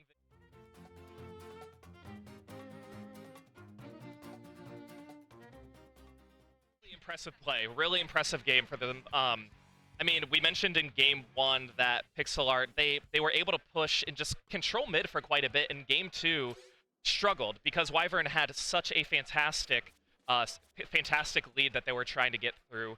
So this is a nail biter. This is going to keep us on our toes. Will we go to game 5? I'm going to guess yes. I know it's only going to game 3, but I'm going to assume. I'm begging. I know I just called Pixel greedy for getting into power clam at 7. I'm greedy. I want to see a game 5. Right. I want to see as much Splatoon as possible. I want to yap as long as possible, make these games longer, make the event longer. I know everyone here in the audience is looking for these long, close sets because that's what we came here to see. Yeah. Oh, yeah. And of course, we have other sets going on. We have 2 stations here. The one you see on stream, the other one as well. So what's easy for us is we can kind of get updates pretty quickly for the matches happening off stream. I say that I don't have any information to give for you for it, but the fact that we're able to kind of get that inside knowledge is it's pretty nice. Yeah, it's such a different experience. If you've never been to a LAN, being in LAN versus being online, you can't even compare it. It's apples to oranges. And obviously, I'm a fan more of the lanes, obviously. But now getting into this next game, we have Undertow Spillway going to be tower control, the slightly less common version of Undertow Spillway. And I think we did see an Undertow tower game recently, or at least I saw one off stream while I was watching. And things have been pretty tense on this map today so far. Yeah, a map that we don't see super often, so it's always great when we take a look. A lot of action is happening on the side of WyVeRN's map. We did see 1v1 over on the right side, and the tower's quickly going to be taken by WyVeRN. 2 of them are going to go down, so not really a push that they were hoping that they needed. Gold going for the Booyah is going to avoid getting shredded, throws it right down to stay alive. Can they take out Whack, who's going to land? No, they're going to be chasing them away as members of PixelArt still trying to push forward. But again, this is the same scrappy fight we had at the beginning of both 2 games. Yeah, a little scrappy, but it seems to be in the favor of RGBP in the blue. They do have a little bit more map control. Their players are pushed forward. That Zuka could do a lot of damage, but unable to get any picks with it. In fact, WyVeRN kind of capitalizing off of that numbers now and taking a little bit of space for themselves. Yeah, they are able to do that. And I mean, again, there's just not many opportunities for these teams to get past or approach these first checkpoints. That's going to be the first one broken about a minute in. WyVeRN able to get it, to get the lead, and that is actually going to be really big because PixelArt, they got to 87, but they did not break that first checkpoint. So again, teams are trying to feel out the map a little bit, and I mean, WyVeRN, they are doing a very good job with their map control and making sure that they always have places to shark, they always have places that they can flank. That's going to be great for the blaster player, so they can just watch some of these ledges as well. And now to 83, WyVeRN hoping they can capitalize on this as Bronze is going to have to back up. And it looks like WyVeRN finally are, but they're going to have to avoid some of these specials coming out on the side of PixelArt. Yeah, specials coming in. And speaking of specials, again, Vivity on the Vanilla Blaster. So opting for the bubble instead of the splashdown, which means that WyVeRN's looking to get some more sustained pushes rather than having that ability to quickly take the tower for themselves. It seems to be working for them so far as the last checkpoint's being approached. Here comes the aforementioned bubble, and Rice on the tower utilizing that shield to clear out this last checkpoint. 10 ticks away. Will WyVeRN take a quick game 3? Yes, they will, with all 4 players on the tower. The nice little get together to celebrate that victory as they're now up in the set 2-1. Yeah, that was really nice for WyVeRN there. Again, they were in control this entire game. You know, you had the skirmish at the beginning, you had the 1v1s, you had the fights, but it wasn't until they finally got through that first checkpoint, second checkpoint, like, all right, we are unstoppable. One of the flanks I really liked was Pixel waiting around the bend. They were waiting to strike as the tower was going to approach it, but unfortunately they swung and missed and were caught right away, and unfortunately couldn't stop the tower. And after that moment happened, the tower is just just a free ride over to the final checkpoint. Yeah, and that's kind of how the cookie crumbles when it comes to Roller, is you have that stealth and that insta-kill, but if you miss that opportunity, you're kind of a sitting duck. You don't have that range. You don't have the lethality that the weapon had a couple seconds ago. And a team like WyVeRN is going to capitalize on that. They're going to capitalize on your mistakes. These are players who know what they're doing, and they're players that have been friends for a long time. Like they're names that have been around in this scene, like in the higher mid-level area, you know. And so you really have to make sure that you are leaving as little holes as possible in your comp. Right, and not to mention the fact that they ready up so quickly every time. They know exactly what they want to run and how they want to approach each game. Once again, no changes. We're going back to the custom blaster with the point sensors and splashdown for this game. We're also going back to the other stamper instead of the new stamper too. So the first quick cap is going to be taken by WyVeRN. A few of their members are going to go down, but they're still in control of the zone. We do see 1v1 versus Mist, and I believe that was Neptune on the other side. They're going to be the ones jumping out as Viv landing, but unfortunately going to go down. So PixelArt in control right now. Bronze and Mist taking control of that right stack where a lot of this battle is just seem to be focused, but Pixel once again with the flank. Can they get a pick? Yes, they can, but they are going to be shredded by Rice, and WyVeRN and the rest of their teammates trying to push towards the tower, but nope, 3 are down. And now it's just whack on the zone. Not typically the weapon you want to have by itself on a splat zone is the wiper. It does go down, so now RGBP once again in control of the map and the zone. Neptune kind of getting pressured into their own base by a couple of players on the side. Pixel once again sharking in that same position, does get the pick, I believe. And now just every player on RGBP is just kind of rotating back and forth, left and right, trying to find where WyVeRN wants to break in, but eventually they do break through. Yeah, WyVeRN now in control, giving 50 penalty points to PixelArt, and this is where we've seen them be the most confident so far. We're going to see a stamp go all the way around. Whack is going to be taken down by Pixel and I believe Bronze, and here come 2 specials now, the Whale and the Crab on the side of PixelArt, but it's not enough to approach the zone. I Missed is going to be one who's going to be trying to flank over on the left side, and we see the Zuka out from Pixel as well. That's going to be a cap, giving 32 penalty points to WyVeRN. And with 2 players down on WyVeRN, though, they're now going to have to find a way to break back in. Whack jumping into the side to Rice, actually double teaming there, so they will get a bit of a better position, but Red on that gal on the stack is going to be able to keep 2 players away single-handedly, giving RGBP a space back in. Pixel and Red both going down, a 2-for-2 trade, but that is a stall out in favor of the blue team. Yeah, that is going to be nice for PixelArt. They're still in control. That zone, the zone points are ticking down. It's finally going to be neutralized. Viv going for the splashdown that will paint a little bit of the zone and displace members of PixelArt, and now everyone is just spread out throughout this map. IMIS going to be taking down Neptune on their right stack. But right now, WyVeRN's still in control too. They're going to be down. Rice is going to be throwing that cooler out and picking it up, and we're going to see a jump come in as well. So even though they don't have the player advantage, we don't see PixelArt making these confident pushes to the zone to try and contest it, and unfortunately it looks like they're going to be running out of time pretty soon.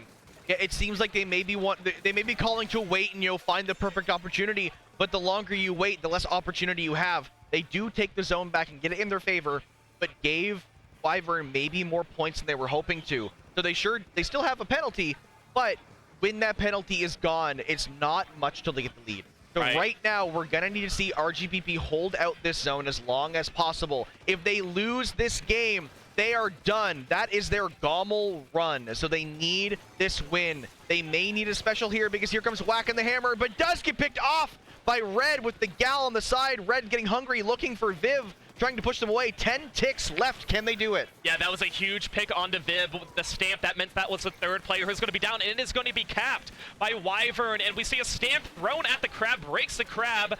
Gold is still alive right now, and this is actually really nice for WyVeRN because they have a one-player advantage. They're about a minute in. They are in control of the zone. They are going to be forcing PixelArt to scramble while the rest of WyVeRN able to push forward and push the fight over towards the left side. And they need to try to, force those fights in favorable positions. Whack opting to not shark, not realizing Red is there. A fight on the side. Whack will go down. Red taking the advantage. 10 ticks away from the lead. Can they flip this zone? Will the lead go in the favor of WyVeRN? They can't do it. RGBP are still in the lead now with a minute left. It's a scramble in the zone. Yeah, and there's a lot of penalty points on both teams, but like you mentioned, this is going to be favoring PixelArt right now. It will have to get neutralized, and that's going to be a nice double pixel, taking out Viv and Whack to save the zone and save the lead potentially. A lot of penalty points like we mentioned, but this is fantastic for them as Gold watching some of these ledges, taking down Rice with an assist there. Neptune going to have to scramble a little bit to try and displace some members of PixelArt, and PixelArt counting down right now, but Neptune trying to push forward, sees Bronze here, but Whack is going to go down from Pixel once again. Penalty points are now almost done. 2v2 situation, Hammy, 5 seconds left. They're painting the zone desperately. They managed to just barely cap. WyVeRN now in control of the zone. Overtime starts. They have about 30 or so points needed to get through this penalty in order to take this overtime win. Pixel sharking on the top side, waiting for Rice to go out of position, and they do. Pixel gets Rice, and that's the backlighter gone. 3 members down, the wipeout! RGBP are still in this. We're going to game 5. Yeah, how exciting of a zones game. You know, what WyVeRN and PixelArt did, what they did really well was once they held the zone, once they got the cap, they were able to hold on to it for at least 30, 40 seconds each time. Now, of course, when you lose the zone at that, you have a lot of penalty points, but the fact that they are able to just hold it and not have this back and forth flip-flop type of push, it gives them more time to breathe. More times if you are trying to push for the lockout, more times if you're trying to break into the lockout as well, but all the excitement, like you mentioned, to bring us to a game 5. Yeah, and again, that's what I wanted. I wanted the game 5.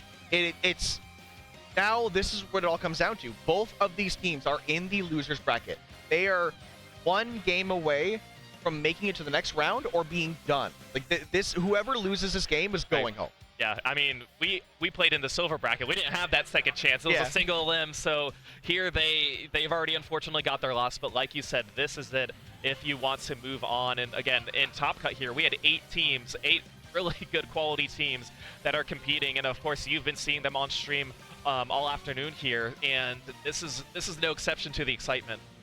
Yeah, for sure. Now, I am very curious. I want to see the seeds of these teams. I want to see how they're performing based on their WyVeRN seed 8 of the event. So they're seeded for the Top Cut. This is kind of where they're expected to be. And of course, I've lost it because I'm on mobile. So I'm gonna quickly look up the seed for RGBP. But yeah, this last game we're going into Rainmaker Humpback. Falco, which team do you kind of think has the advantage here based on the weapons you've been seeing so far? It's so hard to tell, and I don't know the answer. I always enjoy seeing weapons that we don't typically see. Pixel on the Carbon Roller, that can add to the excitement. But I don't know which team, but I just think if you, again, it's Humpback Rainmaker. If you get a wipeout near the first checkpoint, that's GG's. You're pretty much not recovering from that. So I don't think it's necessarily a team. I think it's who's just going to be the most confident with their pushes, because we've seen a lot of these maps, a lot of these games just start off and players just being very cautious with each other. Of course, you don't want to dive in too quickly, but let's get ready for Game 5 here. WyVeRN versus PixelArt in losers round 1. We will take a look at the comps once again, coming out from WyVeRN and then PixelArt as well to follow. So again, really the same weapons we've seen, just a few different variants this time. And we are going to see the strikes come out from Viv, and Gold is going to be sticking with the Crab Stamper this time again. Yeah, the first time this set we have not seen Viv on the Blaster, now opting for the Slosher. They're hungry for this win. They're opting to play weapons that are going to work on the map. And of course, yes, we're seeing the same comp from the side of RGBP. Of course, weapons that do work really well on this map, the Stamper, the Carbon. Though already kind of getting pushed into their own corner, though, Gold will get one with that Crab Tank. Rice on this Rainmaker trying to skirmish as much as possible, but losing that numbers advantage, but not losing the map just quite yet. I don't know how Gold stayed alive through all those shots from the Rainmaker and the Crab special coming out as well. They were just so, their finesse was unparalleled for them to get that, for them to help save and prevent their team from pushing, but that was a really impressive. Rice now going to be picking it up, trying to push it over towards that right side. It is painted, but unfortunately they are going to be getting stopped here from one of the members of PixelArt too, as they are going to be regrouping. That's going to be Bronze who's stopping them. And again, Bronze switching to the heavy edit. They were on Pencil before, but now Bronze is going to be picking up the Rainmaker, going to be trying to guard that window position too, as Neptune and Rice going to have to scramble a little bit and back up, and they have Pixel just guarding this corner. That's going to be a lead change and a checkpoint for PixelArt. Yes, that will be the lead and checkpoint. More importantly, now if RGBP can hold their checkpoint as long as possible, that's a great safety net to make sure they can't lose. But with 3 players down, Rice is barreling towards this checkpoint, and just like that, within 20 to 30 seconds of one checkpoint going down, so does the other. We're now basically down to a classic game of Splatoon 2. We are both checkpoints broken, like you said. I really like that push by WyVeRN because Rice had the support of 2 of their teammates to try and push up as well. Cooler's going to be coming out for Bronze, and the teammates are PixelArt.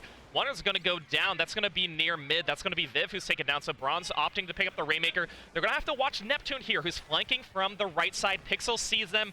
Pixel able to try and chase them down into 1v1, but leads them directly into Rice, who is going to be taking down Pixel. So Bronze going to have to back up here. As a Stamp and some torpedoes were coming, it's just going to be Bronze alone and dies to that Stamp. So that was a great defensive play there for WyVeRN. A great hammer throw to prevent the Rainmaker from potentially getting around to that other side. Now opting for the left side, Neptune running through these strikes, but the Toxic Mist will slow it down, but not enough. Neptune squid rolls through the shot. The hammer gets them forward, down to 17. Pixel's the only player alive, and they're out of position. Will they be able to make the Rainmaker push all the way? No, but down to 5. RGBP need to KO if they want to win this match and stay in the tournament. You know, I wasn't sure if it was Pixel or another member from PixelArt who got that pick, but it was a do-or-die moment, and those players from WyVeRN went down, and like you said, that is a game-saving play. 5 remaining on the side of WyVeRN, and they are 2 down. This is going to be PixelArt's opportunity to push. The Rainmaker trying to go, but they're going to have to avoid some of these strikes. Bronze once again going to have to back up, and the other members of PixelArt doing a great job allowing some space, pushing forward, not being too egregious quite yet, and I really admire the patience from Bronze, but here they're going to have to back up a little bit more due to these Zukas as Gold is trying to find a way that they can go in. Unfortunately, Bronze is going to go down now, but I don't know if this push is over quite yet. With 2 players down, I think it might be Hammy. Yeah, unfortunately for RGBP, they couldn't quite keep that slow, steady push going forever. Now, 1 minute and 20 seconds left on the clock. Right now, for WyVeRN, this is just a stall-out game. You paint the map as much as you can, you counter these specials, you try to prevent the players of RGBP from doing anything.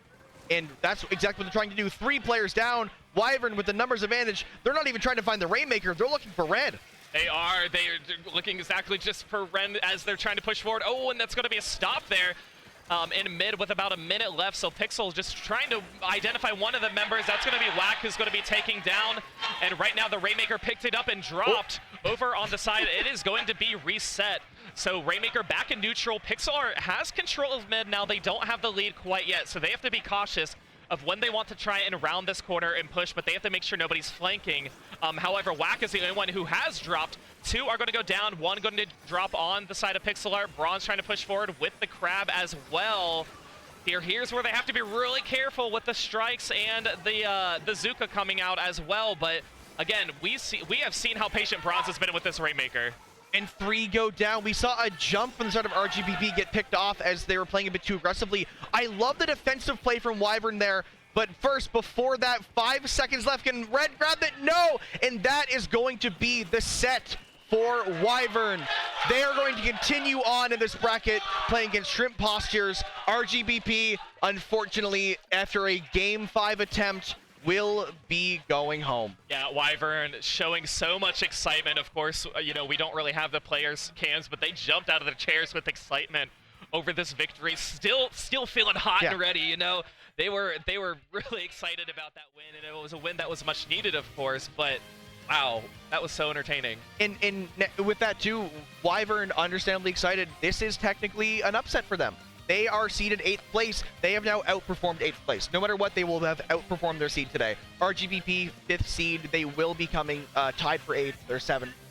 So a slight underperformance, but still top cut, making a Game 5. There's nothing to be sad about there. No. Now, thinking back to this game, I wanted to point out the defense from WyVeRN there. We saw 3 players of WyVeRN jump out when they were on their own elbow, opting to get out of the kill box and reposition. The patience from WyVeRN, like, stunned me for a second, because I was like, wait, what are they doing? What happened? Why are they jumping out? What? And I realized it took me so long to realize what they were doing, and I'm like, that is like a next level of defense that I wasn't even ready for. Right, yeah. Sometimes you want to push for the objective, you want to get that stop, but, you know, it's always worth, or not always, but sometimes it's worth it just to take that extra 5 seconds. Okay, let me jump out, let me reposition, let me regroup, because if things don't go the way I want them to, I'm going to be wasting more time than I should. So you're right, WyVeRN had tremendous patience on how they wanted to approach this game, but unfortunately it wasn't enough there.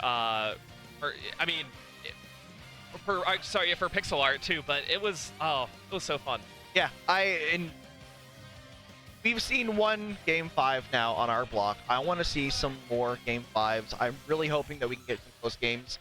And the competition's tough. Like I said, we've seen upsets already in the top cut. It's, you know, other than, you know, the obvious #1 seed who's kind of a step above some of the rest. I'm not going to beat around the bush, you know, like, I'm not sure if anyone can take down the Titans that is Moonlight, but seeds 2 through 8 is a nail biter. Oh my goodness. We've seen, I don't think have we seen any sweeps from seeds 8 through 2 in the top cut so far? No, because I was running spec. I don't think there were any 3-0s at that. It went to Game 4, Game 5. Yeah, so the competition is close here, and I'm excited to see just how close it's going to stay as we get closer and closer and closer to these grand finals this evening. Right, and of course you guys can type !bracket to get the bracket on stream. Follow along as well. Keep track of your friends, see how they're doing too.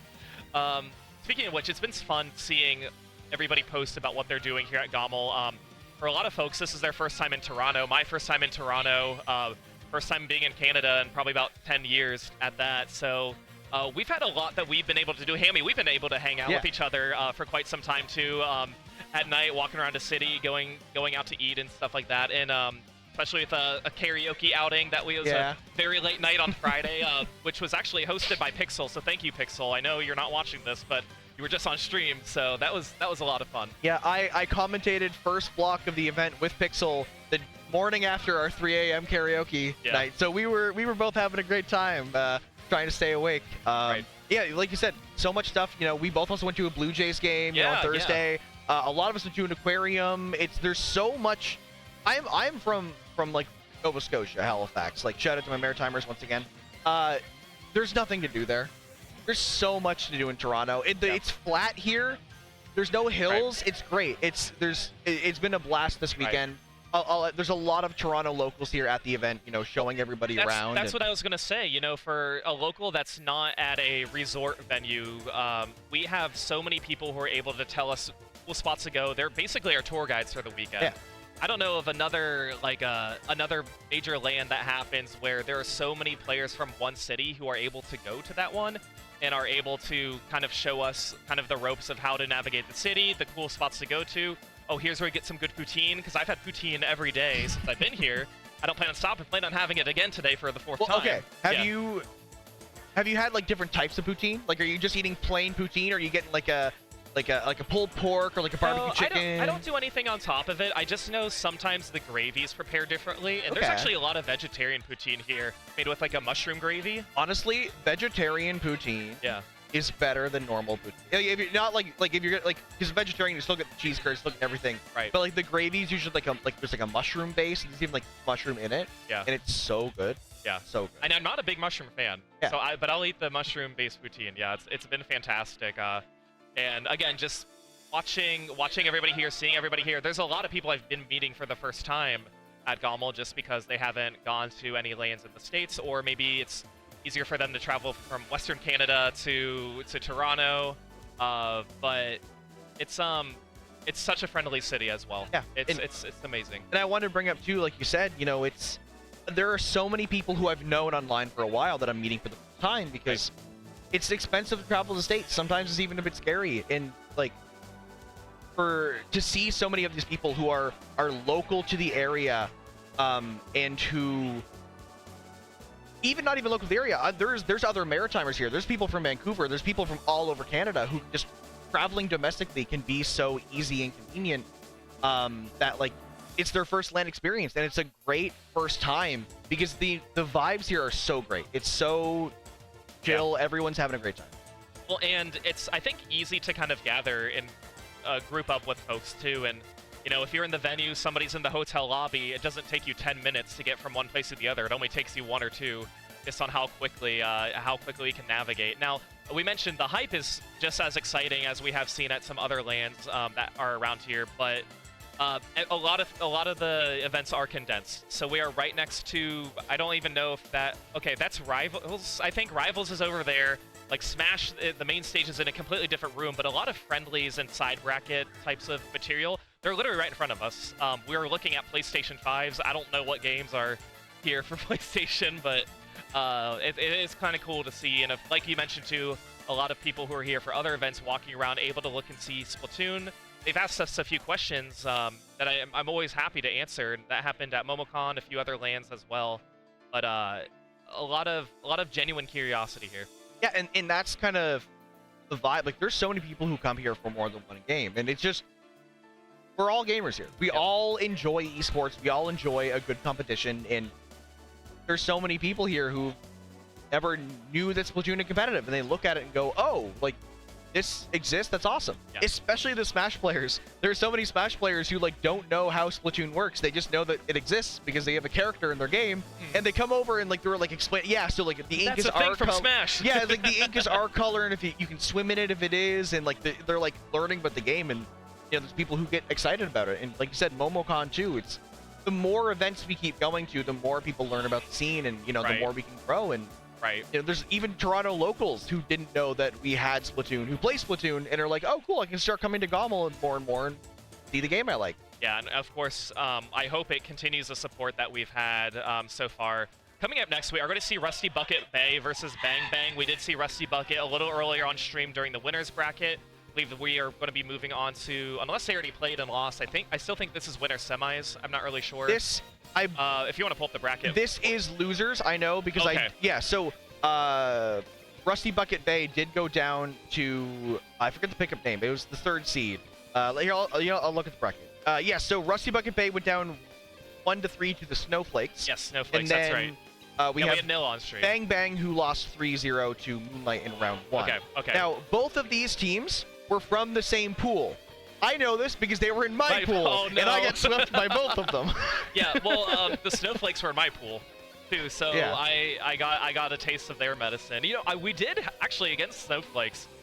We did hold a game against them for 3.5 minutes, so I was very happy with that. But quickly went downhill afterwards, and it was only for 1 game. Now I want to see how they played the other day. It was a 3-0 for Rusty Bucket Bay, so they are going to be the favorites to win here. But none of these players are slouches. Like, you know, we on the side of Rusty Bucket Bay, we have Prochara, Lux, Cobb, and Mecha. All names that have been around for a while, all names at the top of their game. But on the side of Bang Bang, this is an In Control Red Sun pickup. These are old players from In Control, some of the players. Right. And Silver, Crim. There are no slouches here. And so, sure, yesterday was a sweep, but that was, you know, it was the beginning of day 1. You know, everyone's kind of, people maybe groggy. People might have gone to karaoke and stayed up a little bit too late. Just a little bit. So, you know, this is like the last set, you know, we're in losers of Top Cut. This is your chance to stay in the tournament, and everyone's going to be hungry to make it to the next round. Right. Yeah. Absolutely. I mean, again, and we're probably at about 6 teams remaining at this point if we're to losers round 2. So that makes total sense.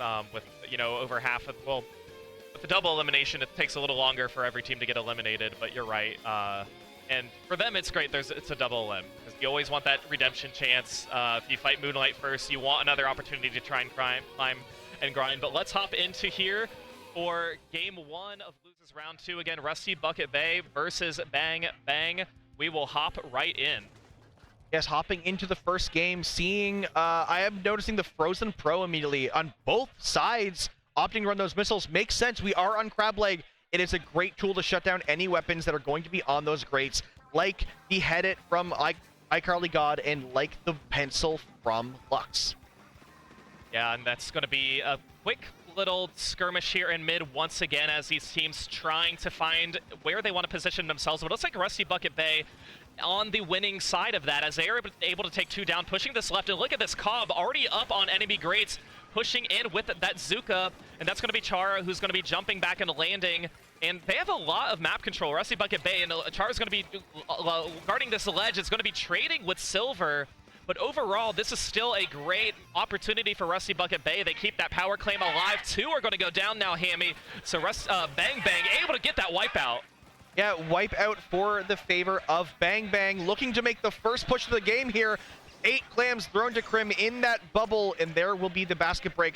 iCarly God pushing up on Cobb on the grates. That's a terrifying place to let a Headit sit. So you're going to want to clear that out, and there they go. Cobb opting to run back, try to get Silver. That is a delayed wipe. And Rusty Bucket Bay back in control of the map.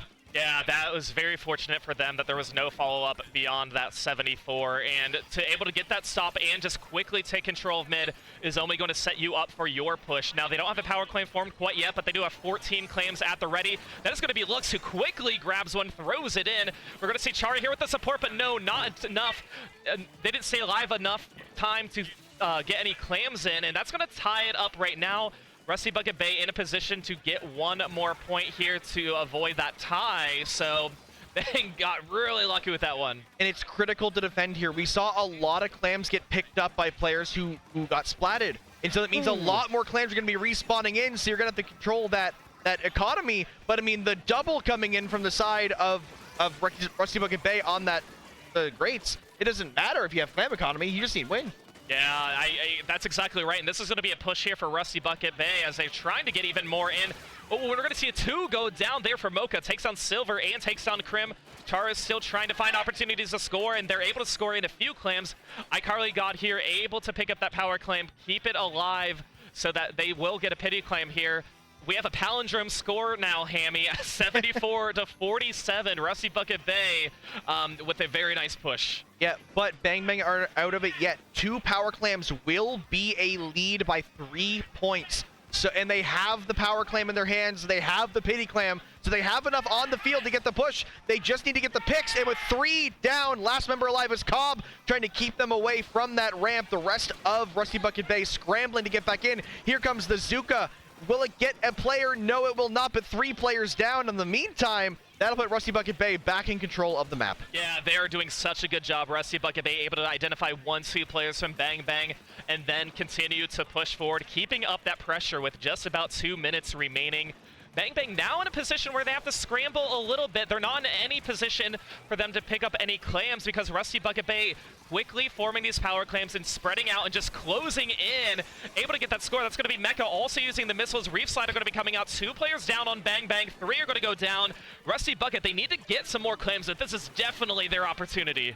Yeah, opting more for the aggressive style, focusing on those kills, not worrying too much about grabbing those clams, but a nice handful will go in from Mecha, turn into a power clam last second. 12 points. It's only 4 clams required to win this game with 3 players down. They still have the space. Mecha coming in with 4 clams, does manage to get it last second, and there we go. In such an aggressive fashion, Rusty Bucket Bay are going to take your first game. They are. Rusty Bucket Bay getting game 1, and in a very dominant fashion at that too. They were able to have a good push there to just I don't know. Okay, so whenever they made their push, it just seemed like it was Bang Bang could never break back in, even after the push was over. And that happened for, what, about 3-ish minutes? Where Bang Bang was always playing on the defensive side, you know? Yeah, it's one of those things where, like I said before, we've seen these teams. Oh, we haven't. I've seen these teams play earlier in this tournament, and Bang Bang was at the disadvantage, so that's kind of what we expect to see. But they still showed promise there. They had the potential. They just couldn't finish it up. They just need to get those last pick or two to give them that full numbers advantage. But that being said, Clam Blitz can be a tricky mode. It is the most dynamic mode we have in Splatoon 3. So going into Game 2, Tower Control and Inkblot, this is a tried and true map and mode combination. Yeah. It is a very common counter pick. Everyone knows it. Everyone loves it. And so Bang Bang could have a potential here to bring it back if they're able to coordinate well enough. Yeah, I think they're going to have to just kind of take it a little bit slower, too, because in Game 1, where Rusty Bucket Bay really thrived, is they just cornered in on the basket from all angles. And if that happens in tower control as well, it's going to be really hard to find opportunities for you to take the tower, for you to push players off, make sure their specials aren't being as effective. Because if everybody's pincered in, you throw one Zuka, or you shoot one Zuka, you throw one strike, you can get multiple people at once. Yeah, it can be tough. You need to stay grouped to work together. But if you grouped up too much, you are signing your own death certificate. Fine balance. So yeah, it's finding that perfect balance, and it's always different for different comps. Earlier this weekend, I played against a double bamboo comp, and we realized, hey, if we just group up, they can't get all of us. So we kind of huddled up as a group, and we would win the fight because we couldn't get picked off fast enough. Right. I'm glad part of 2020 Pew Pew could show up, because I remember watching that one off stream or yesterday where they had double bamboo, double pro. I'm like, oh, this could either go really well or really poorly. Yeah, shout out to 20 Pew Pew, Kiki, old teammate of mine, and Wisdom, great guy. The rest of the team as well. I love seeing 20 Pew Pew at events and online. But on to these teams, Bang Bang and Rusty Bucket Bay going into Game 2 Tower Controlling Plot. We are seeing Chara on that new Dreadringer that has been... Actually, no, that's not even Pro Chara. That is actually Tan on the side of Bang Bang. We're seeing Chara on the Stamper on the side of Rusty Bucket Bay. So we're going to have to see now if Tan can make Chara jealous playing the new prized Dreadringer. Yeah, and we have the Freeze and Pro on both sides as well. 2 are going to go down for Rusty Bucket. That's going to be 3. If I'm Bang Bang, I need to capitalize on this as soon as possible. Get the nearest person to the tower. Focus on regrouping and choosing who we want on the tower at their first checkpoint. And iCarly got there, able to get the tower. They're going to have to watch this flank from Chara as he's going to be dropping down from mid. But that's going to be a quick checkpoint for Bang Bang and setting themselves up much differently than what we saw in Game 1. Yeah, though in Game 1, we did see the original lead going to Bang Bang, and this is what we're seeing now, but this is a much more significant lead already, getting through 2 checkpoints. Chara stuck in the back, unable to really accomplish much, but is able to finally pincer iCarly God and let them take a nice little dip in the water to cool off in the Toronto heat, as now Rusty Bucket Bay getting back into mid. I was hoping that Char would chase and also fall in the water. It was kind of like a bait, but it was like, oh, Char was quick to adapt and made sure that they stayed alive. But yeah, that opening push from Bang Bang, like you mentioned, they had that same type of push in Game 1, but this one was much more significant and much more crucial at that as well. And they've been doing such a good job of just controlling the map, as well as Mecha's going to be taking down Crim.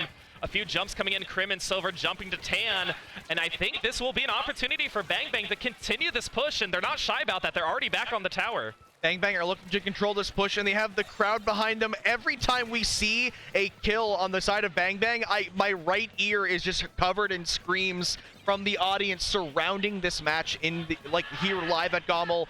Though right now the tower is in the middle of the map, both teams missing some players, looking for some specials, looking for some positions to try to be the team that can get these next few picks. Yeah, and I think Lux here is going to have to be very careful to make sure somebody from Bang Bang is not going to be pushing up and flanking. 2 are going to go down on the side of Bang Bang.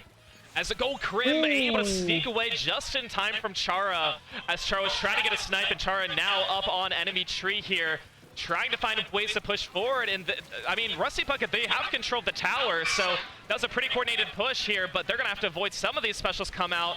And again, just so much back and forth. People are just finding themselves in 1v1s that I don't think are intended. It's just they happen to fall into the same place and they have nothing they can do besides fight each other. But Rusty Bucket getting to 73, breaking that first checkpoint, but Bang Bang still 1 checkpoint ahead. Yeah, a bit of a delay in that corner in the favor of Bang Bang as that tower goes back to mid. The Crab using some space.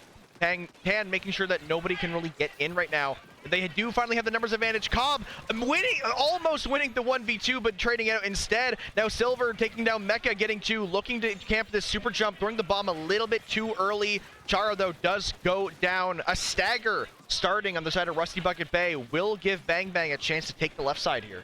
Yeah, and this is exactly where they were about a minute into this game, but better now that there's only a minute 45 remaining, keeping up this pressure, keeping up the map control, waiting out the specials. They will have strikes and cooler at their ready as well. So that's actually going to be...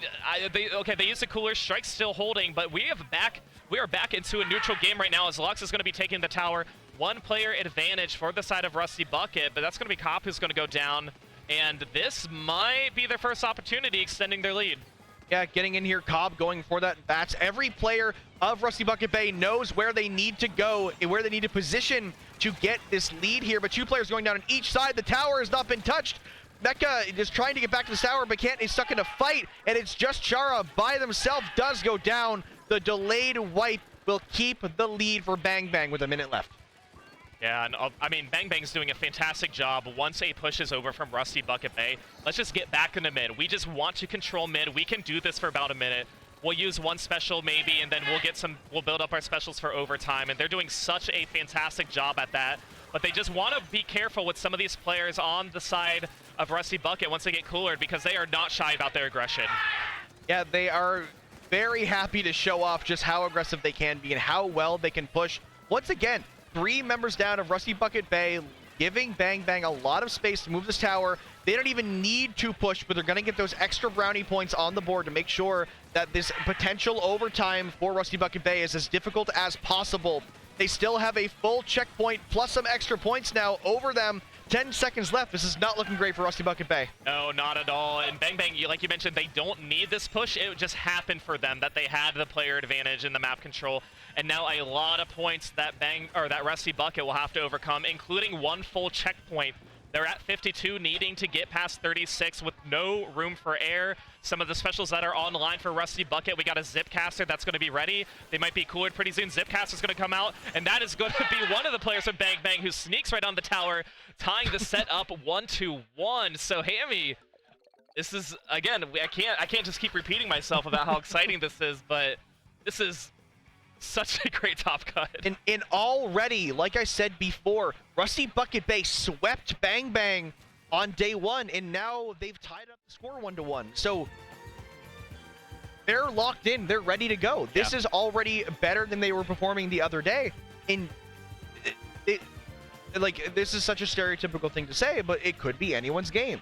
These are both highly seeded top teams. They did drop down into losers, but now they're hungry. Now they want it. Now they don't have that cushion of being able to lose a game. And this is a fight for a chance to go back to grand finals later today if they're able to keep running through this bracket. Right, and it's got to be a ton of motivation for the team that got 0-3'd in pools, like you mentioned. Just the fact that, okay, we're refacing each other, you know, that kind of left a bad taste in our mouth. But hey, we're tied 1-1. Yeah. Like you mentioned, it is anybody's game. At this point, it's a best of 3. Who's going to come out on top? We are going to go to Splat Zone's Mahi Mahi next. And, I mean, this one, a smaller condensed map. I think it could be a very quick game. I just don't know in which direction, unfortunately. Yeah, that is Mahi as a whole. It's gonna be a quick game. I don't know who's gonna win it. Exactly. And, like, if anything, maybe we'll see something happen at that 60-point mark. You know, when the map decides to flip and you know, the water levels change. But yeah, this could be a quick game for either team. Both these teams have been showing a lot of promise, and again, yeah, you can tell that Bang Bang are looking for this win because they got swept by this team yesterday. If they take this game, that's a lead. This isn't even like a reverse sweep situation where they're hanging on with their fingernails. They could be the ones on top going into the rest of the set if they can take this game, if they can play aggressive enough to lock out Rusty Bucket Bay. Right, and obviously that's going to be their goal here, to put themselves in the driver's seat to win the set and to keep their playoff run alive here. but you're facing a team where all their players are known and beloved here. So let's hop into game 3 as we get set once again. Splat Zones Mahi Mahi. And we'll take a look at the comp changes. I don't know if we're going to see some more shooters. We're going to see the Dread come out from Tan again, Krim with the Slosher, and Chara's coming out with the new Dread as well. So very similar types of comps here. Really, our only changes are going to be we have Silver on the shot, Cobb on the Pro, and then the same with our difference with our backline, but both coolers. Yeah, I called it last game. Chara got jealous of Tan playing the new Dreadringer. Like, no, it's my turn now. I get to play it. This is my weapon. And already, though, a wipeout for Rusty Bucket Bay. And we talked about we didn't know who was going to get that immediate advantage, and it seems like we found our answer as Bang Bang locked in their own spawn. Yeah, and that was just about like 20 seconds in as well. 2 are now going to go down on Rusty Bucket. So Bang Bang trying to find an opportunity on how they want to approach this. Of course, they're going to have to wait out the Zuka, and that's going to be Cobb who's going to be going down. Missiles are going to be on the zone as well. That's actually going to be really nice for Rusty Bucket, as it's going to retouch up on parts of their zones. But it's now capped by the side of Bang Bang with 45 points remaining for Rusty Bucket. 2-player advantage, 3-player advantage. So Hammy, this might be Bang Bang's opportunity to get a lockout of their own. Yeah, the water levels have changed. It's a brand new map, and Bang Bang are taking full advantage of this. Not pushed up as far as we saw Rusty Bucket Bay, but still in a great position. The Crab able to focus down Lux, push them away, and not let them use that anchor point as the pencil. Though the Zuka from the side of Rusty Bucket Bay on Cobb is going to cause some damage. Lux and Mecha getting back-to-back kills, one after the other. The zone will flip before the lead flips, and Rusty Bucket Bay are now still in the lead. Yeah, that was a nice save for Rusty Bucket, keeping it alive too. With a lot of penalty points that they have, and like you said, with the map being lowered, it is a new game, more opportunities to try and flank and get some paint. We're going to see strikes come out. Tan going to be using the Crab. Also, the Tri-Strikes are going to be coming out too to touch up on the zone, but it's not going to be enough. Rusty Bucket still in control, 3v3. Penalty points are gone, and they have a player advantage. This is huge. If they can take out Krim, they'll have a major advantage. They're going to be jumping out, so Rusty Bucket regrouping in mid just for a moment, as Bang Bang might have 1 or 2 more opportunities to try and break in. Yeah, they're playing it cool right now because they know in 15 ticks they take this game. If Bang Bang don't act, and they're waiting for them to act, though they do manage to take the zone just right out of under their noses, but they do go 3 players down, so they'll get the flip, they'll get the penalty, but they still need to find another way in. And they're trying to find when that opportunity is right, and of course they need to be very careful about it too, just based on how many penalty points they have. You know, they don't want to jump the gun, they don't want to take it and then lose it right away and kind of have a soft reset for themselves. But Krim going to be throwing some of the strikes in the corners of this zone. Not enough to repaint. That is going to be a 2 down. Actually, now the player advantage just keeps going back and forth now, but I think Bang Bang technically, well, they don't have it quite yet, as members of Rusty Bucket are cooler to try and break back in, and that's going to be it for those missiles coming in too. Rusty Bucket Bay setting themselves up for success for this win. Is it going to be enough? Yes, it is. Rusty Bucket taking this, going to a game 4. They are leading Bang Bang 2-1. An unfortunate scramble if you're a fan of Bang Bang there at the end. Not quite able to flip that zone. You know, as you said, you know, the numbers advantage kept flipping back and forth for each of these teams, and ultimately that scramble, that stall out is in favor of Rusty Bucket Bay. They're the ones counting down on that penalty, and eventually it led to the knockout. So they will now be up 1 game. The next game will take it for them. So Bang Bang need to win the next 2 if they want to continue their day here at GOML. Yeah, of course, taking it 1 game at a time. You already lost to this team 0-3 in your pools, but there's a lot to reflect. You're playing more maps and modes than you did during your pools. There's more opportunities to learn and more discussion points that come up as you play these games. Where did we struggle on this map? How did they break through our push when we did this? A lot of things to kind of discuss and just take in, or they could just have the head down mentality and let's go. Yeah, and so interestingly enough, we're going back to Crab Leg for a second time this set. So we've already seen these 2 teams fighting on Clan Blitz Crab Leg. Now we're in Rainmaker Crab Leg. That's right. I don't know how that happened. I'm not a TO, so it's not my job to answer why this is happening. But yes, we are going back to Crab Leg. Different mode though, and interestingly enough, you know, we did see this set go in the favor of Rusty Bucket Bay. But now it's really up to Bang Bang to try to take this match, as we see pointing down to make sure that this is actually the right map mode, that this isn't a mistake. Well, Who knows if it is? It helps that we're literally sitting right next to our production people. Like, I was running spec cam in the stream right before we went on mic. I could see my elbow pop up a few times. I was like, oh wait, I should back up. I should back up a little bit. When I did my spec cam block before, I was doing Frostics and Bombs block, and I was like, okay guys, like scoot over a little bit. Like I'm seeing my elbow. Like I'm trying to like perfectly angle them to make sure. So getting into this match now, like I said, we've seen Rusty Bucket Bay already win on this map in this set, so it's gonna be a little scary for Bang Bang because this is a do or die situation. It is, and let's hop into here for game 4 as we get started again. We'll take a look and we see if any major changes. Nope, we are seeing the double bucket comp come out once again, and a very similar comp that we have seen before from Rusty Bucket Bay. Yeah, once again, both teams opting for the Frozen Pro. Missiles are so strong on this map.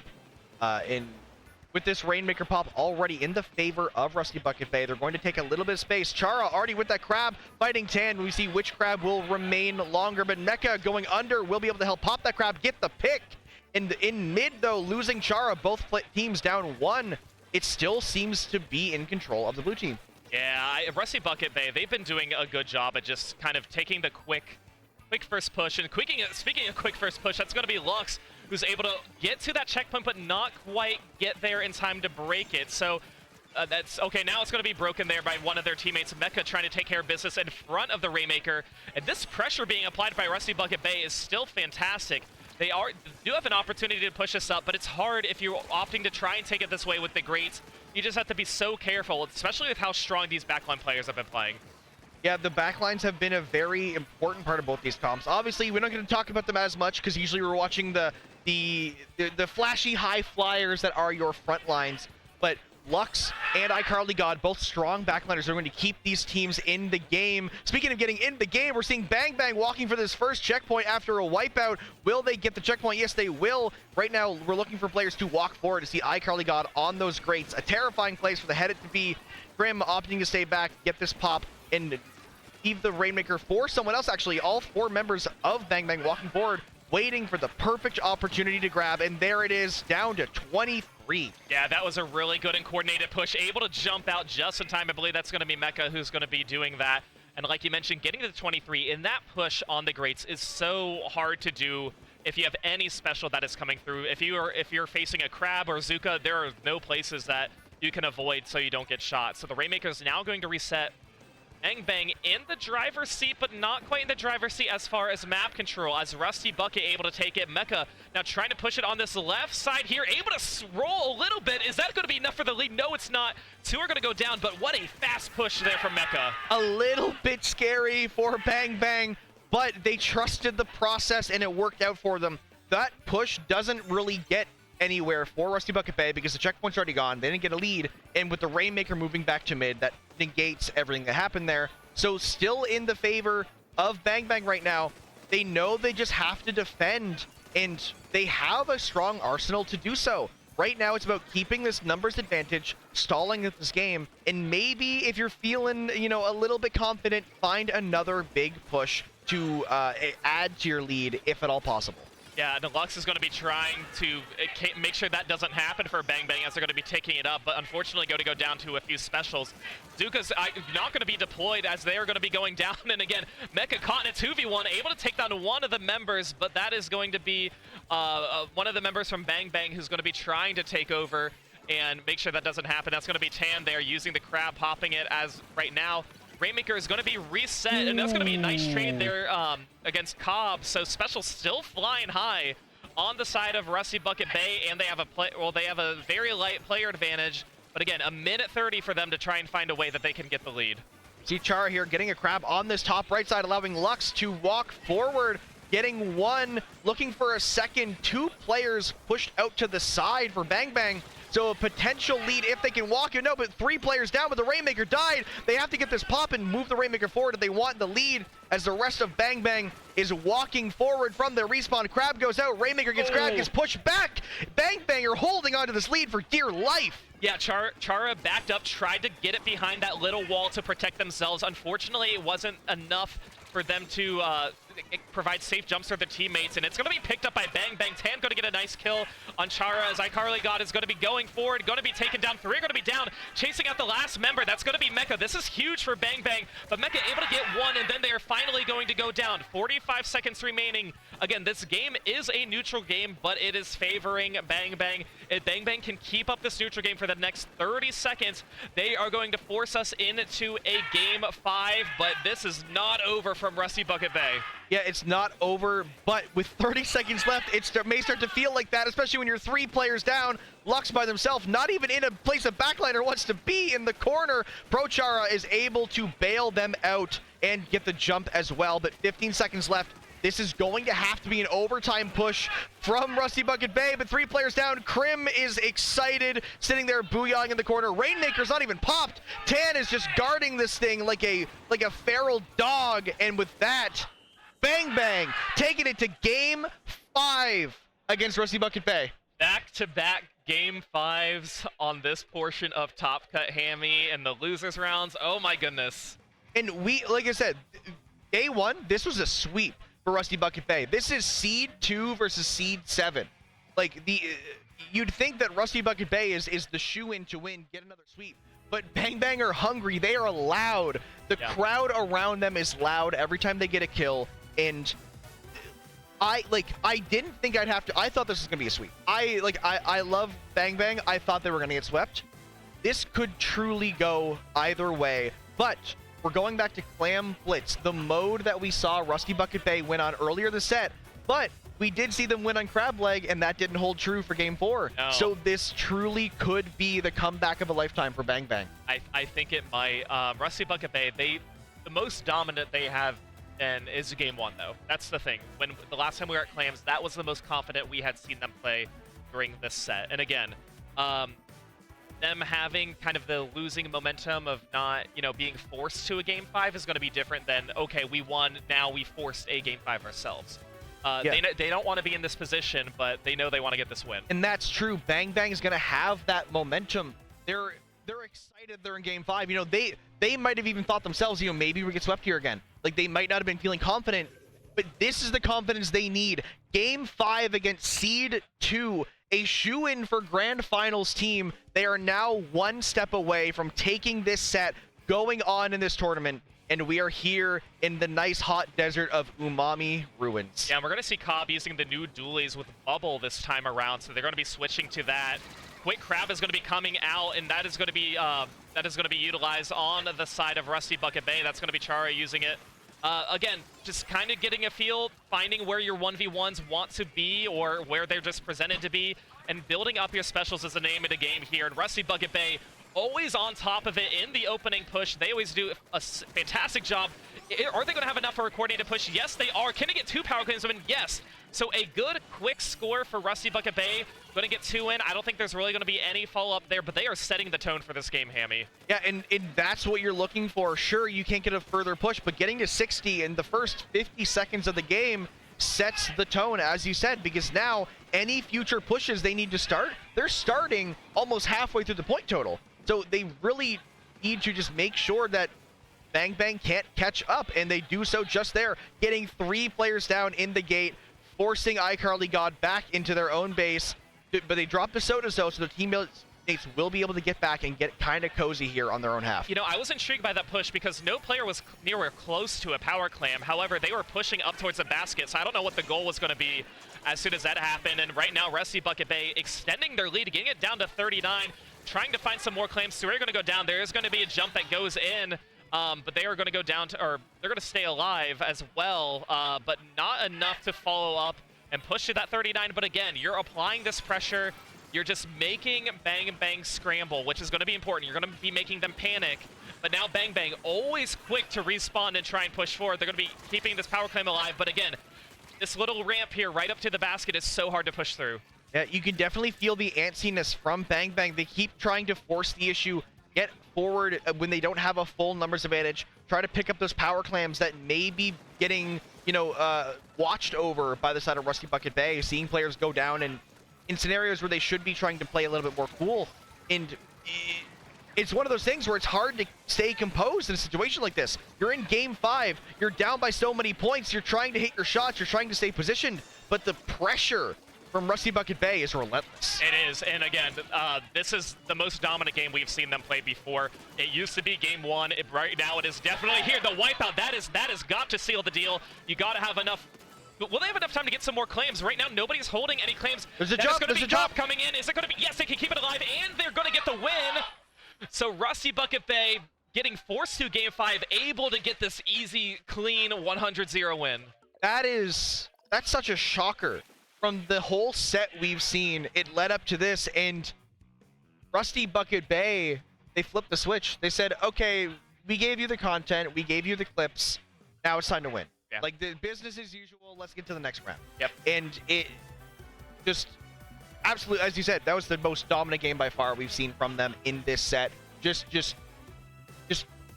pure control. Right, and anytime Bang Bang tried to push the push towards their basket, they just didn't have any power clamps. And then Rusty Bucket Bay, they were just able to lock them down and say, nope, you can push this far, you just can't get any closer because we're going to shut you down. And Rusty Bucket Bay, anytime they scored, it was a good score. They didn't let any of their scores go to waste. They didn't let any of that game go to waste, for that matter. Yeah, I think their lowest score, I'm thinking of all the point totals they were at, the lowest they did was from 60 with a 20 penalty to 39. That's still 41 points at minimum. Yeah. For a push. Actually, I guess technically Other than the first push. Yeah, the first yeah. push, yeah, so 40 at a minimum. Yeah. But that's like 40, 41 to KO. Those are your 3 pushes. That's terrifying. Yeah. That's a lot of points to get in such a short amount of time. Right. And just again, the caliber of the players on Bang Bang, they're not pushovers. So being able to keep them back, like players of that caliber back for that long in that much of a dominant fashion, does show that they are the second seed of this tournament. They are here to win. Right. And they play like it. Of course, you know, they had a few mishaps during that set. I'm sure they didn't want to be pushed to a game 5, but that's the beautiful part about LANs. We love to see it as spectators. The players probably don't enjoy it as much unless you are the underdog. I know you guys like it at home. We like the excitement here too. And again, people have been starting to pull chairs to sit down to watch some of these players play now. And thankfully, I don't know who spearheaded it, but the chairs are like at least 4 feet further than where the players are, which is good. You never want to have somebody sitting right next to you spectating when you're playing. Yeah, well, it's not. Yeah, like in the earlier rounds, you'll see those people like right up to it, but now it's like you want to see all the POVs. You want to you want to be able to go back and like unlock something in your brain and watch all four perspectives and be able to see like how the team is going, because it's something you can't do at home. Like those of you watching at home, you get to see what we see. You get to see the one POV at a time. But if there's a team that's full of your friends or a team you're rooting on, you get to watch all of them play. You get to see their reactions, how they're sitting. You get to see them lock in and lean forward and really go for those plays. And it's a whole other experience that you just don't get to have with online tournaments. I know, and that's the excitement for us as spectators and as players too. You always love to hear all that cheering behind you as well. Hello, our lovely TO. Oh, okay. We're getting an interview. Yeah, we are going to be getting an interview. Okay, it seems like it'll likely be Mecha from the side of Rusty Bucket Bay, so we're going to be talking to. Okay, which, cool. I haven't gotten a chance to talk to Mecha. They're one of the few people I haven't gotten a chance to talk to yet, so this is actually kind of exciting. Yeah, that'll be good. Well, if you want to do the interview honors, you are more than welcome to. I mean, step away. it's totally up to you. I can get booted. I can talk to Mecha afterwards either way. It doesn't matter. But we'll see. Yeah, it's that again. Talking about stuff that you can't do online, or that's easier in person. Right. Bringing up a player, and being like, "Hey, how did that go?" Yeah. Yeah, we'll wait for them to go. I'm trying to pull up the bracket now just to give you all a little bit more insight, catch you up. Of course, you can type !bracket in chat. You'll know sooner than we will about how other teams are doing as well. But yeah, you know. That's the one thing about LANs and stuff. I don't have my triple monitor set up. I don't have my whole like 8 different tabs open for commentary. Right. Okay. All right. We're gonna get Mecha. Okay, we're gonna get Mecha in here. Hammy's gonna talk to them and probably talk about the win, how it's going. Here, Mecha, come on in.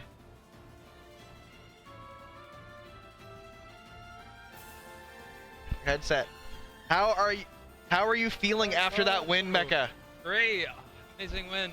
Yeah, that was a nail biter. I mean, you guys played them day 1 and you got the sweep pretty easy. But so I don't think we were you guys expecting Bang Bang to fight back like that? honestly, like you said, like the day one win, you're feeling really confident. But I think coming off the loss, we definitely lost some momentum. And now we gained a lot back, so I think the future is just good. I mean, yeah, that last game was, me and Falco were talking like, yeah, like, your first game was good. It started to fall off there. That last game was dominance. We were aghast. It was just complete control, even at players of the caliber of Bang Bang. There's a lot of heavy hitters there that have a lot of history. So, absolute huge win. Yeah, now, I'm wondering, what's your guys' game plan going forward in the tournament? You're in the losers bracket. Are there any teams here? I mean, obviously there's, Moonlight, but are there any other teams here that you're kind of worried about playing? We definitely want to get our revenge on. I think we lost to. What were the names of the player? Oh, was it Mooney, Nilla, yeah, that's I think it's the Snowflakes. Yeah. Definitely want to get revenge on them. Very unexpected loss, but I think we are momentum and all right, so any of you at home, look out for that game. Snowflakes versus Rusty Bucket Bay, the rematch. Mecha's looking to take it. Yeah, so any other quick words about anything? Like, how's your GOML experience been? How is it? Have you been to Canada before? Oh, I actually live here. Oh, you live here? Okay, perfect. Never mind. Okay, Yeah. Are you from the area or? Yeah, I live like an hour out. Okay, perfect. Yeah. So what's it like having everyone come to you rather than having to go into a tournament? It's actually my first time, so seeing everybody in person is very, like you just on like stuff you actually like. Awesome. Yeah, no, it's great to put a face to a name. Yeah. It's a blast. Yeah. Yeah. So I guess any other closing thoughts? Anything you want to shout out to the audience? Feel free to plug yourself. Yeah, And Shadow's bet. Shadow's team for I guess spamming. I don't know if that's what you were doing, but yeah. Glad to see you guys. yeah, appreciate it. It's so nice to talk to you. I'll probably see you around. All right. Yeah. Thank you. All right. Yeah, we're gonna get Falco back on here again. That was Mecha playing with Rusty Bucket Bay, a pickup made just for GOML. Also, I like the Bet shout out. Haven't heard Bet got brought up in a while, but I wonder what Bet's up to, like as a team. Like I haven't seen them play in a bit. Mecha was just shouting out Bet. Yeah. I want to see that come back. It'd be great to see Bet come back. I agree. That would be a lot of fun. They always put on a good showing, especially in a lot of like the majors that IPL hosts. Yeah. They're always really fun. Coming up next, I don't know if we talked about that match, but we have Moonlight. It's going to be on stream. Yeah, next up, we're going to have Moonlight versus Snowflakes. Now, we just heard Mecha said that they want to see a rematch against Snowflakes. They think they can take it if they play them again. Okay. So, this match will determine what happens. If Snowflakes lose here, they will be playing Rusty Bucket Bay in the losers bracket. I believe, actually, don't quote me on that. I don't have the bracket in front of me, but I just like to make stuff up. Either way, this is winners finals, though. Yeah, so this is winners finals. So whichever team wins here will be guaranteed going to grand finals, and will have to go through a bracket reset if they lose. So a really nice and cozy spot to sit in a tournament. Not to mention the amount of break time you get, too. Now, since our double elim tournament was only 8 teams rather than 16, there's not as much waiting around that you have to do. But again, even the losers bracket, all of the games are still best of 5. So it's not a situation where the earlier portions are best of 3 and the anxiety could get to you a little bit. But this Snowflakes team, we talked about them earlier today. I faced them in pools. A very scary team, very strong. The number 3 overall seed here in the tournament as well. So they're really good. Melomania was popping off yesterday on stream. Yeah, I got the chance to commentate them in pools. Yeah. And looking very strong. Again, the 3rd seed upsetting the 2nd seed, beating them 3-1, sending them to losers bracket. So they're looking for that rematch. Also, I did lie. Rusty Bucket Bay is going to be playing WyVeRN. We saw on stream just shortly off stream, and then the winner of that will play the loser of this match and win in losers final. So it's like a lot of matches happening here at GOML. Like we have other games happening off stream, and they're both next to each other. So you can, if you're here, you can sit down and watch both games, kind of pick and choose who you want to root for. Yeah. The only unfortunate thing is, we have these fun little clappers, but it's hard when you don't want to distract the other players. And Exactly. Yeah. But now we're at the point where all the remaining matches are happening. Like we can watch them. Those players aren't waiting around. I think we're at the point where can really only play one game or 2 games at a time with the 2 stations that we have. Yeah.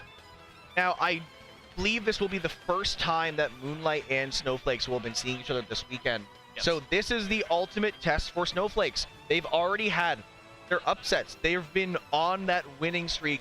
They're here in the winners finals of GOML, and they've been playing hot, but they're against Moonlight. Yeah, you know, it's the thing is, they're capable of putting on a very good performance. Snowflakes. I mean, obviously Moonlight, they always do every time they play. And I know Moonlight, for some of the recent tournaments, they didn't quite get the results that they've wanted that happened over the past month. I was actually sat next to ShadowWin on the plane here, and we were kind of talking about that a little bit. And he said, hey, we're excited. We're going to give it our best. We're going to try our hardest, and we're going to have fun. But let's hop into Game 1 here of Winners Finals of GOML 2025. Yes, we're going to see Moonlight try their best and have some fun while they're at it. Of course, seeing a lot of weapons that they know and love. And on the side of Snowflakes, too, we're seeing all those weapons we've been seeing from them all weekend long. Most notably, Mellow on that Dreadbringer. It has been a nightmare. They've been playing all 3 of the Dreadbringers, including Dreadbringer D, which I wasn't expecting at all. But yeah, already, Moonlight going down 2. Snowflakes, so aggressive, taking this zone, pushing forward a little bit too much for their own good, also dropping 2 members. Yeah, so they're going to be... Okay, so Snowflakes, yeah, they got their early picks, but they had players that go down too. We're going to see a flank come out. That is going to be Omega, who's going to be using that with the Nolan, using the Kraken as well. Really chasing down Ezio too, making sure that they are not welcome anywhere near the zone. Ezio going to go down. 3 members are now down on Snowflakes. Moonlight doing exactly what we thought they'd be doing here early on in this game. They didn't quite get the early lead, but they definitely have a promising lockout. Looking forward to them. Yeah, already all 4 members pushed up, but also not overcommitting, opting 3 members dropping down. But Shadow, I believe, staying in the back. None of them are quite sure they're there. Here comes Azuka shots over the wall and not able to get any picks. Both teams equalize at 2-2, but this will be a stall out in favor of Moonlight. Yeah, so 2 are going to go down. Of course, anytime you're in control of the zone, it doesn't matter if you trade. You kind of hope for that to happen, so there's less players from the other team who can touch up on the zone, and that's exactly what happened to Moonlight. 1 player going to go down, 2 from each side of there. Moonlight still trying to make sure that they can stay in control of the zone, and they do. As Shadow's caught in a 1v1 with Woomy, Omega's there to help them out. Shadow going to be walking away with that one. And still having the player advantage. They are doing such a good job spreading out and knowing when to back up and knowing when to push forward and knowing, of course, when to use their specials. And, of course, Shadow knowing how to use that Tent Umbrella to get forward and get 2 with that Zuka. Woomy, though, slipping through the cracks, trying to go for the zone by themselves. But in the 1v4, a player of Moonlight on every side of you, you will go down and you will let the zone count to 0. Moonlight taking Game 1. Moonlight getting Game 1. Like we mentioned too, in dominant Moonlight fashion. Of course, they didn't start off with the lead. They had 2 of their members go down.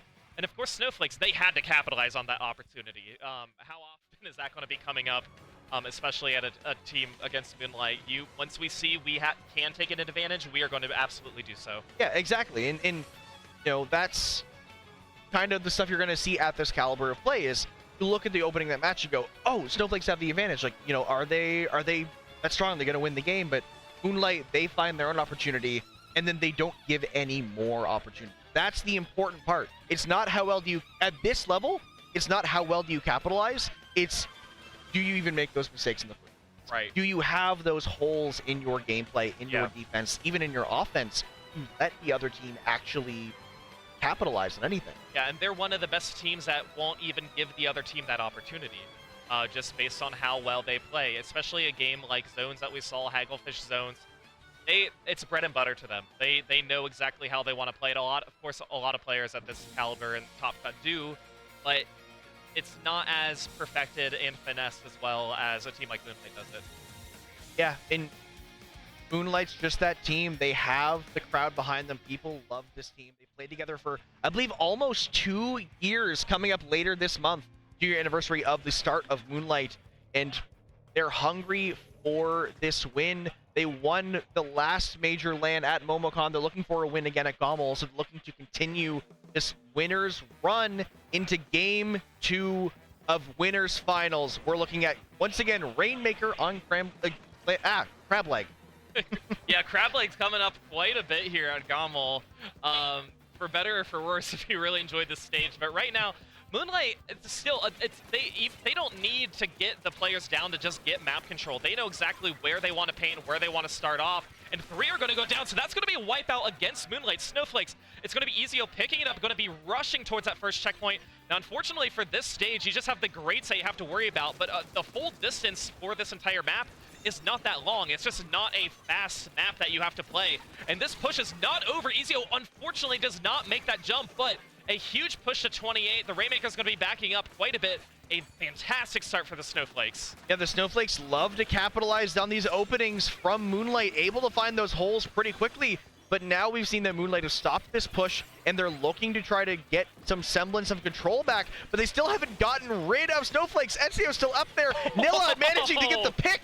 The Snowflakes haven't left yet. They're still at their spawn. The pop comes in. Ezio trying to move that Rainmaker, will make the jump, and a relentless offense from the blue team. This is so enjoyable from the Snowflakes. They are not giving this up. They said, nope, you are not resetting this. We want the fight right here near your spawn. We want you to struggle and be stressed, and that is exactly what the Snowflakes, they need to do. Now they have the 2 players down. It looks like this push might finally be over. But yeah, because Nilla was able to push forward, Melomania also trying to push forward as well, and that's going to be 3 down.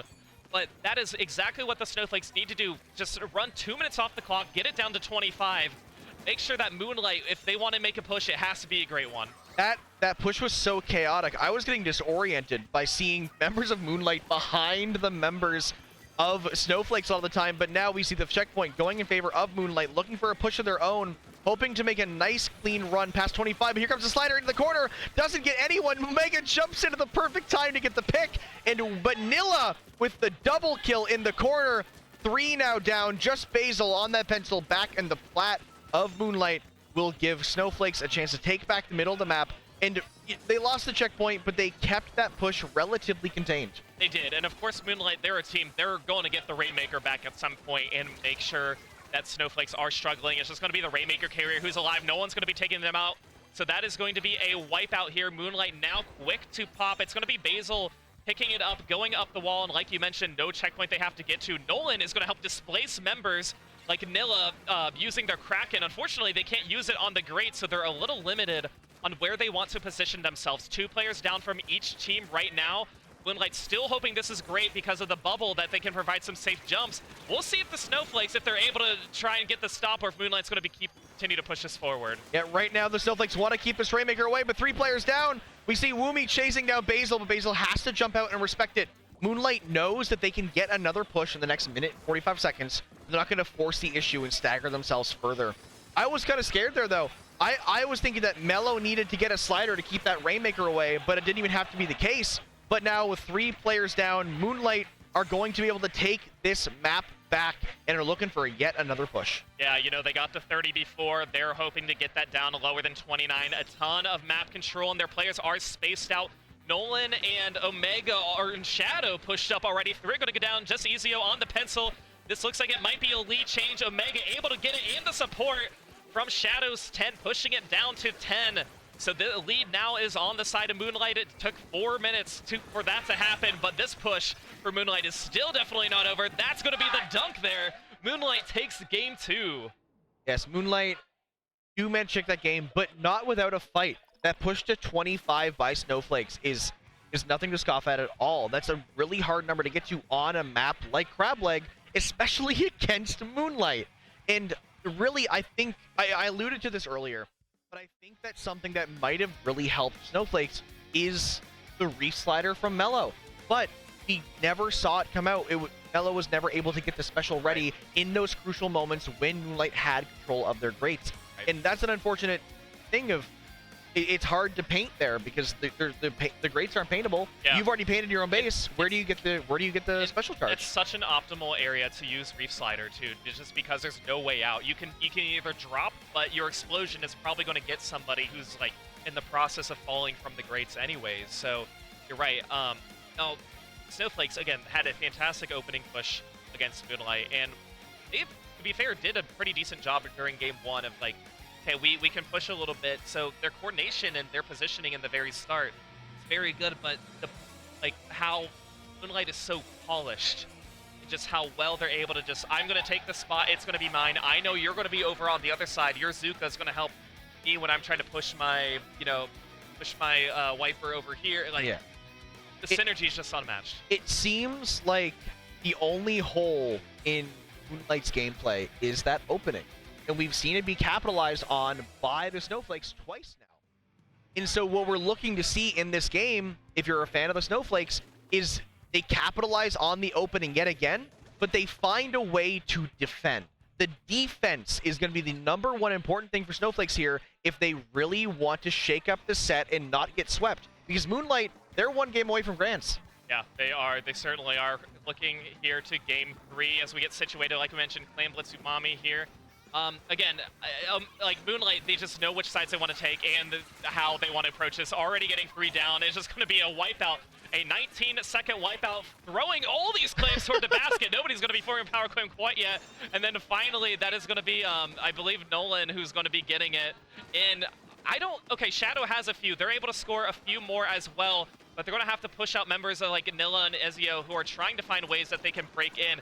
But here is where all the claims are finally coming in. 2 are going to go down on the side of Moonlight.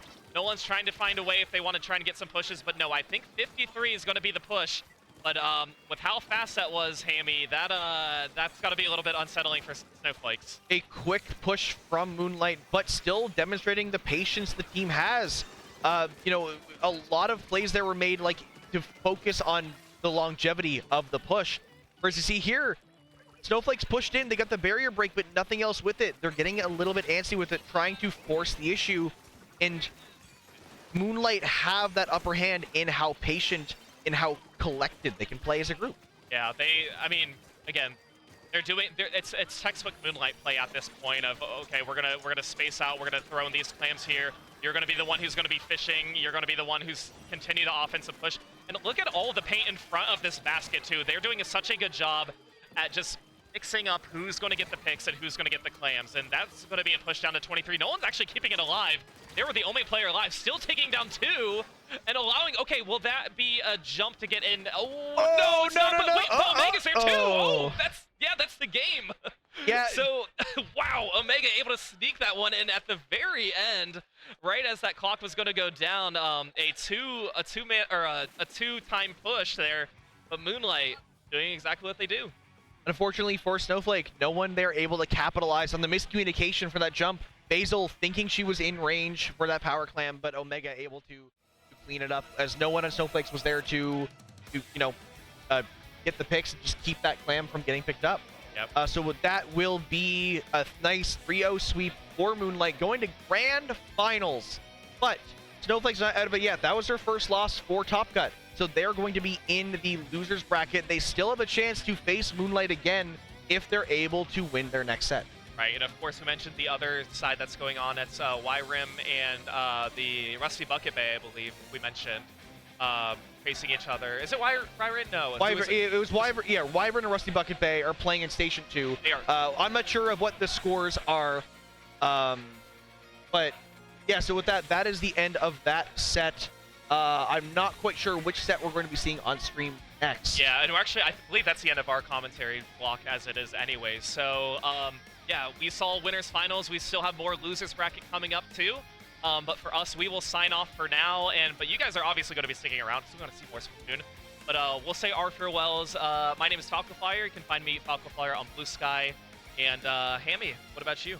I am Hammy, also known as Hammy in the Wall. You can find me in basically every platform, Hammy in the Wall. More importantly, you can find me right here on Blue Sky at hitw.inc, or just go right to that URL.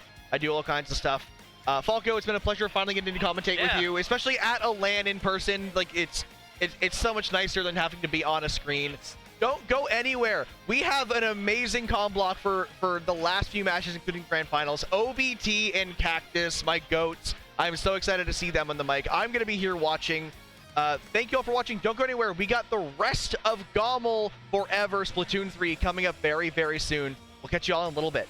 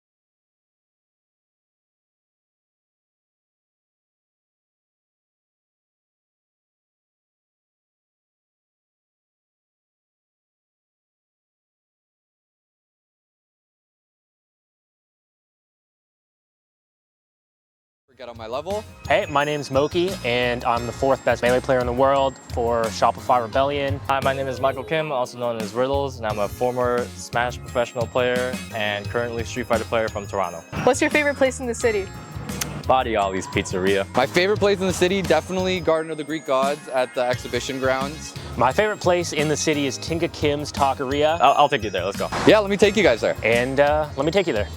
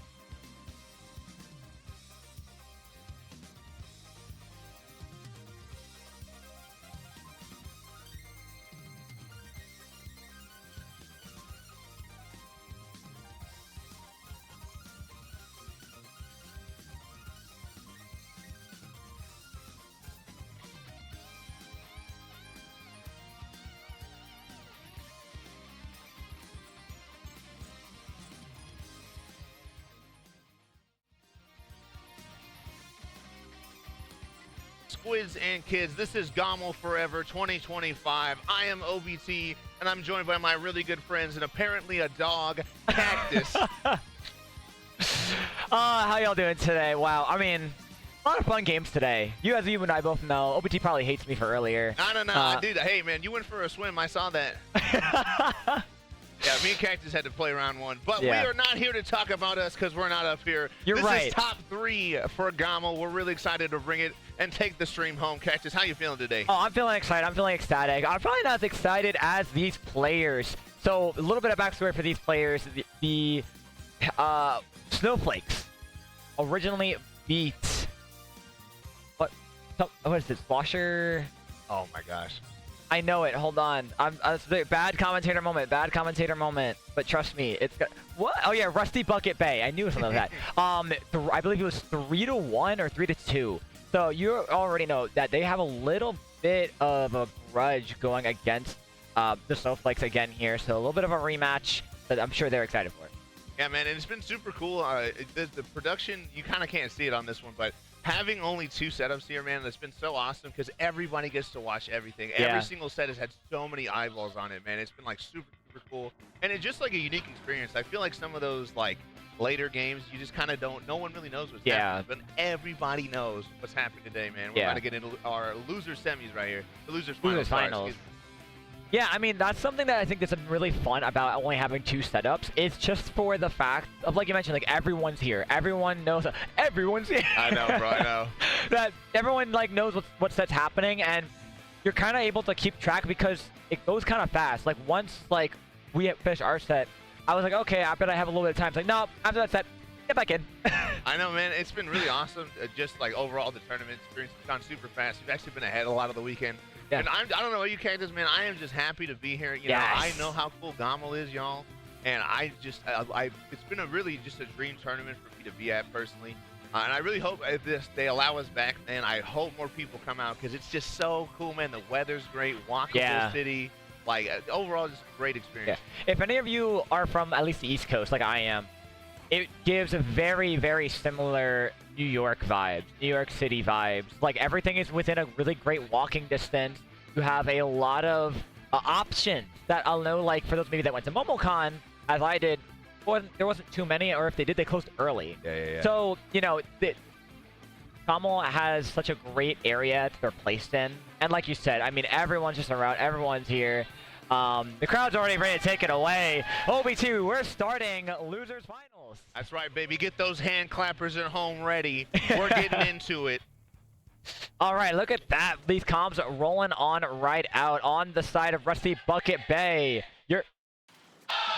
And the crowd says go. That's how you know we got to lock in. You got Pencil S-Blast with the Booyah Bomb, Splatter Shot, and the new Pro. I believe it's a Frozen Pro. Yeah, that's right, man. The Missile Pro making a lot of work here. I saw it against Crim's team earlier today. As you're seeing right now, the blue team kind of set up here. Cobb is going in on Nilla. Nilla's trying to fight there, and that's going to be the opening engagement going over to the side of the blue team. Absolutely, yeah. Right here with the Snowflakes. They're doing a really great job at holding a lot of pressure and collapsing. Oh my goodness. That's something you really love to see about this team, and you can see really quickly. They love to collapse and hold forward. They love to be very pushy, and you have to find a way to combat it. Like how Cobb's trying to combat these picks with the Zuka. Not really finding any connects. We'll find an assist. Pushing that left side. 50 points already on the board for the blue team, OBT. Absolutely. Rusty Bucket Bay going to use this Booyah to try to cap one of the zones. Unfortunately, you do need to cap both of them to kind of get the flip. They are not able to, and again, man, the Snowflakes have not let up. They are still in their spawn. Mecha here going to find a pick, and I think that's finally going to be the exchange there for Rusty Bucket Bay to cap. They do need to paint the zone, though, Cactus. There we go. Yeah. Talk about painting. Like, they got a little worried there. It's just trying to find those picks first. Make sure no one's trucking around. Missiles will come up from Mecha Char on this right side here. Looking to see if they can find any picks around. But again, these torpedoes are just spawning them out. Here comes the Booyah Bomb. Mecha backing on out. There goes some strikes to try to counter Char. Will not go off. Hammers popped. Will go forward by Woomy. Mello in that corner looking ready to go forward. They get 1. They get 2. 3 players down, and that's going to be the Snowflakes with the wipeout and capping that zone. Yeah, man, these players are playing hot today, and I feel like, man, that was just a classic collapse. You saw the reslider come out, you saw the hammer coming in, man, and everybody was dead after that. You already see Ezio, man, they're on this pencil. They're kind of just holding this top mid here. Members of Rusty Bay are making their way out there, but they do need to get past Nilla, which they do. Cooler coming out there, and there should be an interesting fight here in mid. Absolutely. Here come the missiles again. Two players already down. Mellow on their own gets picked off because they're playing a little too fast and a little too forward. Now you're going to see Rusty Bucket Bay push on in. Oh, but two go down. Oh no. Now you have to back on out of here. You're not going to get any more points on the board. Close to a delayed wipeout. Snowflakes now going to try to cap this zone, but will Cobb be able to stop Woomy? No, Woomy's going to try to get that pick. They will. Aggression, all steam ahead for the Snowflakes. Yeah, man, Woomy playing that really well in the shooter matchup where you can kind of just, once you damage somebody, you can kind of just run forward there and get the kill. Kind of like right now how Rusty Bucket Bay, they're cooled up. Gonna get hit by the car. You hate to see it, man. That's that forward F-150 right there, brother. That's right, running over the children, bro, in the neighborhood. As you see, Ivy Woomy trying to get some work done on this hammer. They are 10 missile. That's going to be a dead sword player there as we enter the 25-point range in this match. Oh yeah, but things are getting dangerous here. You're seeing a lot of solo fights come out of the Snowflakes, and that's getting really, really well punished. Here comes Nilla diving on in, gets picked off by Lux. That was a tap shot, unbelievable. They see Woomy on the side, but no one has capped the zone.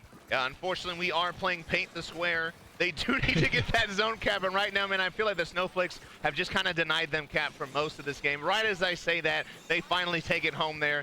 Zuka coming out at Mellow. We got these two members of the Snowflakes backed up in the corner. Ivy Woomy gonna find a pick. You see the Reef Slider coming out there, and now it's a 2v2 in mid. Yeah, absolutely. Look at all these jumps on the left side. They're going to try to apply pressure. Mellow from behind. Chara could not get that diff, but they will get a cleanup from Cobb and a nice little trade-off. But the cap goes back over to the Snowflakes as Mecha's going in solo, trying to find a pick on Mellow on this side, but they are going to get the pick onto them. So now it is going to be a kind of 50-50 for this zone right here. Oh! You know, you hate to get it, man. Stabbed in the back there. Lux not paying attention to the enemy that dropped above them. Kind of got to keep track of when the respawns are. Although Lux was alive for a really long time there. Finds a pick as I say that. Gonna be another hammer pick coming out from IBU. You don't want to be down there. You're in the Fight Club with Woomy. Hey, one thing about Fight Club, you never talk about Fight Club, but we're gonna show it all to you here because that's what we got. Unfortunately, it seems they heard me and they switch it right off to Lux, so no, we don't look at Fight Club either. Absolutely, Lux getting a lot of cooler. Oh, penalty down for the Snowflakes. OBT, they could ride this all the way. Yeah, it's a 2v2, man. This is not where you want to be if you're on Rusty Bucket Bay. They do stall the zone, man, but I don't know if they have the paint to paint over the Snowflakes, man. You have a lot of people in mid. Zuka coming out, hopefully gonna find a pick there. It doesn't find anyone, and now you really have to either win the fight or just kind of paint over the zone here. Yeah, right now Cobb in a really tough position trying to fight off Nilla, but Nilla might get the upper hand, and they will. They're going to get picked off, and they're just trying to paint this zone. Lux on the one side will get that cap. 15 seconds left to go, OBT. Booyah comes out against Chara, painting that right side. There goes the Mixels to launch the rest of the players back. They have to cap. If Rusty Bucket Bay wants a chance, they have to cap, and they got to hold it down. 2 players down. Strikes coming out. Things are looking dangerous, OBT. Yeah, man, all Ivy, Woomy, and the Snowflakes have to do is just kind of uncap the zone here, and that's going to be the end of the game, man. Clappers coming out, man, for the side of the Snowflakes. Ezio says, let's go, let's go. We're going into game 2, Cactus. We're going to game 2. Clappers come out. I think, as what they're saying, it's getting a little cold in here as they feeling the draft and the freeze from the Snowflakes. How will Rusty Bucket Bay find a way back from that? Because it was a very close game. Hey, absolutely, man. I just feel like they were just not able to break the Snowflakes and kind of like actually get set up for a push. You kind of saw them always on like their half of mid, their half of flat, man. But overall, man, close game, close game. Yeah, very close game, and you love to see games like that, especially how back and forth they are. And again, in losers finals, that's where you really love to see it. I believe so far, that's probably the closest game we've seen in most of the top 6 area of stats. So looks like we are going to be getting these players rated up very soon for this next map mode. And do you think we're going to see any comp changes? I actually feel like there's, just looking at the team sheets in front of us, man, I actually feel like there's a decent amount of wiggle room for people on both sides. So I think it'll be, you know, some constant names like the Pen and maybe like the Wiper. But overall, I don't know, man. They are at the level where they could play multiple. I can't say that for myself, man. I pretty much just play only buckets. So. Hey, as a shooter player, you know, any shooter works for me. He's like, you know me, man. Best class in the game. But we're getting to Rainmaker Undertow, everybody. Ooh. All right, we are going to see Lux switch over to the heavy edit with Cooler. No comp coming out from the Snowflakes. Crowd says go, OBT. They are going to be raring off to the center of the map. Who will get that first pop? Yeah, it's so interesting with these new kits, man, and it just adds another element of people that have really good subs and just really good kits overall. You're kind of seeing IBWumi try to distract some people as the rest of his team gets cooler and tries to go in there. That is going to be one down there. Nilla wisely going to see that I am not going to win that fight. Backs up, grabs the cooler, man. Tries to avoid this missile, but unfortunately is going to get taken out there by Mecha and Chara. Absolutely, and right away you do love the aggression from that right side. Although I'm curious, if you have two players on the right side, what do you want to run that rain? It looks like they finally are. Lux watching from behind, Strike's coming on out. Cobb's going to be the one to grab it, being their frontline shooter player. Not sure if that was the intended goal. Just Chara left alive. Chara's just going to try to ego fight here and cannot find it against Nilla. Bro, I don't know about you, man, but I felt like Cobb was the slowest Rainmaker carrier in the world. I was like, bro, they need to hit the laps, man. Yeah. Like, come on. They were moving so Hey, bro, slow. that's what happens when you skip leg day. Oh my goodness. But hey, man, that is going to be Ezio getting the dunk and not much other on the side of the Snowflakes. That's going to be pretty much the end of the push. IBWumi going to see if they can find something before they die to pop horribly. They do decide to back up, and I think that is going to be, again, man, Rusty Bucket Bay going to hold him right here. Absolutely. Here come the missiles to push him further back.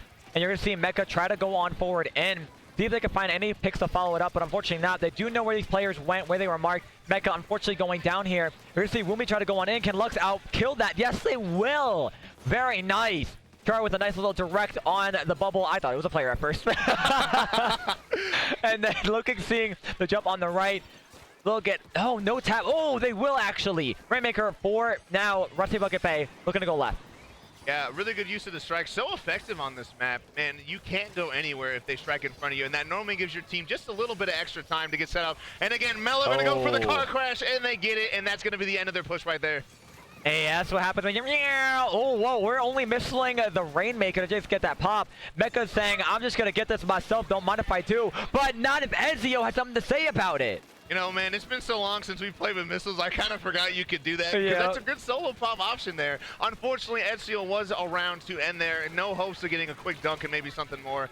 But man, I feel like this is almost the exact opposite of what we saw game one. I actually feel like now it's kind of like the Snowflakes struggling to get out of their side. Mecha and everybody else have just been holding here in mid so long. Thanks to Cooler and thanks to Lux kind of just being unkillable right now, it seems like. Well, while that might be true, don't forget they also have the lead. Not a massive lead, right? 2 points, pretty much a checkpoint separation. They have a 2-point lead. You know, I just feel like they're stalling. So yeah, I know, all right. I think they're actually stalling the Rainmaker in mid, and they just have to hold it for as long as they can. But yeah, great defense off by the Snowflakes. Doing a really good job. Mel looking for a pick on the side, but gets punished immediately. And something I'm noticing, OBT, both these teams aren't really playing as much coordinated, but more scrappy. They're getting against each other, running in forward, trying to find these picks left and right, and whatever works is just going to work. Yeah, you know, unfortunately, man, when I think about these kind of games, it's always so scary because you know that they're close and they're evenly matched, and it's all about really who can get the first really good wipe and actually get a push going. And right now, Nilla is trying to get that for the side of Rusty Bucket Bay, man. They only have to get like 1 point to get the lead. Mecha shooting at the Rainmaker. That should be the pop. Can they get the grab and the move, though? Cobb shooting missiles. Zuka The stall by Nilla also. Did you just see that? Everyone on Rusty Bucket Bay used all of their specials. There was nothing, no resources left to keep going forward. Now that will be a little bit of a lead swap, and down goes Chara to Mello's Roof Slider. Cobb fighting the 1v1 on the side. Will they stay alive? They will. They know there's a jump there. They're just going to try to get the pick here on Nil. They will. That's a wipeout. OBT, they're going to run it. Like I said, man, it's all about who gets that first wipeout. Mecha in a great position, going to get a push to 3. But it's just so hard, man, when you spend so much of the match just kind of like scrapping, like you said. Like, it's just so hard because you can't get a real push going, and then something like that happens. You look up, and suddenly we have 1 minute left, man. They got to really get some stuff going here. Yeah, and I don't know if you saw what happened, but Chara flanked behind and was able to get that pick to stall them a little bit more time. Now no one jumped in, so they're just going to try to stall for the mid game. But with Mello going in and just going down immediately and Nilla to follow suit, we're not really... It doesn't look like they're really planning out our specials. We're just kind of using it to hope to get picks, and that's not what they need. OBT, they need a plan for 30 seconds left. Yeah, man, probably a better plan than just Reef Slider and mid and get killed immediately. That was a great moment on the spec cam, just seeing how really good Reef Slider is, guys. I promise, all right? 20 seconds, not a lot of resources on the side of the Snowflakes. Kind of just hoping they get some good picks here. But, man, I feel like Rusty Bucket Bay is just doing exactly what they need. They got this huge lead. They just need to keep them staggered going in the last 10 seconds, and somebody's got to get something happen there. Missiles coming out, trying to stall all progress as you see Zuka and Chara on the blast is going to end the game right there, man. Hey, GG Blaster, love my AoE. Man, it's so hard with Rainmaker when you got to go all the way across because you're like, man, somebody's just going to drop and kill me. Yeah. And I'm sure that's exactly what that Rainmaker carrier thought because that's exactly what happened, you know? Yeah. But great use of specials there at the last 10 seconds. You saw the Zuka coming out. Really good use of missiles just to kind of make everyone uncomfortable and you know where they are. Yeah. And I just feel like you're really seeing a lot of these people. Most of them have experience with missiles, and just I've seen a lot more better usage from just people that played a lot of Splatoon 2. Yeah. And I told everybody, bro, like Cactus can vouch for me, man. I told you every single update we risk getting missile shooter, and now we have it, and this is what you get, y'all. It's what you get. You get a new pro with the missiles.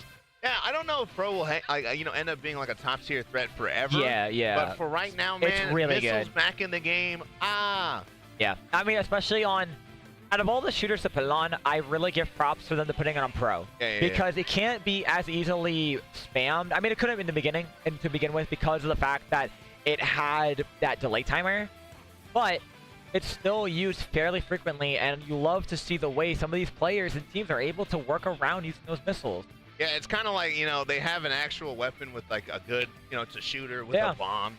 Because before your missile options were like Wiper and Reflex. Yeah, Viper, Reflex, no harm to those, man, but just like, the Pro is just a lot better. Yeah. It gives you a lot of good range to have. It gets good pressure poking as a sub as well to whatever you might need it for.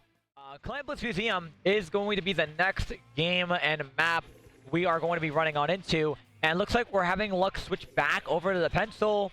No switches from the Snowflakes. Yeah, this is like one of God's best pencil maps. It's probably up there with like Crab Leg, So I think, man, Lux's plan is just, both pencils' plan is just going to be trying to get set up on mid. You're seeing one person do the classic, I'm opening up on far right. And, man, Rusty Bucket Bay ready. That's 2 members down. That did not work out for them. As you see, man, they already have a ball ready in the first 15 seconds moving up on this ramp. Yep, moving on up. What their goal here is to try to take care of that plat. Chara's pushing by themselves, trying to ledge cap here. Missiles and Zuka will help get one. Looking to see if they get another. Mecha's going to try to poke on in, and they know they got him away fast enough. Mecha could not get that dip, but will get the power clamp score. Wumi looking to push her on the side of the spinner, but a lot of clamps being scored. Can they win that fight? Yes, they will, and getting an assist on to Chara. And that's going to be the end of that first push. And that's why everybody's here, man. Basket open at 4 minutes and 30 seconds. Even though they only got it down to 71, man, that's a statement right there saying we can eliminate you in the first opening skirmish and get you all the way to the objective. And again, man, Rusty Bucket Bay is alive right now, man. They have not let their foot off the gas for the Snowflakes. They're already back on their side of the map with specials, with the ball. Yep, and they already do see a player in mid using that Zuka here to try to get a good pick. Unfortunately, Zuka AoE is not going to help you there. Mecha does score another power clam. Jumps on out to reset. Cobb on the top left here will score a couple more. Gets picked off by Ezio, and that's going to be that push stalled just a little bit longer. Although now this does give Snowflakes opportunity as they do get another extra pity clam. Yeah, Snowflakes have done a good job on shutting down both their pushes. But still, man, I feel like the cool thing about Rusty Bucket Bay is that the fact that they are able to, when they open the basket, kind of have members also around in a good spot to throw the clams in. As I say that, they do get both the power clams in. Going to be down to 60. Not going to be any more than that. Probably not a hope at getting the lead change. They know where you are, SEO. They're like, maybe they won't find me. I don't know, man. I think I'm safe here. No, you got picked off. You got to reset. Just like how already you have all of Rusty Bucket Bay reset in mid, looking to see if they're able to get another push forward. 2 more power clamps to their name. Yeah, and they didn't work out the first time, but it is definitely working out now. Wumi dropped behind them, and actually that's going to lead to basically delayed team wipe there. Really good stuff to them. You saw they were really in position to get the push going, but man, as soon as Wumi got on there, collapsed on their backline, it was kind of curtains there. Pop and hammer. This should be hopefully another basket open and a lead change. They do have a lot of clams. They need to win the team fight. If they don't, unfortunately, it's just Mel, and they're forced to retreat. Yeah, and really good call from Mello to back on out there and try to reset. Again, Mello, they know you're there. Nice jump out. But they're doing a... Oh, no! Ezio, what are we doing? We're not playing a shooter weapon. But Grimace emoji, you hate to see that, bro, man. Like, they knew you were there. They got you, bro. They got you. Missiles coming out, and kind of highlighting that you are a little bit vulnerable during missiles. And again, Ivan, when we almost pulled the trigger, got that, but they just had enough support from Lux to get that. Not able to back up. Mega says, I'm coming for your throat. I'm not going to die to this bomb on stream. And again, man, we're back. Rusty Bucket Bay on the side of Snowflakes, almost with the ball. Yeah. They're about to make one right now. If their teammates won't go ahead and steal it, that they will. Chara with 5 on line if they need it. Going to set on top here. Try to get a pick on Nilla. They will. There was a reslide that did come in and get rid of their pro. And they're just looking to see where they should use it. Oh, wow. That Booyah Bomb now gets no value because that pick came at the same time as they threw it. Yeah, man, the Snowflakes right now doing a really good job of cycling their specials, making it hard for people to get on the map. On top of really good positioning from Ezio, man, I just feel like there's so much crossfire, they can't really get up to open. Even though they've been on their side of the map for what feels like a minute now, I just feel like they did such a good job denying them with just a rotating, kind of keeping the specials going. And even though you saw Ivy when we do all that work, they somehow get to the basket and open it, even though I don't think they're going to get a lot off of it. Now, not unless Mega can make that jump. Nope, they'll get punished by Nilla on the side. Mello watching that side. We will see when we pop that hammer to try to get a pick. Unfortunately, nothing will be found. They're on the plat, getting pushed right off. I mean, and there's the counter as well. Yeah, you got to be careful when you're poking a pencil like that. If you don't hit it the first time, you want to leave. Yeah, man, like, they saw it. They're like, I don't know if I can take Lux. And Lux was like, yeah, I'm killing you for that. You're not. Perish. Yeah, you can't mess with pens like that, man. Good pens, they know that they have advantage, and they will get you. They always do. Wow, big explosion. I don't even know where that came from, but it's going to end up with 3 people in the mid for Rusty Bucket Bay and only 2 on the side of the Snowflakes. Yeah, and they're just going to rush on forward. Chara's behind. I'm not sure if they're going to reset. Oh my, a splat bomb takes down 2, and that's a full wipeout. Rusty Bucket Bay, last 15 seconds, grabbing all the clams on the map, saying this is our economy and our stonks are on the rise. Booyah Bomb held to come on out. Is there a pity online? I don't think so. Yeah, I saw and that's going to be game 3. Rusty Bucket Bay. That's a really great example for those of you watching at home why you gotta watch your jumps. They were really trying to force something. Yeah. With, they were like, okay, we're on our side of the map. Let's throw the power clan out there. But as you saw, man, jump to somebody, die, get a double with the bomb, and after that, it's just a team wipe and you lose the game, man. Yeah, you hate to see it, but also that's what separates the good from the greats, right? I mean, they are aware of situations like that, and they're going to be able to collapse on it, and that's exactly what happened there. I mean, huge props also to Chara, to sticking to the flank, because I feel like a lot of players that aren't shooter players will reset in times like that. But Chara was very committed. Ezio really, I feel like, the call it wasn't to fight it, it was just to go, and that's really what caused that downfall. Yeah, man, Chara is definitely one of those people like Tetra players that's just like used to being shot at, and they're like, you gotta kill me. You can shoot at me all you want, man, but I'm taking somebody with me. Very interesting game, between like Rusty Bucket Bay always just kind of being on the offensive, but also a pretty decent defense coming from the side of the Snowflakes. I really do think that game would have been a little scarier had they not died to that jump-in bomb. Yeah. So I know it's, again, man, it's 2-1 right now, but it's close, though. It's close, though. Oh, it's very close. These games are all nail-biters. And it's one of those times where, like, if it was, like, let's say a 3-0, like, it's not going to tell the story. Because, like, obviously, if you're watching now, you see how close that single game was. That really could have gone in any direction. It's just a matter of those small mistakes being made. And once you correct those, or hope you know how to correct those into the next game, where you can really get things going. Yeah, man, and I know it's always hilarious to say it was 3-1, but it was close still. But, like, unironically, man, even though they're close, usually the right team is coming out on top. But right now, it is match point for Rusty Bucket Bay. Hopefully, Snowflakes can fire back here on Mega Mart. Yeah, we're going to keep the same comp on to both sides. Oh, I lied. Sorry. Nilla going to vanilla splatter shot. We said we don't need strikes. We will be able to outpower Rusty Bucket Bay, as you're going to see a huge fight on that left stack. They get Lux. They get Mecha. Chara coming in the back trying to support. Gets one. And Cobb is going to fight off Nilla on the side. That's a wipeout. And Rusty Bucket Bay holds on the skin of their teeth, OBT. Dude, man, I don't even know how that happened. I was like, man, they got 2 down. Mello's in a great spot. They're jumping everybody. But Chara, man, on that side, on their side stack, was able to stall the tower. And somehow, against all odds, Rusty Bucket Bay won that first engagement. Now they're past the first checkpoint. not only winning the first, but the second, third, and more to follow. They're being very aggressive and really doing a great job of just going forward. Mecha with those quick missiles said, let me hop off tower and let me hop back on. Let me go ahead and keep going forward, as now they're going to be very aggro with this pro. I feel like the more aggro than we usually see pros being. Oh, look at this 1v1. Oh my, that's the Mecha diff right there.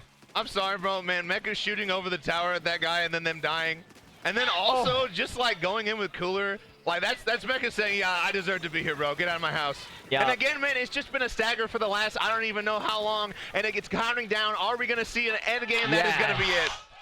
Yes, we will. That's going to be a nice KO, and the pop-off from the crowd and the players.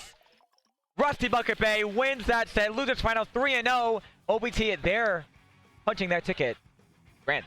Yeah, that's right, man. And again, shout out to third place here at GOML. It's going to be Snowflakes. Really great stuff on there, but man, they just could not get it together. Mega Mart's such a scary map to get steamrolled on like that, especially TC, and they just kept the ball rolling.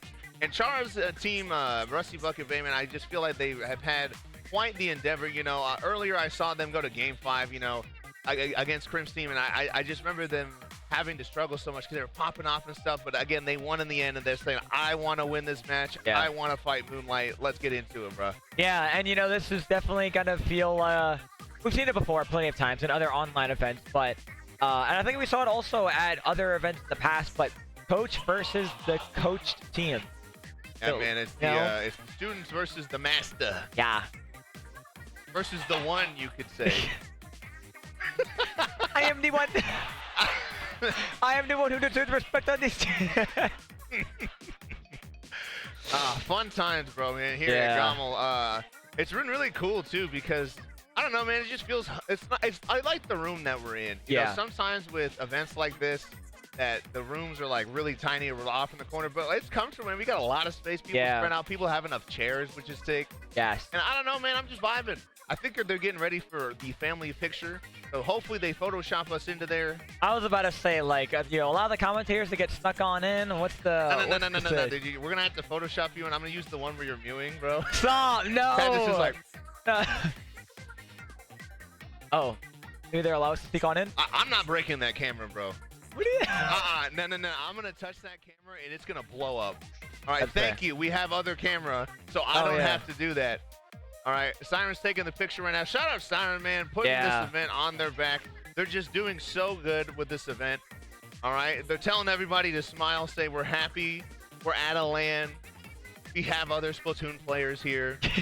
Remember to say that you love it being here, because sometimes the joy is just too much to get the words out. Yeah, you know, like, I mean, I don't know how many times this weekend just the existence, man. It's just such a great vibe, and I just love being here. It's amazing. Siren trying her absolute best to get every single person in possible. That's a Rubik's Cube? That is a giant Rubik's Cube. I know. Shout out Rubik's Cube person, man. And look at all those smiling faces. Yeah. No, that's what the cool thing is. At the end of the day,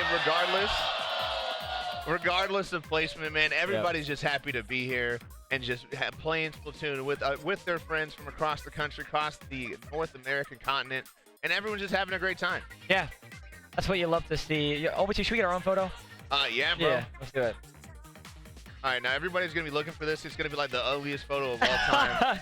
I'll send it to Siren. That's right. Here it is. We're taking the photo. Here it is. We're taking the photo. Hey, well, you know, it's like Mr. Rogers, bro. You know, he used to always talk about feeding the goldfish. Yeah. Just in case you can't see the screen. So if you're watching this doing laundry, everybody's waving us. We're so happy. Oh, picture with us. Oh, yes. Heck yeah, dude. We got to include no matter what. That's right. Let's go. Cactus is saved from the mewing photo. We have Arm of Czar. Shout out Czar. They're doing the spec Yeah, kick. boom. Ooh, the flex. Ooh. Look at this, bro. Wow. See, that's how strong you get if you do spec cams. So Yeah. if you want muscles like that, spec cam. I wouldn't have it any other way. Or you could do it the cactus way. Just do push-ups every day for Dude, a literally year. every day. I don't know what's up with you and everyday challenges, man. You're like, I must do push-ups every day for a year. Well, I don't you must know, stream it's every day for a year. Hey, don't you know? It's every day, bro. It's every with that Disney Channel flow. Oh my god, 5 mil bro. on YouTube in 6 months. Never done before. Hello, word police. And see what's funny is that some people thought that was hilarious. Like everybody that's old was like, I don't know what this is, bro. And then all the Zoomers were like, that's lame, man. I remember that in like 5th grade. Yeah. But hey, we are getting set up for grands. Again, it's going to be Moonlight versus Rusty Bucket Bay here at GOML. Really exciting stuff, man. Moonlight undefeated. I don't even know. Have they dropped a game, Cactus? Moonlight has yet to drop a single game. They almost dropped the game 2 times. And then they didn't. And then they did. Once was against, I believe it was against WyVeRN or Snowflakes. And the second time was against my team. We got Rainmaker down to 16. They got to 11. Yeah, I remember watching that, bro, and I saw the 10 shield. I'm like, oh, no, man. They're not shredding the 10 shield, man. Yeah, no. We have nothing to shred. But, hey, you know, there was a wager for the first set of, like, dude, if you take a game, bro, I'm jumping in the fountain.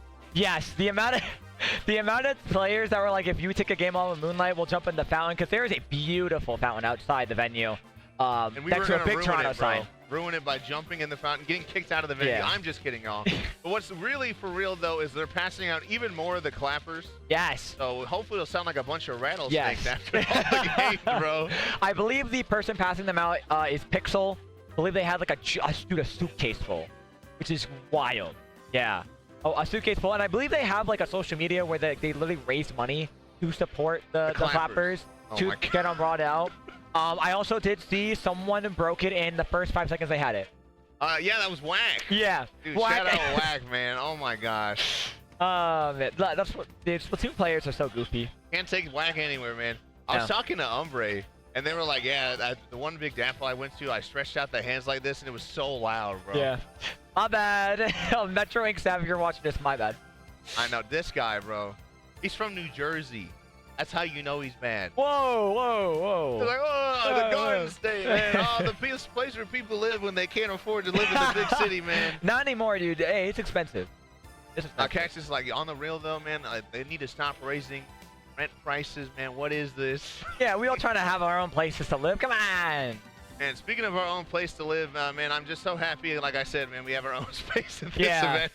Yeah. I know the rent here, man, has been just great, honestly. Also, it's been really nice to go to like a large event with like an artist alley too. Yes. I met one of my niche internet celebrities. There's this guy who made the Smash video. Oh, and my girlfriend quoted all the time, and I was like, halfway through the conversation, I was like, "Are you that guy?" And he's like, "I am that guy." And I bought a rug off of him, so I now have a Randall rug. That's the little cloud with the GOML logo. Oh yeah. So I'm taking that home for my prize, bro. Dude, that's sick. My prize is, I think, right now, literally every sticker someone that had that threw at me. Yeah, I know. And that's the other cool thing, man. If you go to LANs, you get free stuff. You get, like, hand clappers. People just give you stickers. Yeah. They'll hand you stuff. For those who maybe know, OGFC win, Shaq is around, and I made the mistake of giving them one of my business cards. They have went to every player in the venue for Splatoon to say, do you know who Blitz Cactus is? I'm like, thanks, Shaq. Yeah, man, but Blitz Cactus has been called lots of things. Blitz Cactus 1, man. Just Cactus. Blitz, his favorite one. He loves that one. No, don't spread that agenda. Dude, I could end Cactus right now by revealing his old tag, but I will not. Out of respect, bro. Thank you. I appreciate it. So, no, man, they love shiny hunting. That's all I'm going to say. Stop. I'm going to go. I think I still have a video or two. He's like, I'm unlisting this right now, bro. I'm about to unlist it. Let me pull up. Unlist. Man, speaking of lists, we're just getting people in the lobby here, man. Yeah. I think we're waiting on one or two more people. Yeah. Honestly, I'm not going to even say that until after the event, so I don't even want to jinx anything, but yeah, man, just trying to wait on a couple people. I think it's one member of Moonlight. Oh, my goodness. It is. SMH, bro. Basil.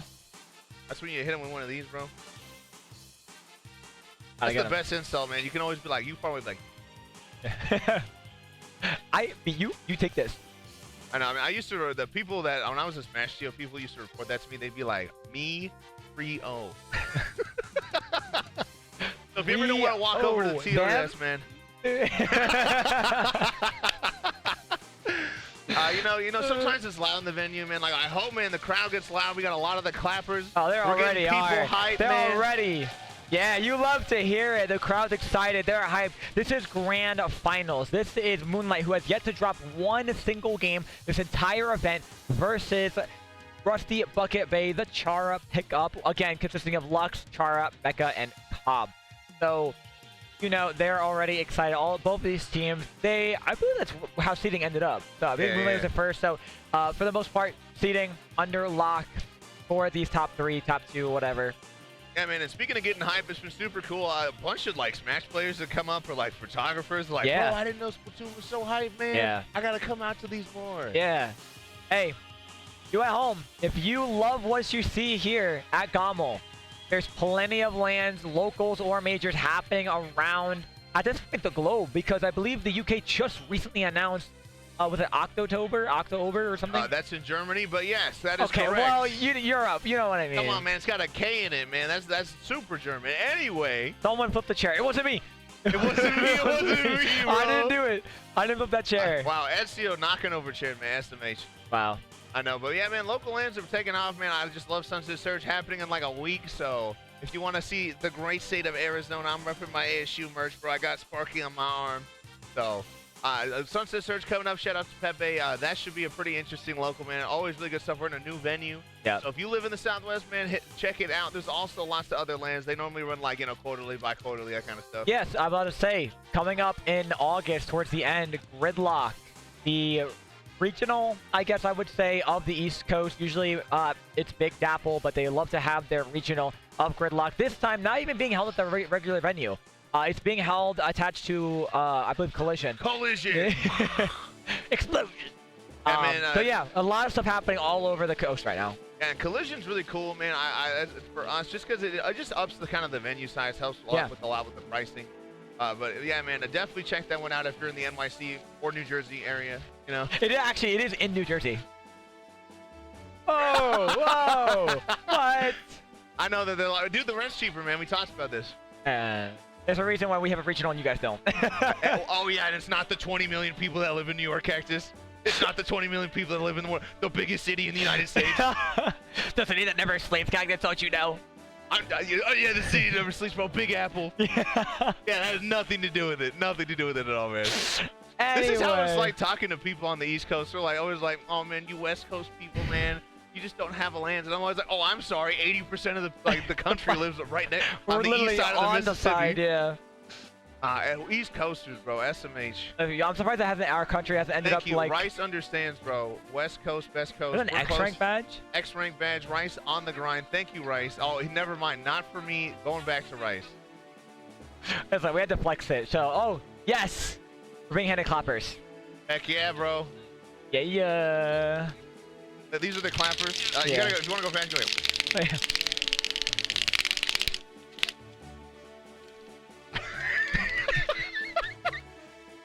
I was so excited, man, when I was like, oh, I get to hang out with Cactus, and they put us on grands, bro. Best decision they've ever made. I know. I'm sure no one's regretting this. Not Popgun right now, man. No.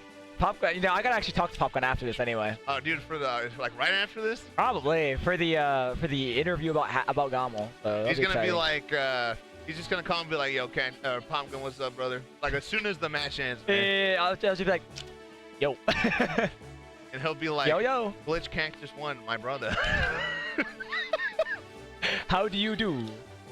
I know, I've been saying it all the time, especially in traffic. I'm like, my brother. All right, you hear the clappers going. I think the crowd's ready, y'all. Yeah, they're getting ready. They're getting locked and loaded. All right, we hit all set. We're getting finalized players. Oh, that's increasing the crowd's hype. They love to see that getting ready.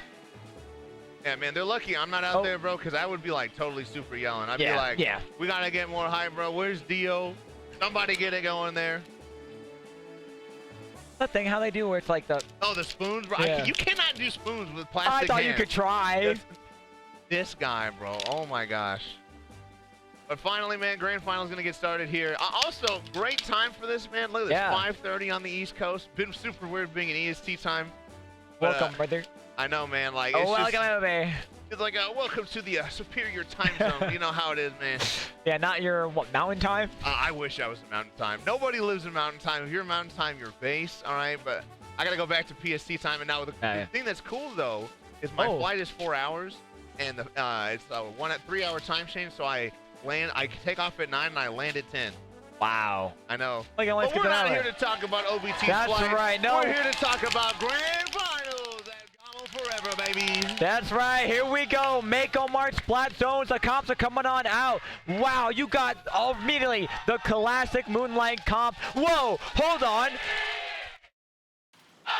That's right, that's what I'm waiting for. Not only that, but also Chara with the switch up going to the new Dread with Crab. Right away, we're going to see Moonlight have a great opening on the left side, but down goes Nolan. 2 rushing onto the middle. Mega trying to get on that side against Mecha, but will get picked off. Moonlight, 2 players down at this very moment. Rusty Bucket Bay holding forward and really close to a Crab to get it going. Yeah, really good stuff to Chara, man. He's going to immediately pop that Crab to try to stay alive here. Just harassing Moonlight SS Nolan there. Nolan, I guess, is just going to live there and totally be fine. But really great stuff to Rusty Bucket Bay there at the beginning. You kind of saw, man, 1 pick led to a total collapse. That classic move they've been doing. Really good stuff. Mecha shooting the missiles. Shadow gonna have to back up, bro. They do not want missiles onto their shield as the Mecha tries to jump in or get something started. Yeah, absolutely. Right away, you're seeing Mega on that right side, trying to get a pick on Mecha as they do burst him a little bit with that splat bomb. Luca coming over on that left side, and they're just going to try to fight for that cap to hold. Omega knows someone's on that right, tries to get that pick. They're going to try to reset here a little bit with a little fancy squid roll to cause some action. That's going to be a cap for Moonlight, as now here comes the Booyah Bomb, using that to try to get a pick on Chara. Down goes Cobb. It's a good hold for Moonlight, but 2 players down. It looks like that is going to be the swap back over for the zone. I don't know what's up with this game. Everyone's like, I'm losing a fight. Here, let me special. That'll save me. I did not save Chara there, man. Did not save Omega. But, I mean, it's kind of showing off, man. Booyah Bomb does help in that last couple fight, man. Just trying to live a little bit longer. Man, it's just been a slobber knocker, man. Hard for everybody to keep up on matches like this. Oh yeah, this is exactly this is how Splatoon is going to be, right? You got a lot of fast-paced action. You blink, you miss it. That fight just caused a wipeout. And right now, we're gonna see Omega go down to Azuka by Cobb, looking for another pick. Tension on that left side, but we are gonna have Shadow on that left stack. Mecha now going down as well. Moonlight has 3 players down. It's the coach versus their team, and they get 4v1 to RIP Chara. They go down with Crab. Yeah, man, really good stuff to Nolan there. They had Cooler, but they were kind of using the ledge to hide it, so they were able to shark there. And as soon as the other team dropped, man, they were right on them. Popping Crab, popping the bubble. I guess this is going to work out. Omega going to get out. Zuka hitting Chara. Man, I don't think you can write some of this stuff to happen there. Yeah. That's the thing about LAN, right? Literally anything can happen. There's no latency. Things just work. And we're seeing everything literally work in the favor for both of these teams. No on this left side trying to get a pick on Lux. They will finish it. Oh, wipeout down. Moonlight has a lot of space to take for free. Yeah, and it's hard, man, when you're scuffling for so long. And then finally somebody gets the wipeout. It's so hard because now you're in a really terrible position. You don't have very many resources. As I say that, both members for Rusty Bucket Bay that had specials go down there. And it's just, again, man, making this even worse. They're almost at a penalty and just trying to kind of get anything started. Luck's going to start with the Cooler. You're seeing Zuka come out. And we should hopefully be back for the other 2 people to get their specials online here. But they got to make a move now, Cactus. Oh, they got to make that move. But unfortunately, OBT, they're diving. And that's not what you want to see. Omega knows Mecha is there. And they're going to just back on out. They're close to a bubble. Crab has popped out, thankfully, for that Cooler. Zone's going to be teeter-tottered. Mecha trying to fight it off. Can they get paint on it? No, they can't. The bubble's fighting it off. Moonlight holding that cap. They're fighting for it. OBT, can they get it? Not just yet. Moonlight has the number advantage. I don't believe Lux will be able to do much about it. Wipeout on screen. Moonlight secures game number 1. Yeah, man, that's just classic stuff, man. They let Nolan do that same thing again, bro. As soon as Chara popped Crab, they were dead. Everybody else around them was dead. It was just Mecha. Now, luckily, I mean, for Rusty Bucket Bay, man, they were able to kind of hold it down and almost get the zone, but everybody on Moonlight knows, man. Like, they have to paint the zone, and I can just paint over it, and that's exactly what happened there, and they just were not able to cap. But great stuff to Moonlight for that first game. Oh, yeah, especially after the rough beginning. Moonlight, I like to think I call like the first 30 seconds their warm-up. Because that's where they kind of take all that time to process. What's the enemy team doing? What is the style they're going for, and how can we quickly combat this? And they are doing a great job at finding that out and making the comeback for that knockout. Yeah, man, it's like what you said. I don't know when the last time they played is. Yeah. So they're kind of, getting their stuff out, but I think it always feels good when you're the winning team to really kind of start from behind and be like, yeah, we won the match anyway, bro. Yeah. No, yeah, exactly. And looks like, that's right, we get counter picks, OBT, for Grand TC Mako Mart. So I guess we're not done grocery shopping. That's right, man. I know this is called something else in Japan, but like, I feel like Mako Mart is just a classic stage. Yeah. Also, I really enjoyed the smaller map pool of this tournament. Yeah, just 'cause, it's like, been nice. You don't have to worry about some random team picking Yeah. some stupid map that you haven't played on all weekend. I'm glad that they did not allow Urchin. For real, man. For those who don't know, there was a poll, one Urchin dropped if we wanted to add it to the map list, and thankfully, everyone said no. Or not dude, everyone, but most said no. That map is bad. All the Splatoon 1 maps they added back are bad. Yeah, they're kind of rough. You don't see them in the competition, but what we do see is game number 2 loading underway. Tower control, Mako Mart, the crowd's hyped. They're excited. Let's let the crowd take it over real quick, OBT. That's right. Here we go. We're going to hush up. Man, you just don't get that in your bedroom at your family's house. You know what I mean? Like, that's why we're all really here. When you get a bunch of people yelling ready to go for the start of the Splatoon match. Kind of, again, we're just kind of waiting to see here Chara's poking on that right side against Nolan. And now the Crab's coming out. Chara directly in front of the Crab. And that's going to be, I think, a triple there for Shadow. Oh, man. And that's, again, what happens when you just aren't ready for them to have a special there. And I feel like, man, Rusty Buckabay was not ready for that Crab to come out. Definitely not. Shadow, wow. Wow. That's a new one, bro. The drop, get one kill, immediately jump back, bro. Good stuff to Chara. That's nasty. a play, bro. That's a play. That's just Chara aura, bro. I know, aura farming, bro. Get that kill, immediately jump back with cooler. Yeah, here are the missiles from Mecha to keep that going forward.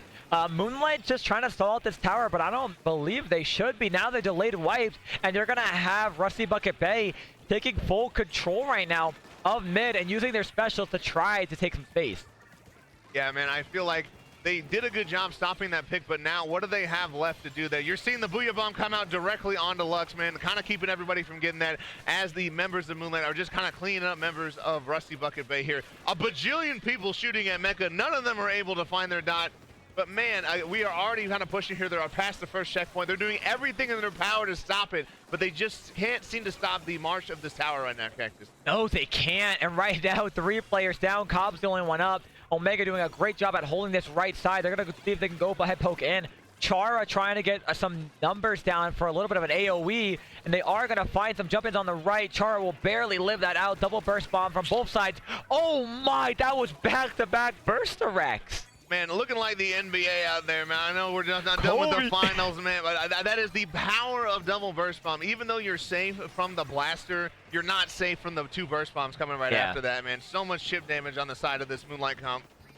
Yeah, and they're playing so well right now. Look at this. Only Omega on that side. Wow, and you're going to have Nolan as well to support. They're all jumping on in to just make sure they keep this push going. Nolan is just getting a lot of great picks as Omega was on that side. They are going to back out. Crab on the tower. Down goes 1. Moonlight still trying to push this as close to that checkpoint as possible.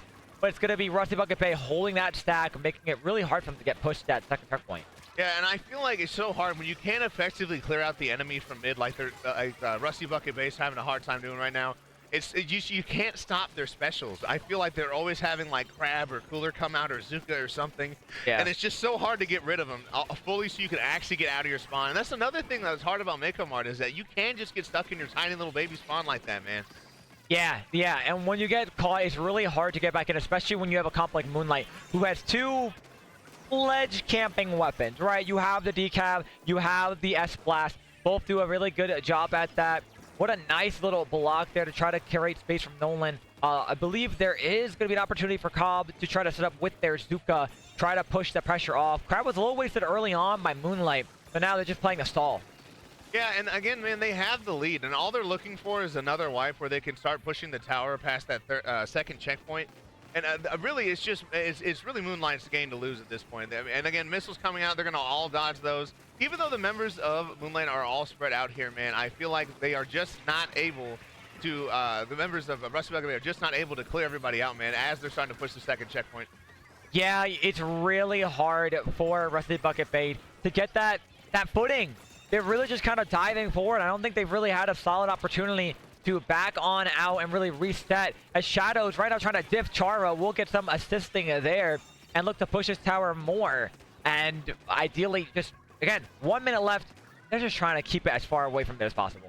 Yeah, and they are doing a good job of waiting for cooler. Wow, the sniper That there, bro. That was crazy. Nasty. That was gross. But I just feel like it's not enough, and they're not getting the picks afterwards. And again, the Zuka is going to find its mark there. One more, maybe. That's going to be 2 down finally on the side of Moonlight. And with 40 seconds left, and they're finally able to get back in a mid and hopefully get some more points on the board. They have the numbers. They have the picks. They just got to keep it going. And that right now, you do have Chara all the way pushed up to try to camp this ledge. Booyah Bomb will come out to open up some space. Throne immediately will not find picks, but that's not the goal. It's open up space. Missiles calling out the rest of these players, trying to find them. Oh, Omega with a nasty flick in mid. Lux cancels it out, though. OBT, 10 seconds left. They might have a good push going. Yeah, I mean, they do have to worry about, again, man, the Booyah Bomb coming out from that side. So I think even if they get it close to here, man, they have to keep that blaster dead. And with this crab coming out and Omega, man, that's going to be curtains. They did really well at the very end, Rusty Bucket Bay, but they just couldn't do it at the very last second. Yeah, I mean, they felt so split at the end there. That last push, I mean, you really just had Basil poking the tower, getting a pick on one. Char tries to dive onto the tower with that burst bomb on the side, but Omega dropping from the top rope, getting a nice slash onto Chara, ending it there. I love the little chant they're doing with this thing. I know, man. I'm glad you heard that because I didn't hear that through these headphones. But man, that's again what makes LANs cool. But yeah, I just feel like it's so hard when the only opportunity you get to push is overtime. Yeah. And Moonlight just did such a good job of getting a pretty sustainable lead and being like, yeah, we're just gonna start the clock, bro, until I can actually like end the match. Yeah, really good call from them, honestly. That's all they really needed to do once they saw a good enough push. And again, they really had Chara's pick up right where they won them. They knew that they were to just kind of dive forward. The special usage was kind of going to get damned to an extent all at once. So they did a really good job at stalling them out. Right now, we are waiting for the counter pick. And that's 2-0. We see this. This is game point for Moonlight. Yeah, man. Will they go down any? Will they go and lose any game of this tournament, or will this just be an absolute clean sweep for Moonlight? And man, I am on the side of Rusty Bucket Bay. I'm like, let's just get on the board, bro. Let's pick another good map for us. That map went okay at the end, y'all. We got this. You know, just trying to at least get on the board. Yeah, no, absolutely. You want just one, and then you can start trying to ride that momentum. Once you understand, like, I mean, they already know they're getting close. They know they can get Moonlight in a really uncomfortable position and able to keep pushing forward. The matter of using that momentum to get a good push forward is really what they need to aim when it comes to this last game that they potentially have to play. Yeah, and I feel like they just need to do a better job of kind of like coordinating their specials going against them. But it's so hard when Moonlight is doing such a good job. Cycling specials, really great positioning. Yeah. I mean, the crab at the end of that match was awesome. I mean, the crab was firing at the off angle. They had to turn around for it, and the other 3 members of Moonlight were able to kind of jump the towers. Just stuff like that. It's hard to keep up. Yeah. But what's not hard to keep up is our counter pick. We finally got it. We're going to Mahi Mahi zones. Yeah, man. And again, thank God these people know what they're doing. Yeah. So that they know the counter picks. I know sometimes, man, the counter picks take a while, but they're like, now we got this, man. Mahi Mahi zone. Yeah. You know, a really good staple for really any zone events that you're going to see, or just in general if it's on the map list. I'm really curious to see how this is going to play into the cards of Rusty Bucket Bay, because you know already Shadow's going to stick with that 10. On Mahi, you're going to hold very well. Bubble from Omega on the decav. What's the counter comp, if any, change going to be against Moonlight for this? I feel like they're really banking on their advantage. I feel like an advantage, Rusty Bucket Bay really has a good comp. You know, they get Char set up, especially under their ledges. But I kind of agree with you, man. It's a flat map, and they have 2 really good flat map weapons, being Omega on the sword and Shadow on the 10, of course. And I'm curious to see how neutral and when they're coming back in goes. Yes, that's going to be really interesting to see how, in defense, Rusty Bucket Bay finds a way in. Because you're really only AoE you could poke around those ledges is Chara. And if Chara's down or like getting outpainted, it's just going to be, I think it's going to be pretty tough there. And I feel like their comp is really set up to kind of hold in that like crescent moon, forming the wall shape. And if anyone makes on the ground, man, they're going to get blasted. Yeah, blasted. That's right. So we're getting into game 3 here in grand finals. Here we go. Game number 3. You lied. they're gonna do a reset. It sounds like something happened with Chara. Might be an audio issue. Must be something not connecting. So they're just gonna go ahead and reset this game. So. Yeah, there they go. WyVeRN! WyVeRN! All the Moonlight goes bye-bye. No, it's and no one took the zone. It's amazing that even in an event where they have to DC, that's still a pretty big flex. Everybody made it in the water, you know? Yep. Hey, you're beating the clock. Fighting the clock for how fast can someone reset. I know, just shoot off into the water there. Yeah. I know, so what do they do in the rain, man? Like, does everyone just, like, disintegrate slowly? They're like, ah! Everyone's the Wicked Witch of the West, man. They're like, I'm melting! I'm melting! Oh no, help me! WyVeRN! Oh my god. I think that was Smoothie, man. When I was at LTC like 2 years ago, they were just going WyVeRN to everybody when it happened. Oh, it's so good, dude. Yeah, but we are gonna get back in there. I know I can see Siren Hardware's trying to fix whatever issue that one of the members might had, or Rusty Bucket Bay. Yeah, shout out Siren for real.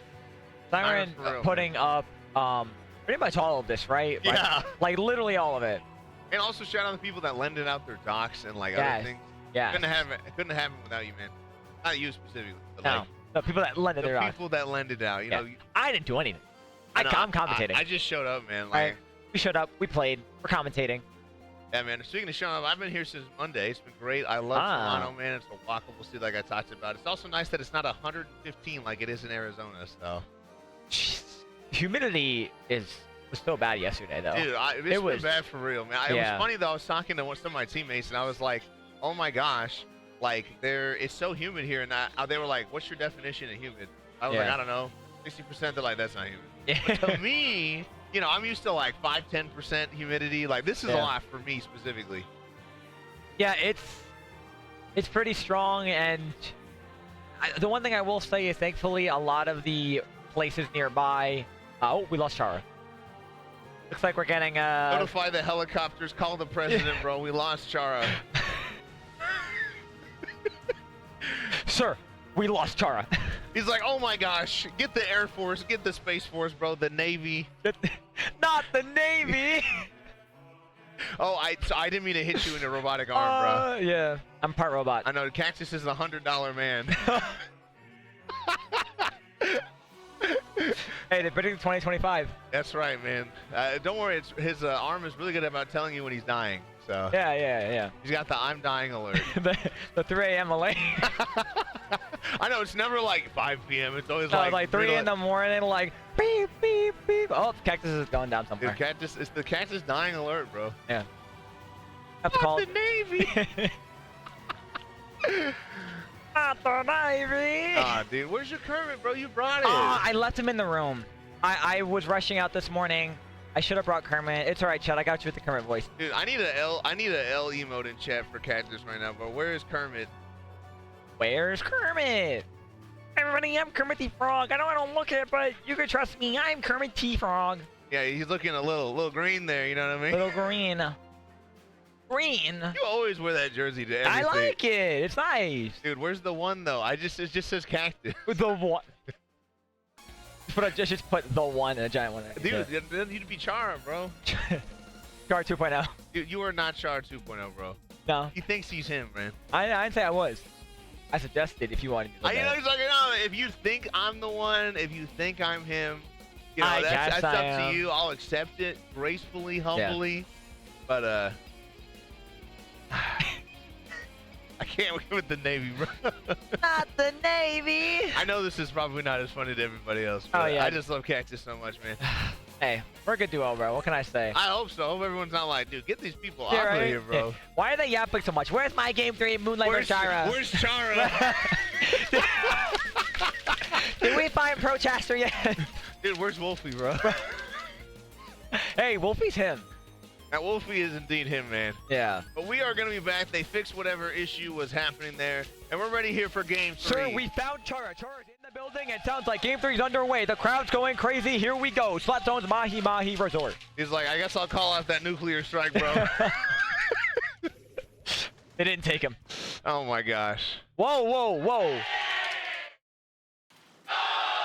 All right, the crowd said OBT, and the biggest difference is Cobb. The new dualies with Bubble?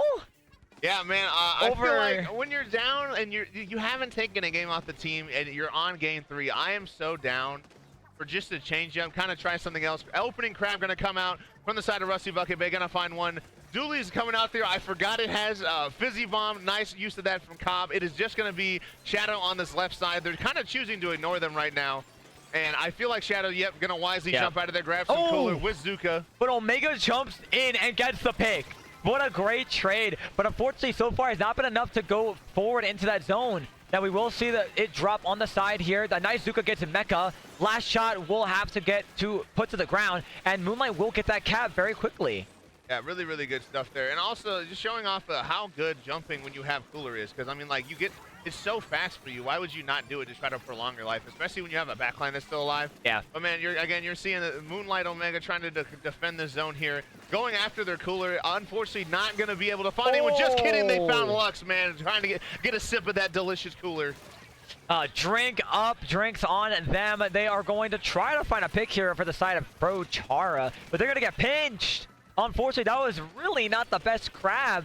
And you're going to see Moonlight get the lead with a couple of players getting backed on Basil, just trying to help hold that zone. You're going to see Nolan on this left side again. Oh, wait, that's right. Nolan switched to 96. Yeah, Nolan's on the soul main right there, man, 96.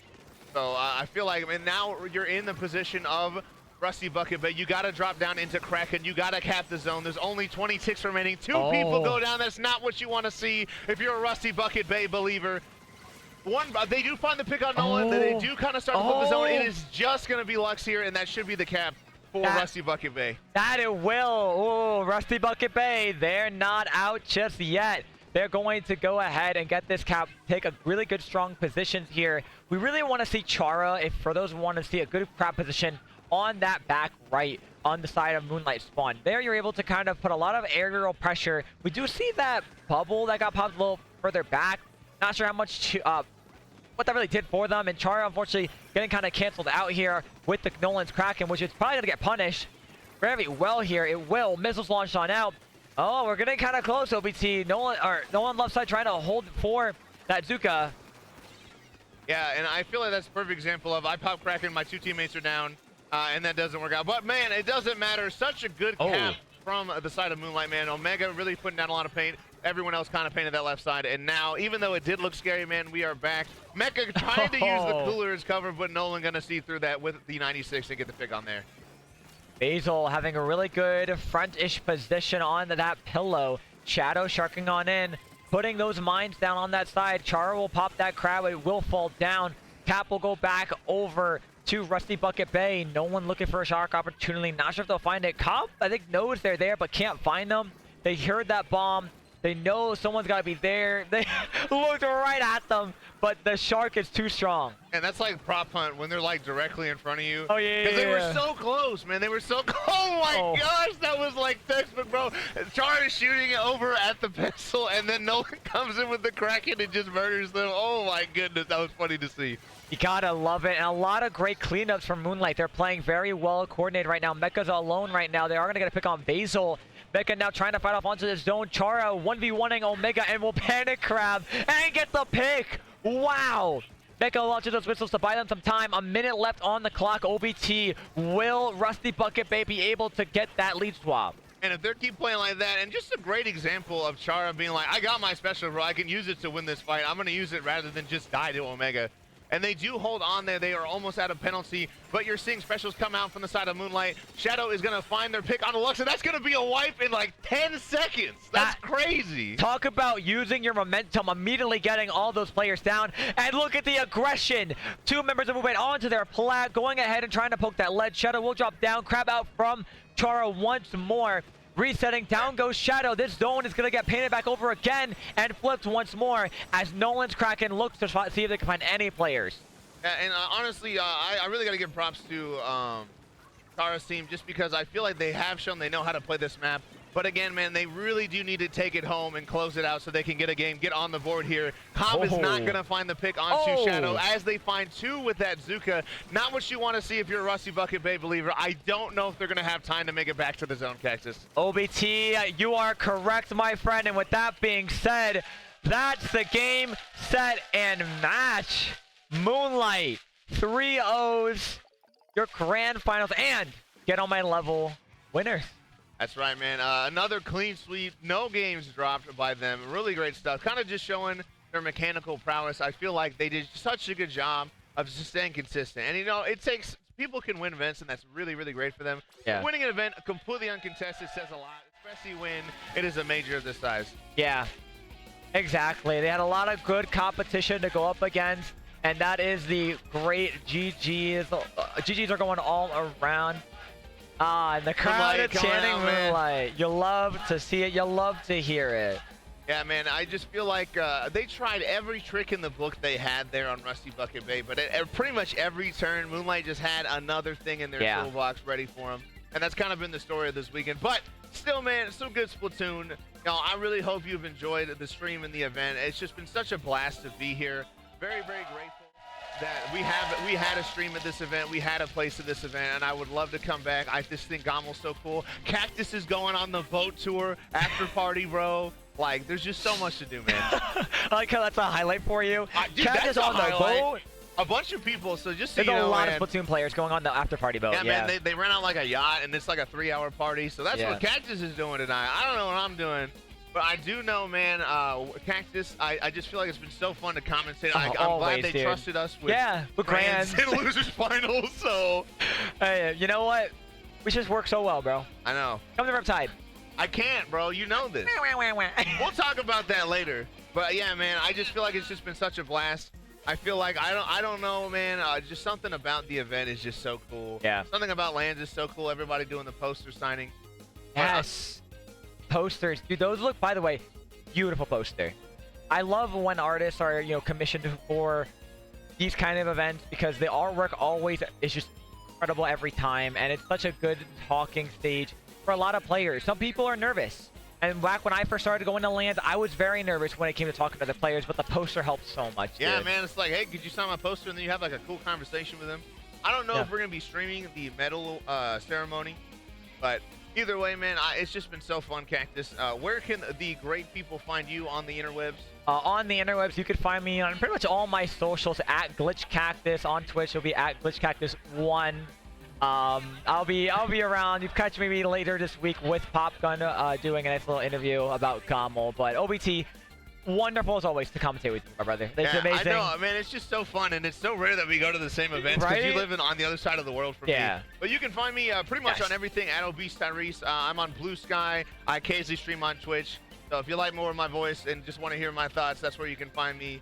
But I just want to give a quick shout out again to everyone that helped with GOML, all the people that helped with full captaining, Siren, of course, all the people that we had on Spec Cam. Like, this event really cannot happen without any of those people with there. And if you gave any time and volunteered at all, it takes a village to run this event. It does. And honestly, the biggest thank you to those that get on my level for allowing us to have the space, hold this event here.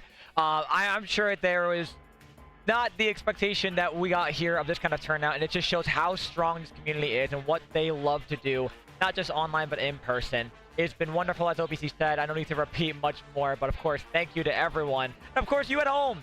That's what this is for. This is so you can see the experience and know that lands are just so exciting. Yeah, man. But hey, with that, this has been GOML 2025. Enjoy the rest of your Sunday, y'all. We'll see you later.